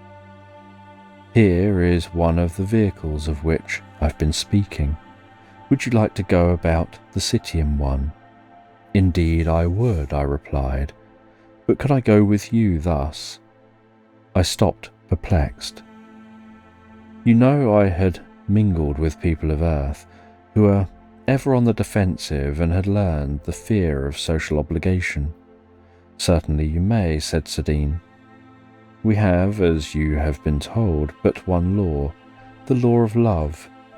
There are no such questions of the relations of the sexes with us. Man is bound to be woman's protector. You're safe at the midnight hour on the streets of Martum. You'll find at least this differentiates between your world and ours. Guiding me to the carriage in question, he helped me to a seat and, waving aside the man in charge, took control of himself. We swung out into the open circle between the priest's habitation and the park that skirted it. No jolting, no breakneck speed. We rolled along over the level road, and Sadine pointed out many objects of interest to me. We have electric carriages, but they're not like these, I said. You'll be able to aid some inventor by giving him a description of those you've seen here. Your mechanical devices are at fault. They fail to allow for the friction at different rates of speed they may seek to obtain. They try to drive a carriage at any time under different atmospheric pressure, at the same rate of speed, without adjustment of the machinery. This must be overcome before you can attain the easy motion you so much enjoy. I have the plan of these vehicles, Sir Hosmer, and under proper condition I can reveal their mechanism to you. It is one of the things that has raised Mars far above us, this use of the electric forces. I shall be glad to receive the information, Iris, anything that may aid humanity in its uplifting. There is a young inventor in America today who's experimenting along these lines. He received the plans during slumber. He thinks that he worked it out himself, but often wonders why he's able to work to such an advantage without apparent effort. This information given him while in receptive mood will be worked out and a superior machine placed on the market. And will it be a perfect machine, Iris? Martino spoke eagerly. In a measure it will, or would be if he did as directed, but he's not content to leave it to the source from which he receives it for its completion, but tries to introduce plans of his own. When a man is given a device, invention, or the like, in a moment, as you might say, it's a gift from a higher plane, reached down to him. If he allows it to work itself out, he succeeds beyond his most far-fetched dreams, but divine and human plans do not unite. I'll tell you of an hour spent with Mondre when next I take up the story. Good night. Martino was a devoted listener when Iris spoke, and he was her shadow wherever she went.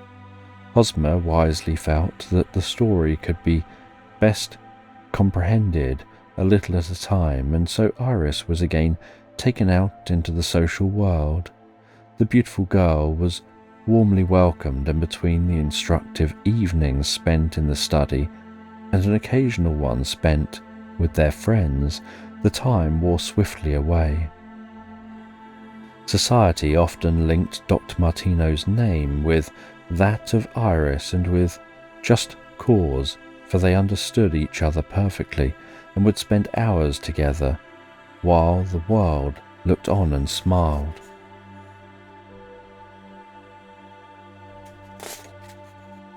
Chapter 23. An Hour with the Seer Mondre. I told you that I would tell you of an hour that I spent with the Seer Mondre, did I not? Asked Iris as she took her accustomed seat at Hilda's knee. I consider that hour spent with him worth as much as the rest of my time spent on Mars. In that hour I received the knowledge that made all things plain to me.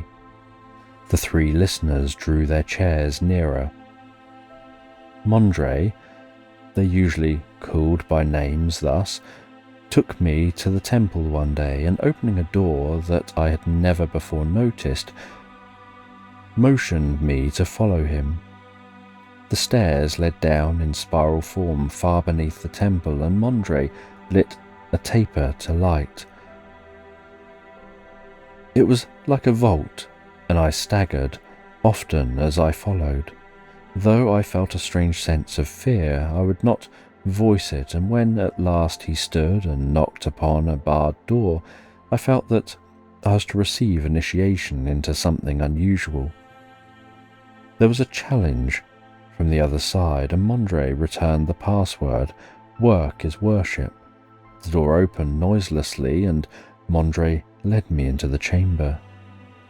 The faces were strange, and the purple and white of their robes, ablaze with jewels that flashed under the light from many lamps, blinded me. There was a sudden clashing as if 1,000 swords were crossed above my head, and the centre of the ceiling moved apart and clouds of vapour rolled forth. In a moment, I was enveloped in a mist of the scented vapour, and the lights grew dim to my very vision. The last thing I sensed was Vetra's face bending over me, and I felt that whatever came to me, I was safe. This indeed is the secret of their success. There are fearless people, and where fear never enters, failure can find no home. I do not know how long I remained in this unconscious condition, presumably but a short time, for an hour after entering the chamber with Mondre, I was again conducted to the temple. Dimly a star appeared before me, and everything grew light to my eyes. The star grew larger, and I heard a voice saying, "I open thus the eternal eye. You are now to learn how the chain of crime that links you to the two worlds is to be broken. You know how this crime occurred, but you do not understand the way of its redemption. Watch closely, for the eye I now open will see as mortal eye cannot.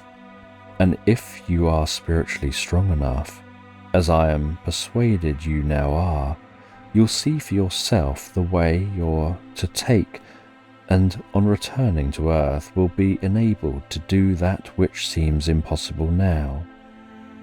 I watched eagerly for the eye of which he spoke. Things became clearer to my vision. How astral visits might be accomplished at will.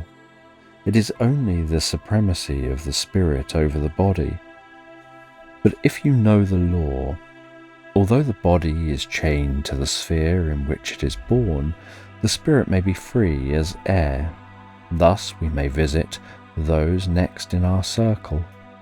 It is possible to remain away from the body and take up your abode in that sphere, but, like myself, you'll have become imbued with the desire to return to carry light to the brother of your love in the benighted world.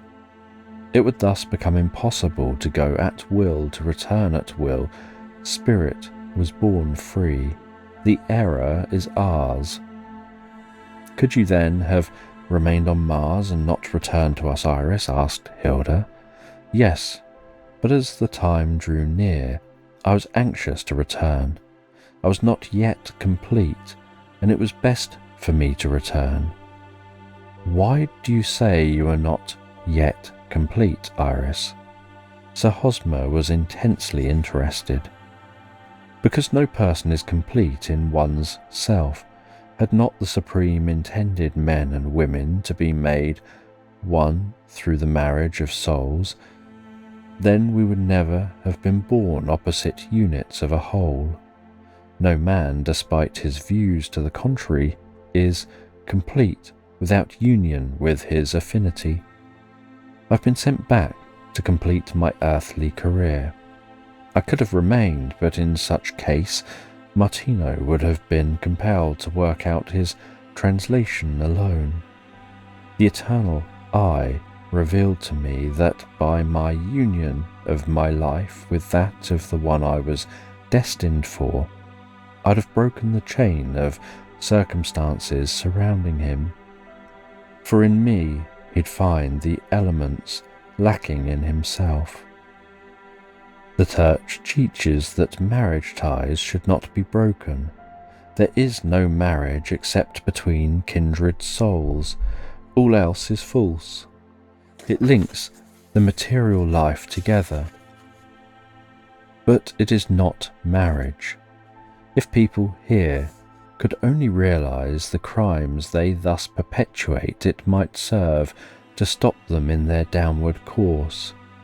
Once married to the one who completes one's existence, nothing can ever separate such souls. They're bound to seek out one another at some place, at some time. There is no absolute peace, no rest, until one is made whole in love. I could see as plainly as though it moved before me in panorama the hideous chain of circumstances that has circumscribed our lives.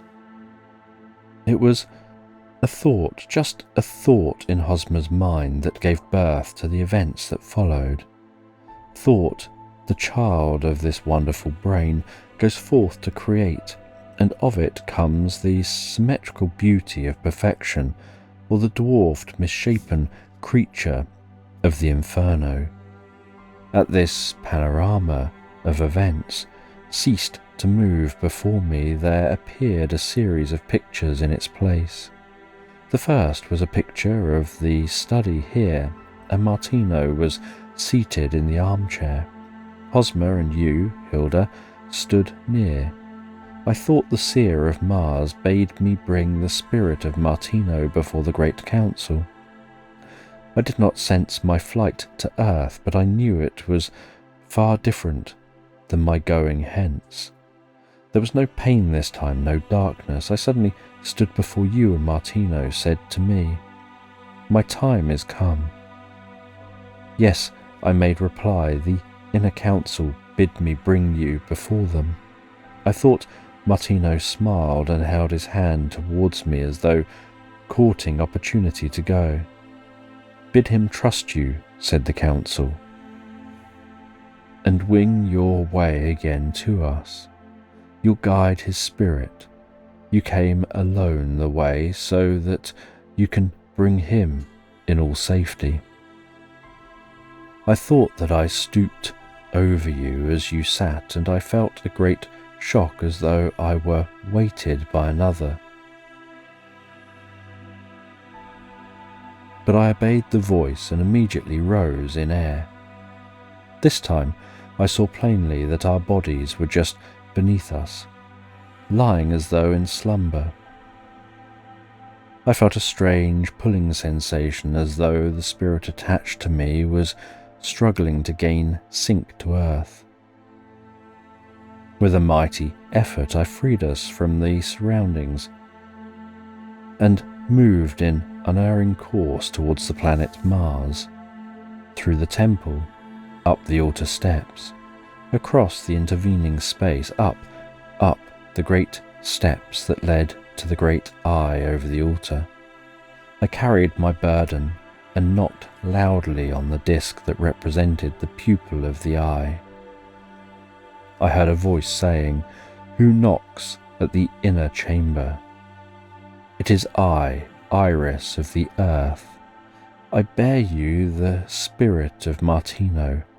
I seemed to have forgotten that the inner chamber was opened only to the seers of the council, and felt nothing out of the ordinary when the way opened and I sped towards the end of my journey. In the centre of the first chamber burned a great light, a ball of fire that I knew penetrated the innermost secrets of our souls. I wondered that we did not shrivel in its intense heat, but I saw that the seer who presided over the chamber looked like a being composed of light. "Well done," I heard the voice exclaiming. "The expiation of both is thus complete, else they could not withstand the fire that burns out all dross. Kindled in you is the fire that is never quenching, and the purity of the upper sphere shall be yours upon earth. The spirit, Gendine, has indeed redeemed the race, and the priestess Vetra may at last come to her own." I felt my spirit pulse with gladness. The Supreme had reunited us in spirit, and as we walked forth from the inner chamber, there was the music of the spheres in our ears, the expression of united souls in perfect harmony. I turned to look at Martino. His face was that of one glorified, but dimly through the body I saw the outline of a cross fading from sight. I knew that he had borne the bitterness of the cross to the end and at last had leave to lay it down. He turned to come to me. As he drew near, a bar of light fell full upon his face, and it was a vision to me. It had become the personification of purity. The picture faded. I raised my body to a sitting posture to find Vetra close beside me. "I have been dreaming," I exclaimed. "No, you've been permitted a glimpse of the outer chamber, of the inner council, that you may have knowledge of your mission and its manner of completion," said Mondre. Vetra raised me to my feet. "I knew you would have the strength, my sister. You've accomplished that which will unite you to your kindred spirit, but you have done quite as much and more for me. Let us return to our rooms, and I will further explain to you the great gladness of my heart." "What was the vapour I saw? It enveloped me like a cloud," I said to her as we took our way homeward. "It's a peculiar kind of incense. Only the priests know the secret of its compounding. They use it when they wish to place anyone in a trance condition, to stupefy the physical so that the strain may be relieved from the spirit, as the physical is always combative with conscious of other dominant factors.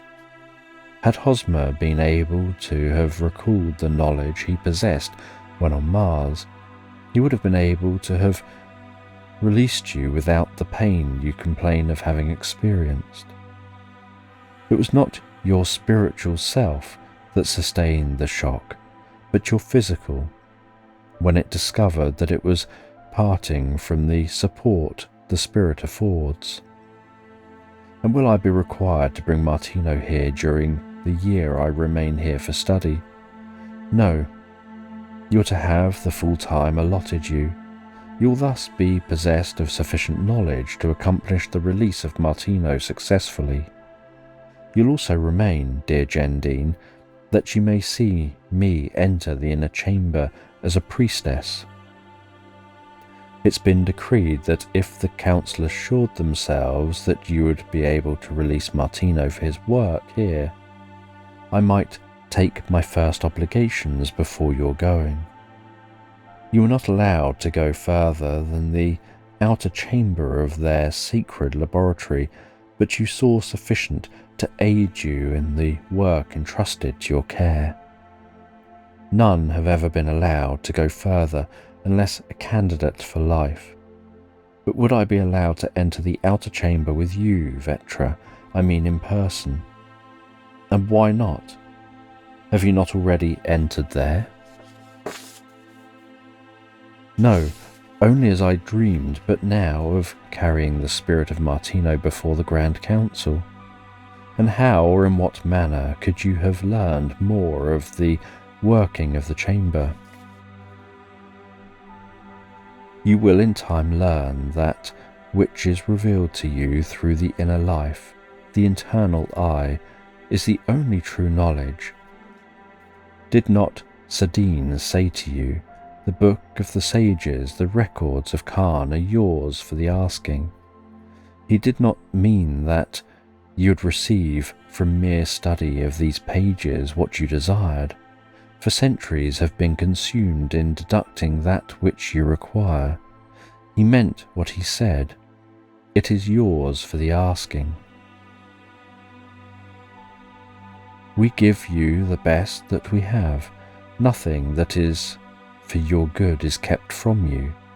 He who gives not his best is a poor giver. We talked as we wandered our way homeward. I'd become accustomed to their mode of living, but the question of slavery had often puzzled me because of the freedom of the majority. I ask so many questions, Vetra, but there are a few things I do not understand.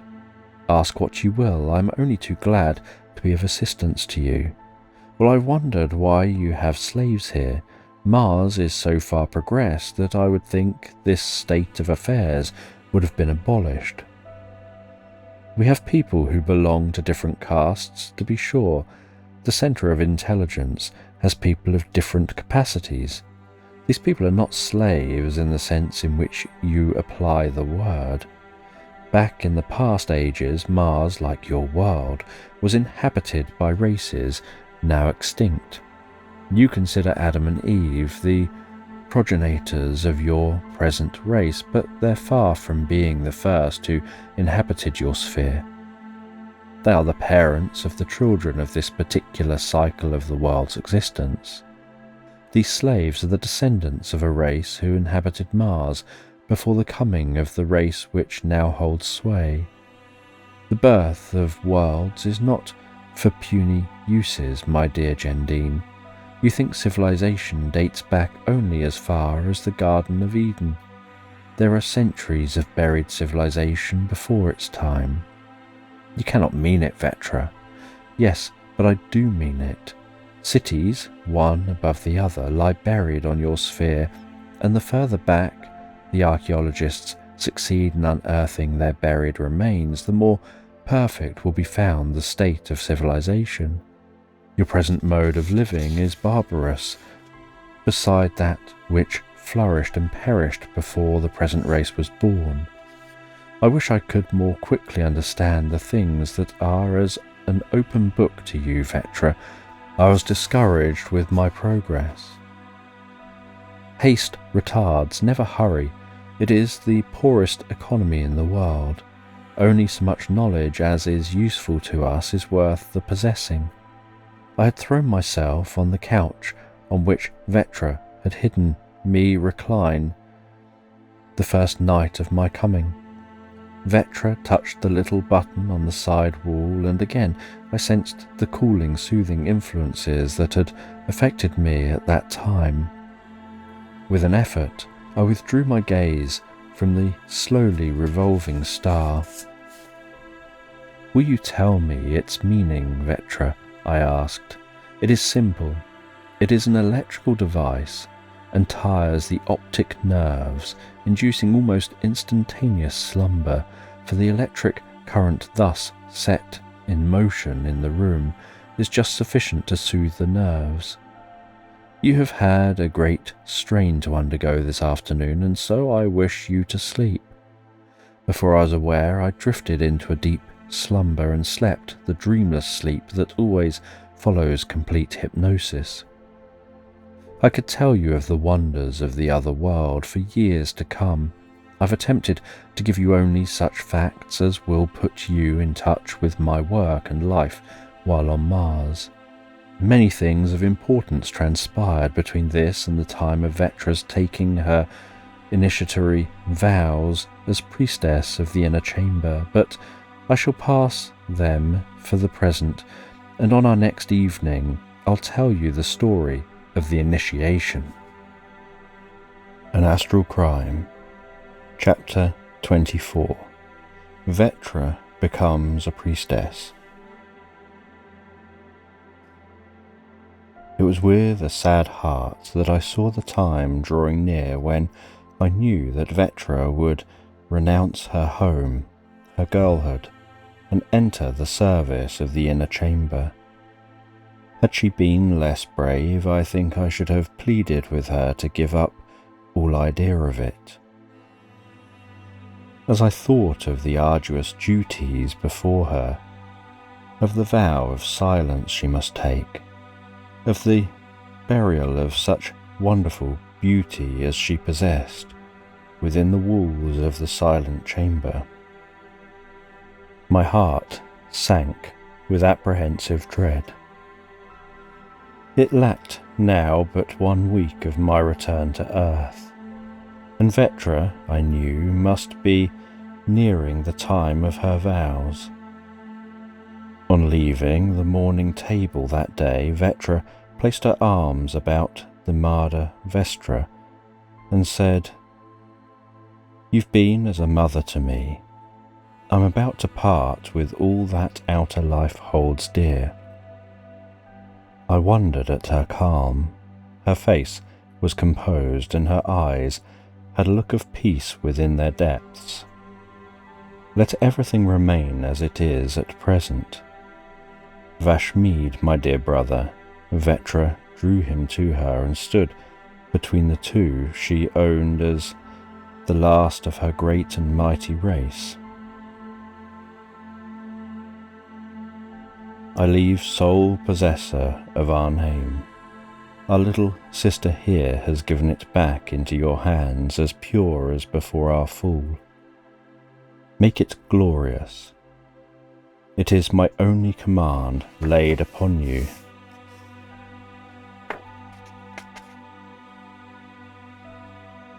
She stopped and kissed the Mardavestra upon the brow, and I saw that her figure swayed in the conquest of rising emotions as she embraced Vashmead. I looked back as we left the room and saw that both the aunt and brother were bowed in grief at the loss of the one so dear to them. Life is not without its parting here as well as on earth. I scarcely knew what to say that would loan her comfort. I saw that she struggled for composure, although to the casual observer she showed little, if any, of her distress. Death is a progression, and we recognize it as such, but we refuse to mourn for those who pass on. We're not above sin on Mars, as you have good cause to know, and therefore we're subject to many of the conditions that you are. They'll miss me, but they would never say, turn back.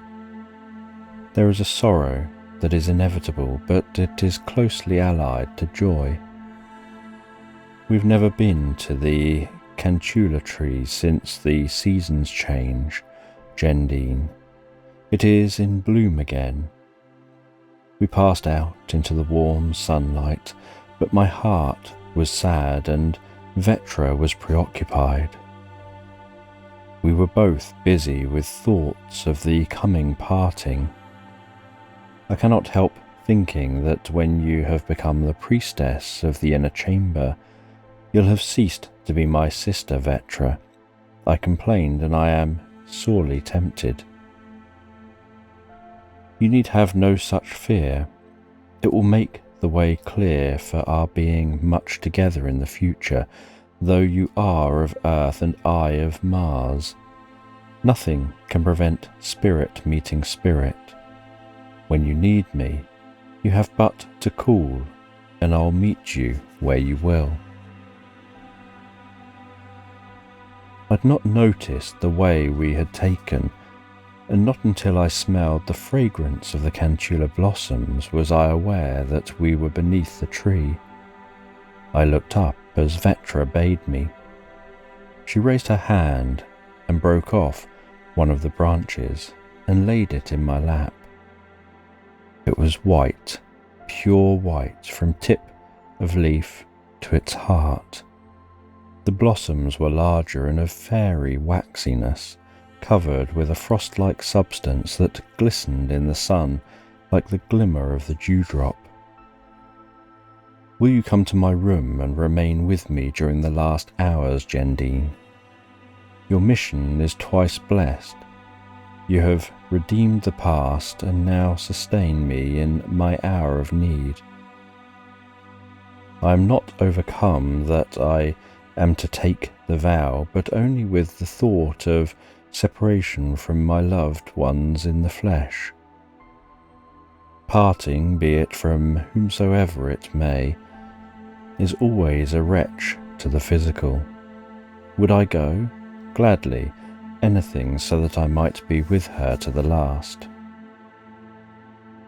I'd never been in Vetra's apartments and had been so busy with my studies I'd never noticed the omission on Vetra's part.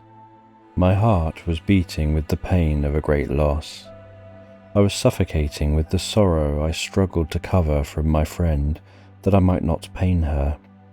I was lost in a world of beautiful dreams as the curtains of her apartments closed behind me. Men may scoff, but pure lives are surrounded by an aura of such beauty that it is like the glimpse of the Orient to the eye of the North. A suite of rooms were all in the purple, white and gold she affected in her dress. Purple hangings at doors, like our velvet, yet it was finer and of more beauty, both of texture and colouring. But the windows' filmy curtains veiled the light. My feet sank in the pile of the soft gold of the carpet. Beautiful pictures lined the walls, and the easy seats strewn about the room were draped in wonderful gold brocades. Near one of the seats lay an instrument similar to the one I'd noticed in the hand of Sardine on the evening Vetra had first entertained for me. The only flowers in the room were beautiful iris blooms, their purple and white and gold beauty displayed in tall vases. They were larger by half than those we cultivate, more perfect in development and delicately sweet to the nostrils. From a censer swung between the door leading into her private bedchamber, clouds of incense issued. A study off the reception room, her private chamber, with its accompanying bath and one room, sealed with a heavy golden seal, constituted her suite of rooms. The sleeping apartment was all in white. The bed was draped in filmy lace, the windows likewise. The bed was massive and wrought of the metal I told you resembled our gold, as were also the mirror frames and all the toilet articles. It seemed a sacrilege for other feet than hers to cross the whiteness of her virgin room. Vetra removed her outer robe of purple, unbound the waving coils of golden hair, and reappeared in a robe of filmy white that flowed in loose, cool folds about her. The remaining days I shall spend in the sanctuary, she said as she pointed towards the sealed chamber. I feel that I wish you to watch with me, to know there is one who communes with you is ever so a solace.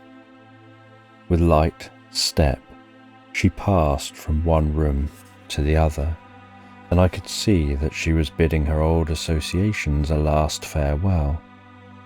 She took down some of her books and glanced them through.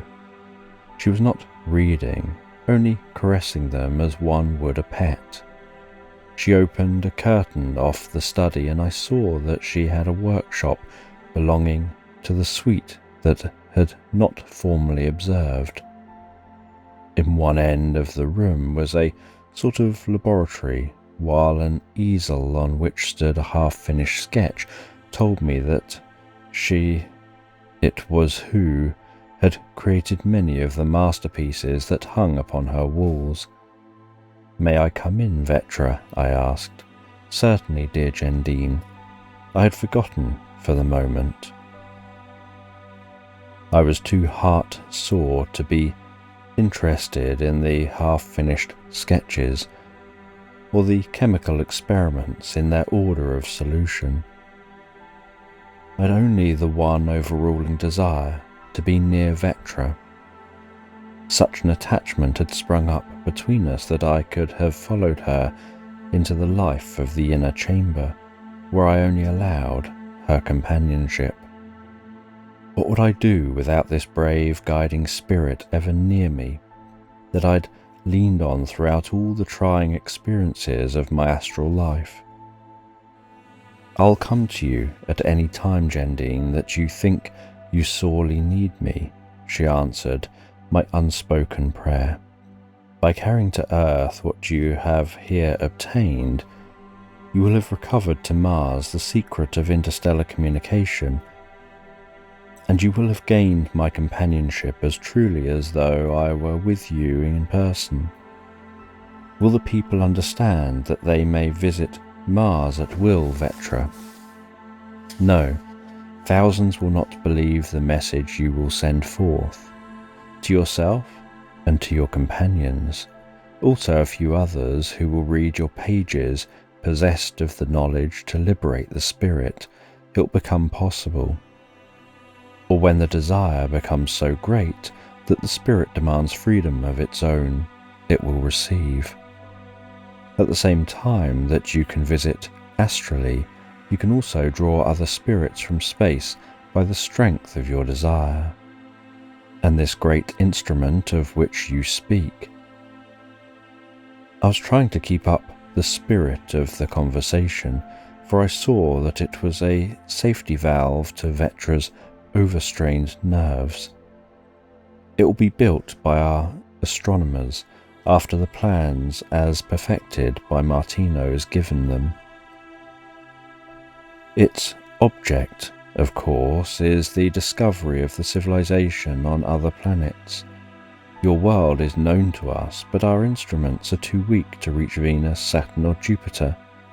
They no doubt are able by their superior progression to see us, and are as anxious to establish communication with us as we have been to communicate with you. And you say that you will eventually come into communication with other worlds. Yes, just in the same manner that you are discovering and will continue to discover new portions of your globe. We talked thus until near midnight. Vetra seemed trying to give me all the help possible in her last hour. We talked freely of my return to Earth, and she enthused me with the great good I might expect to accomplish for Earth's children. I felt again the desire to return to you, and the last 3 days of my stay on Mars I was torn between the attractions of the two worlds. 3 days, said Hilda. Why, Hosmer was preparing your body for the return of your spirit during those 3 days. Iris looked at Hosmer. Yes, said he, it is as Hilda says. Then it goes to prove that there exists an intangible communication between the worlds, but as Vetra said, nothing but the absolute knowledge obtained through the physical eye by means of instruments will ever convince the people. I know that astral flight is possible, that we could gain all that is necessary from our enlightenment in this manner, but it would never convince, and that is what we desire above all else, to teach people the way of life. To go back to my story, as the hour struck their midnight, Vetra arose. There was a wealth of love slumbering in her eyes, and mine were blind with passionate tears I could not repress. She did not chide me. She did but pity. I would like to give you some token to keep always to remind you of my presence with you. She took the chain from about her neck and was about to place it on mine when she stopped herself. It is useless, she said. You go hence in a short time, and the journey through space would destroy it. The elements would transmute the metal and gems into other substances. Only the soul is indestructible, all enduring, everlasting. The chain slipped through her fingers and fell to the floor. I have it, she exclaimed after a moment's thought. The gift I give thee, thou wouldst ne'er believe, the wealth of land and sea. Thou art lord of ne'er conceive, in wildest dreaming of the gold I filch from earth's vast store, to pour into thy lap, grown bold. In love of all humanity I tore, but now rare gems off nature's breast. With wealth of spheres I thee endow, that you may place the crest of royalty above its brow. Such the gifts I give thee, Gendine, that you may hold the secret of their obtaining after your descent to earth. She stooped above me as she ceased speaking and kissed me full upon the brow, looking deep into my eyes. Her eyes softened and tears struggled from birth.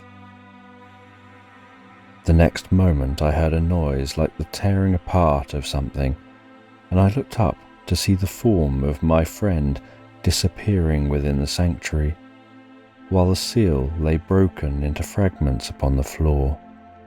I started up to follow her, but the closed door mocked at my efforts and I turned away.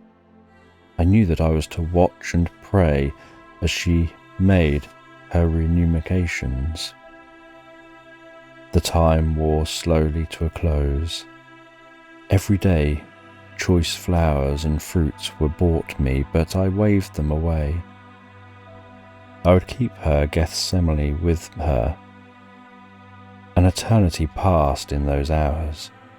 I had time in which to review the events of the past year, but with horrible distinctness, Vetra's going returned to haunt me.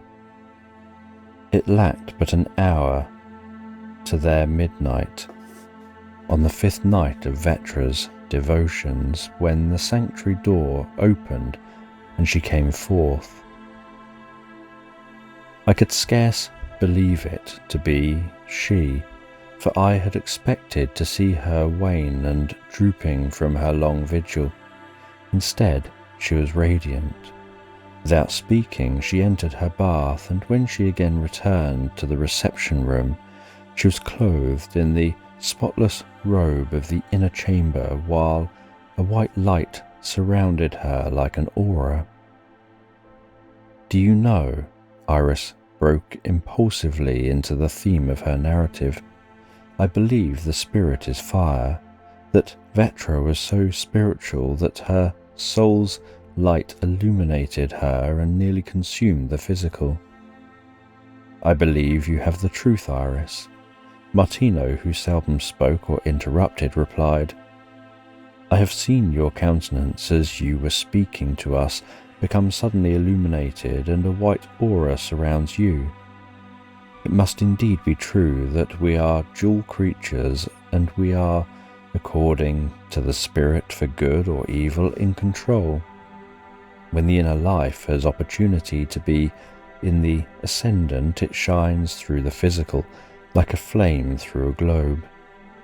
Some time was spent in discussing the above when Iris again took up her story. She motioned me to follow her, and I did so, down the long stairway as when Vetra first led me, a tired, worn child of earth. I saw that the lower floor was ablaze with light, and that for blocks on either side of the street the people were densely packed. There was no voice raised, but I understood how beloved of the people Vetra was. She smiled as she entered the carriage in waiting, and their only response was the shower of flowers that carpeted the path of the carriage. The guards, an honorary custom I noticed, were men of the outer council, and Sadine himself held the lever of the carriage that was to take her to the temple. He too loves her, I thought as I pondered on the ways of the universe. How beautiful the love of man for woman when it can sacrifice all for the good of the beloved. I glanced back. Vashmid and the Madhavestra stood watching from the open portal. My heart went out to them, and I forgot self in another's pain. The carriage swept through streets flanked with people who'd waited for the passing of their priestess. There was no idle curiosity, nothing but solicitude and love. She had lived with them, henceforth she would live for them. Vetra, I knew, had made her renunciation, and her face was calm and smiling. Hundreds of voices swelled into a chorus of joy as we passed down the aisle of the temple. Louder and louder, the voices rose in anthem until the music rolled like waves about us. Vetra, with her guard of the outer chamber, walked straight towards the altar, and I followed like one in a dream. The steps were passed, and as we mounted far above the gleaming altar, I heard the strokes of the midnight hour chiming with the voices. The guards moved to right and left and stood on either side of the great eye, while Vetra and I stood alone before it. Noiselessly, it unclosed, and Vetra was glorified by the light that radiated from the ball of fire within the chamber that I had once seen in my sleep. We stepped into the chamber, and Vetra extended her arms towards the revolving light. "My beloved," I heard her murmur. The door of the sacred chamber opened to her, and I strove to follow.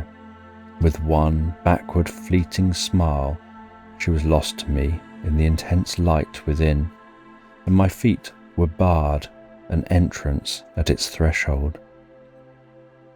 In a frenzy of despair, I beat upon its closed door.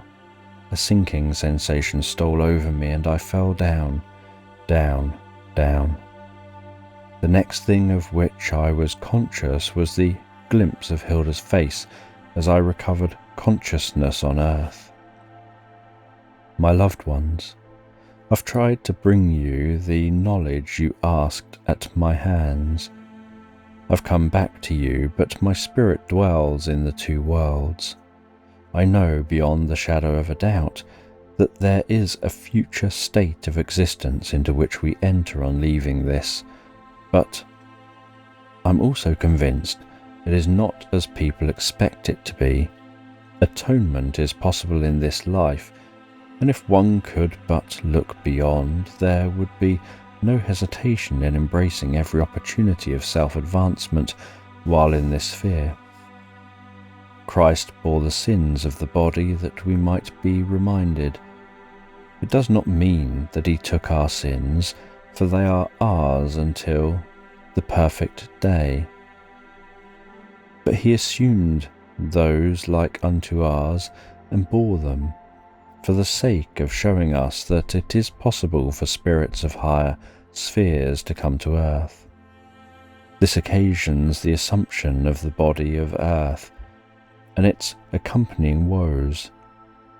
When we call a spirit from on high to our aid, we endow them with cares like unto our own. He wishes us to know that great teachers endure this translation of the spirit and seek lower realms to warn us of the bitter fruits of following the carnal. Our sins are our own, and we must work out our own redemption. Christ overcame those of the body to show us that we can triumph over the physical. The Supreme is ever with us, bidding us forward. There is nothing in creation ever totally destroyed. There are things strayed, things moving at a tangent from the original course, but all must at last return. It is only that we may be saved the sorrow, endless searching after our rightful place. Iris ceased speaking, and the others remained silent. She arose and stood looking at them, with the question of their favour in her eyes. "Are we satisfied, would you ask?" Martino crossed to where she was standing and, placing his arm about her, faced the others. "I have been in grave doubt for some time past. I seem to have known Iris forever. Sometimes I think I have followed the thread to its beginning, but as suddenly lose it again. I love Iris, you all know that, but I have been in doubt as to my right in asking her to become my wife. This fear is dispelled. I know by the experiences through which Iris has just passed that only kindred souls unite in the future existences.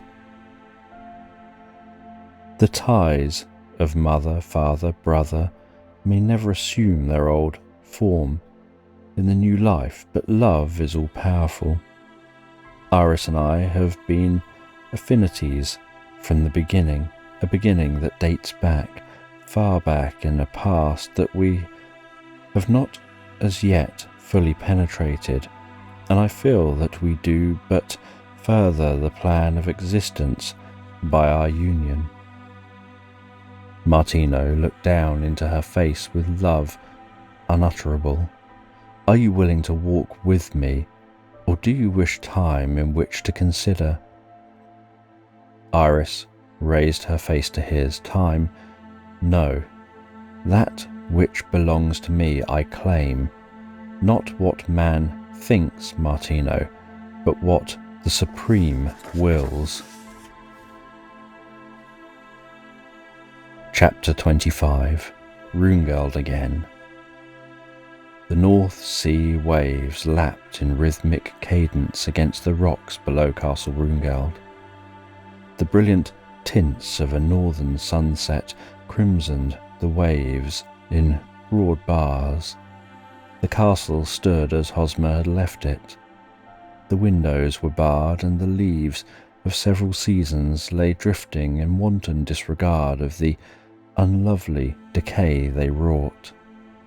A ship in the distance drifted nearer and nearer, and the white sails lowered as they came opposite the old castle that stood drear and grey, defying time.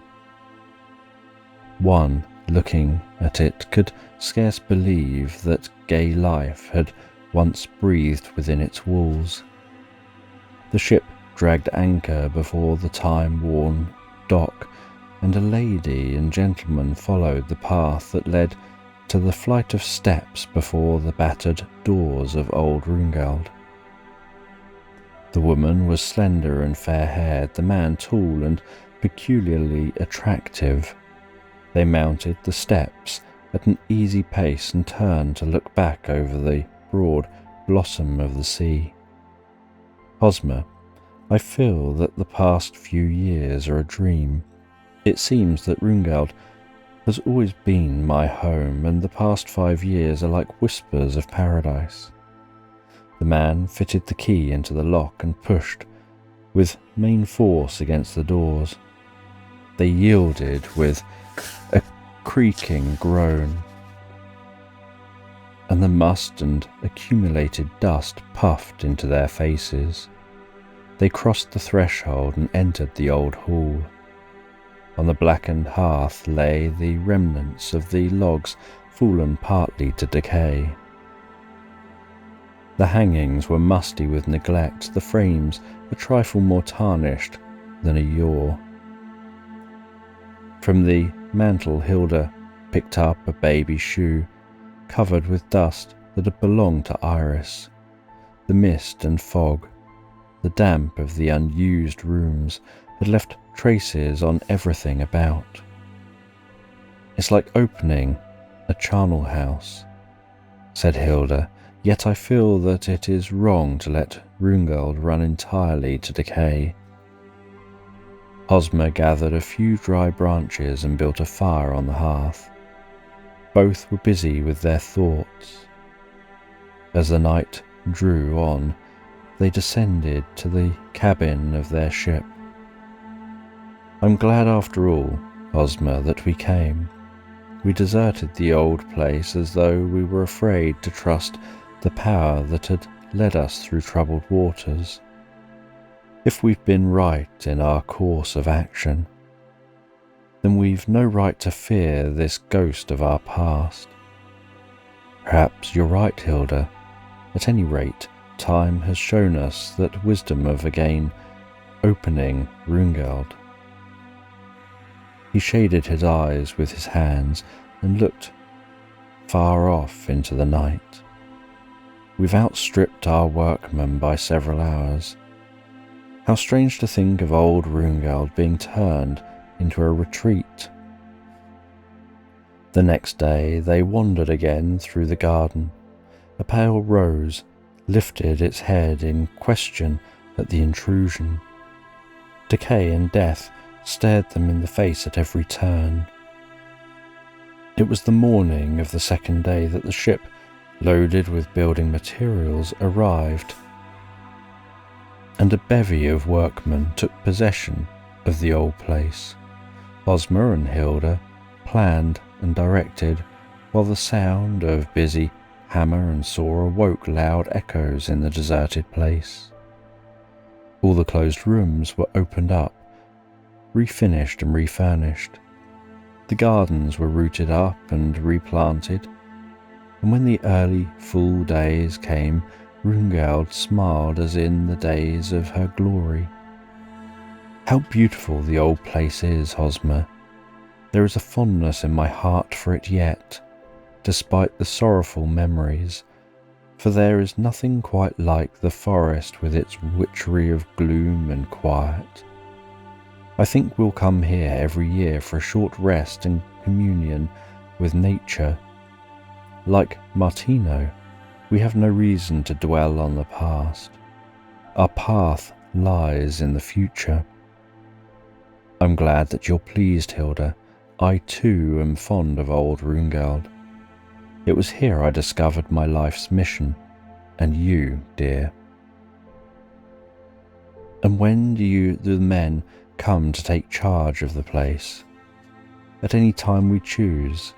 There is nothing lacking that I discover. I wish the gift to be worthy the giver. These fields will yield them all necessities for Rungeld can easily be self-supporting. Who are the men who will have charge here, or did you explain to me? I've forgotten. They're men who have been students under us. As nearly as possible, they are to carry on the work of mental culture, the same methods employed on Martino, and time and money are well employed when it gives man a chance to be an untrammelled soul, a soul unfettered by the crimes transmitted to him, unhampered by the environments of birth. Some day we hope to prove such things, so the world will be forced to stop and consider. All those who find they need special work, or rather as many as we can accommodate here, will be sent for the benefit of scientific treatment. It is maddening that only the few of us care enough for humanity to even hold a helping hand towards their uplifting. It is not strange, Hosmer, that we seem ever divided between things in this life.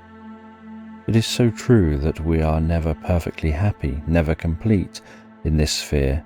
We recognize and grasp ever for the beyond. Chapter 26. Work is Worship. They returned to Munich and took up life as of old. The fame of the great physician has not abated, but there are few, very few, who understand the methods he employs in his practice. From all over the world, he receives calls for service, and he gives them, for it is a part of his plan to spread the work as fast as the people are willing to receive. The home of Sir Hosmer von Strauss was lit in every window. The lights gleamed and twinkled in merry mood. The fair mistress of the home sought her husband in the study, which has grown familiar to the reader. The past 3 years have made little change in the face of Hilda. She has grown fairer and sweeter with the passing of the years. Her gown of some soft white silk sweeps across the floor and arouses Sir Hosmer at his study table. He drops his book and stretches his arms wide to her as she comes to him. How fair you are, Hilda! For Iris and Martino, it is nearly time for them to come. How good it will be to have them with us again. Of course, I know it was wise for Iris to have a complete change, but we have missed them sadly, have we not, Hosmer? Indeed we have, Hilda. I shall be glad to have them back again. Sometimes I wonder if it be not all a dream. I cannot bring myself to look upon Brother Martino as other than the man he is today. Do you believe Iris ever feels the difference? No, I think Iris is life so bound up and dependent upon his that her love levels all barriers. You forgot that her great journey made things appear entirely different to her than to the ordinary woman. 6 months, Hosmer. It seems years since I saw them last. The swift rolling of carriage wheels warned them. Like children, hand in hand, they hurried to meet the returning travellers. Hilda stared and smiled. Martino's laughter rang through the vestibule. He has forgotten of a very truth, she whispered to Hosmer. It was a far different group that clustered around the fireplace that evening. There was no cloud in their heaven, and one could have detected no difference to the homecoming of any other ordinary bridal couple. Iris was bubbling over with the things she'd seen in Rome, in Paris, of the beauty of their days in Naples, of their evenings in Venice. They chatted far into the night as they separated for their respective rooms. Iris turned back to say, I had a message from Vetra the other day, and that accounts for our change of plans and our return home on this date. Breakfast was a happy affair, so different to the one they'd partaken of on the morning of Rodney's confession. Martino and Iris told many anecdotes of their travels, but when the black coffee had been drunk, Iris said, And that reminds me, the lighter mood of the breakfast table had turned into a more serious channel. I told you that I'd received a message from Vetra. She wishes Martino to undertake the return of his knowledge of the instruments to Mars. Are you ready to undertake it, Martino? Yes, I am ready. There was, however, a tremor of the face as he caught Iris to him. It is because I have waited for your love so long, and now that I have but come into possession, we're to be separated. Separation in true love, though but seconds on the dial of time, are like cycles to the soul that waits. It's wonderful how we have accustomed ourselves to the thought of these astral journeys. I remember it like a funeral on the day of my going hence.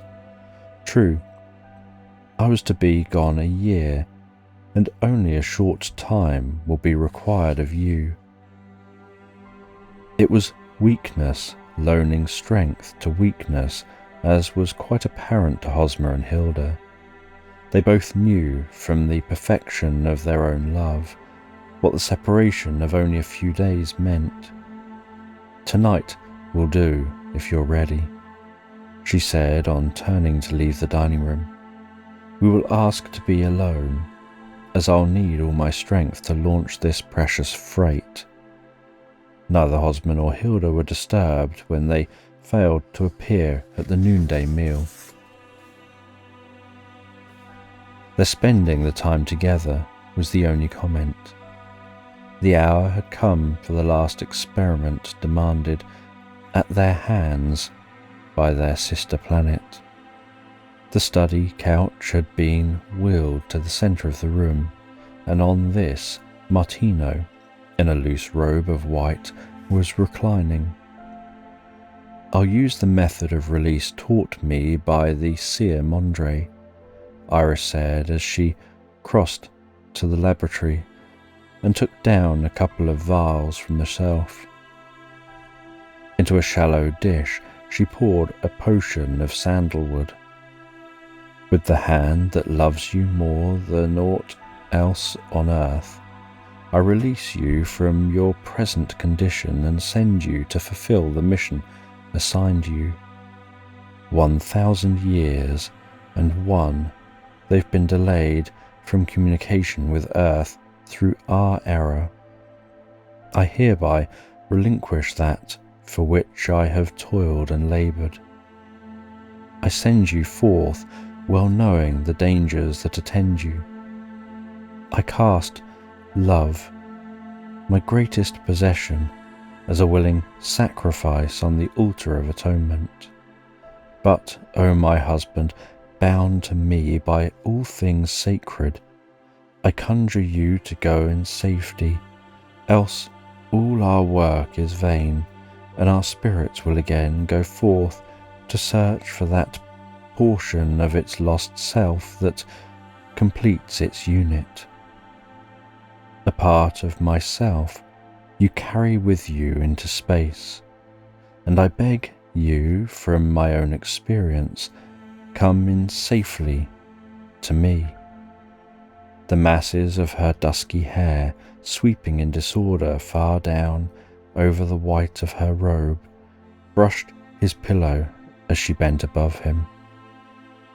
He took the strands in his hand and pressed them to his lips. My beloved. He motioned her to drop the ether she held on the sandalwood preparation.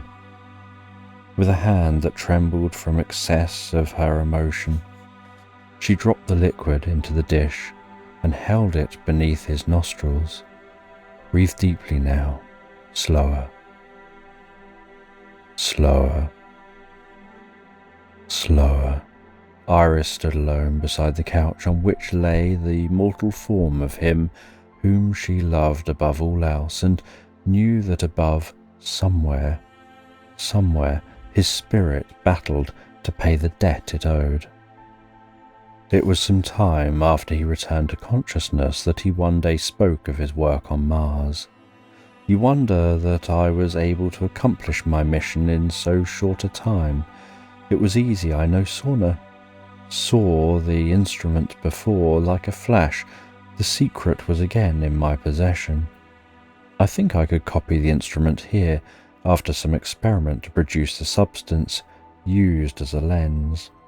The greatest difference between their instruments and ours is due to the fact that they use a composition in their construction of their lenses that is not known to us, but it lessens distances by many thousands of miles. Communication with us is a certainty, and only a few years will intervene before its accomplishments. Had it not been for my consuming desire to again be with Iris, I should have returned better prepared for work, but her love held me, and I came, true to the magnet that controlled my orbit, straight to her when she called. Did I encounter aught in my flight? No, for when we are made whole in the mingling of the essences that compose us, if we understand, we must come to that which belongs to us. Is there but one love possible? Yes, many degrees of love, but only one imperfection. It is ours in the oneness of the eternal. However far we travel out of its way, nothing is perfect until it meets its essential complement. Here there is no question. He drew Iris to him in all tenderness. Where there is no question, there is the solution of life, love. The days after the return of Martino passed happily. Nothing occurred to mar the serenity of the home life. And the past, with its bitterness, its dark hours of fear and uncertainty, was at an end. Many were the talks they held in common of the future that stretched before them, with its possibilities for great work in the name of humanity. Hosmer and Hilda were to remain in Munich, where they were well established, and labour to advance the science they represented. Martino and Iris, looking to the spreading of the glad word, chose rather to go to a strange place and further the work according to plans Martino hoped to incorporate. "While I dread losing you from my home," said Hosmer, "I feel that perhaps you're right. The world is a great preparatory school, and we are sadly in need of instructors. It may be that you'll be of greater service in your chosen field." "It is not altogether that," replied Martino. "I have a feeling that calls me to Paris. There it is that I can labour among criminal humanity. Strange as it may seem to you, I feel drawn towards the work among the worst of the class. I deplore their crimes, yet I can touch them, meet them, on a footing from which they cannot escape me. In Paris, beautiful, brilliant, but doomed Paris, I could labour. While it is something I cannot explain to you, there is a feeling of repression ever with me while on German soil. Give me my way. Midnight among the shadows of the great city has power to commute my nature into balm that I would pour on the wounds of men done to their death by the law." The sudden change in his manner startled the others. He was borne out of himself by the strength of his desire. "So be it. Man can place his foot on few feet of earth that requires not intelligent serving. Where you can labour, I too can find my life's labour," said Iris.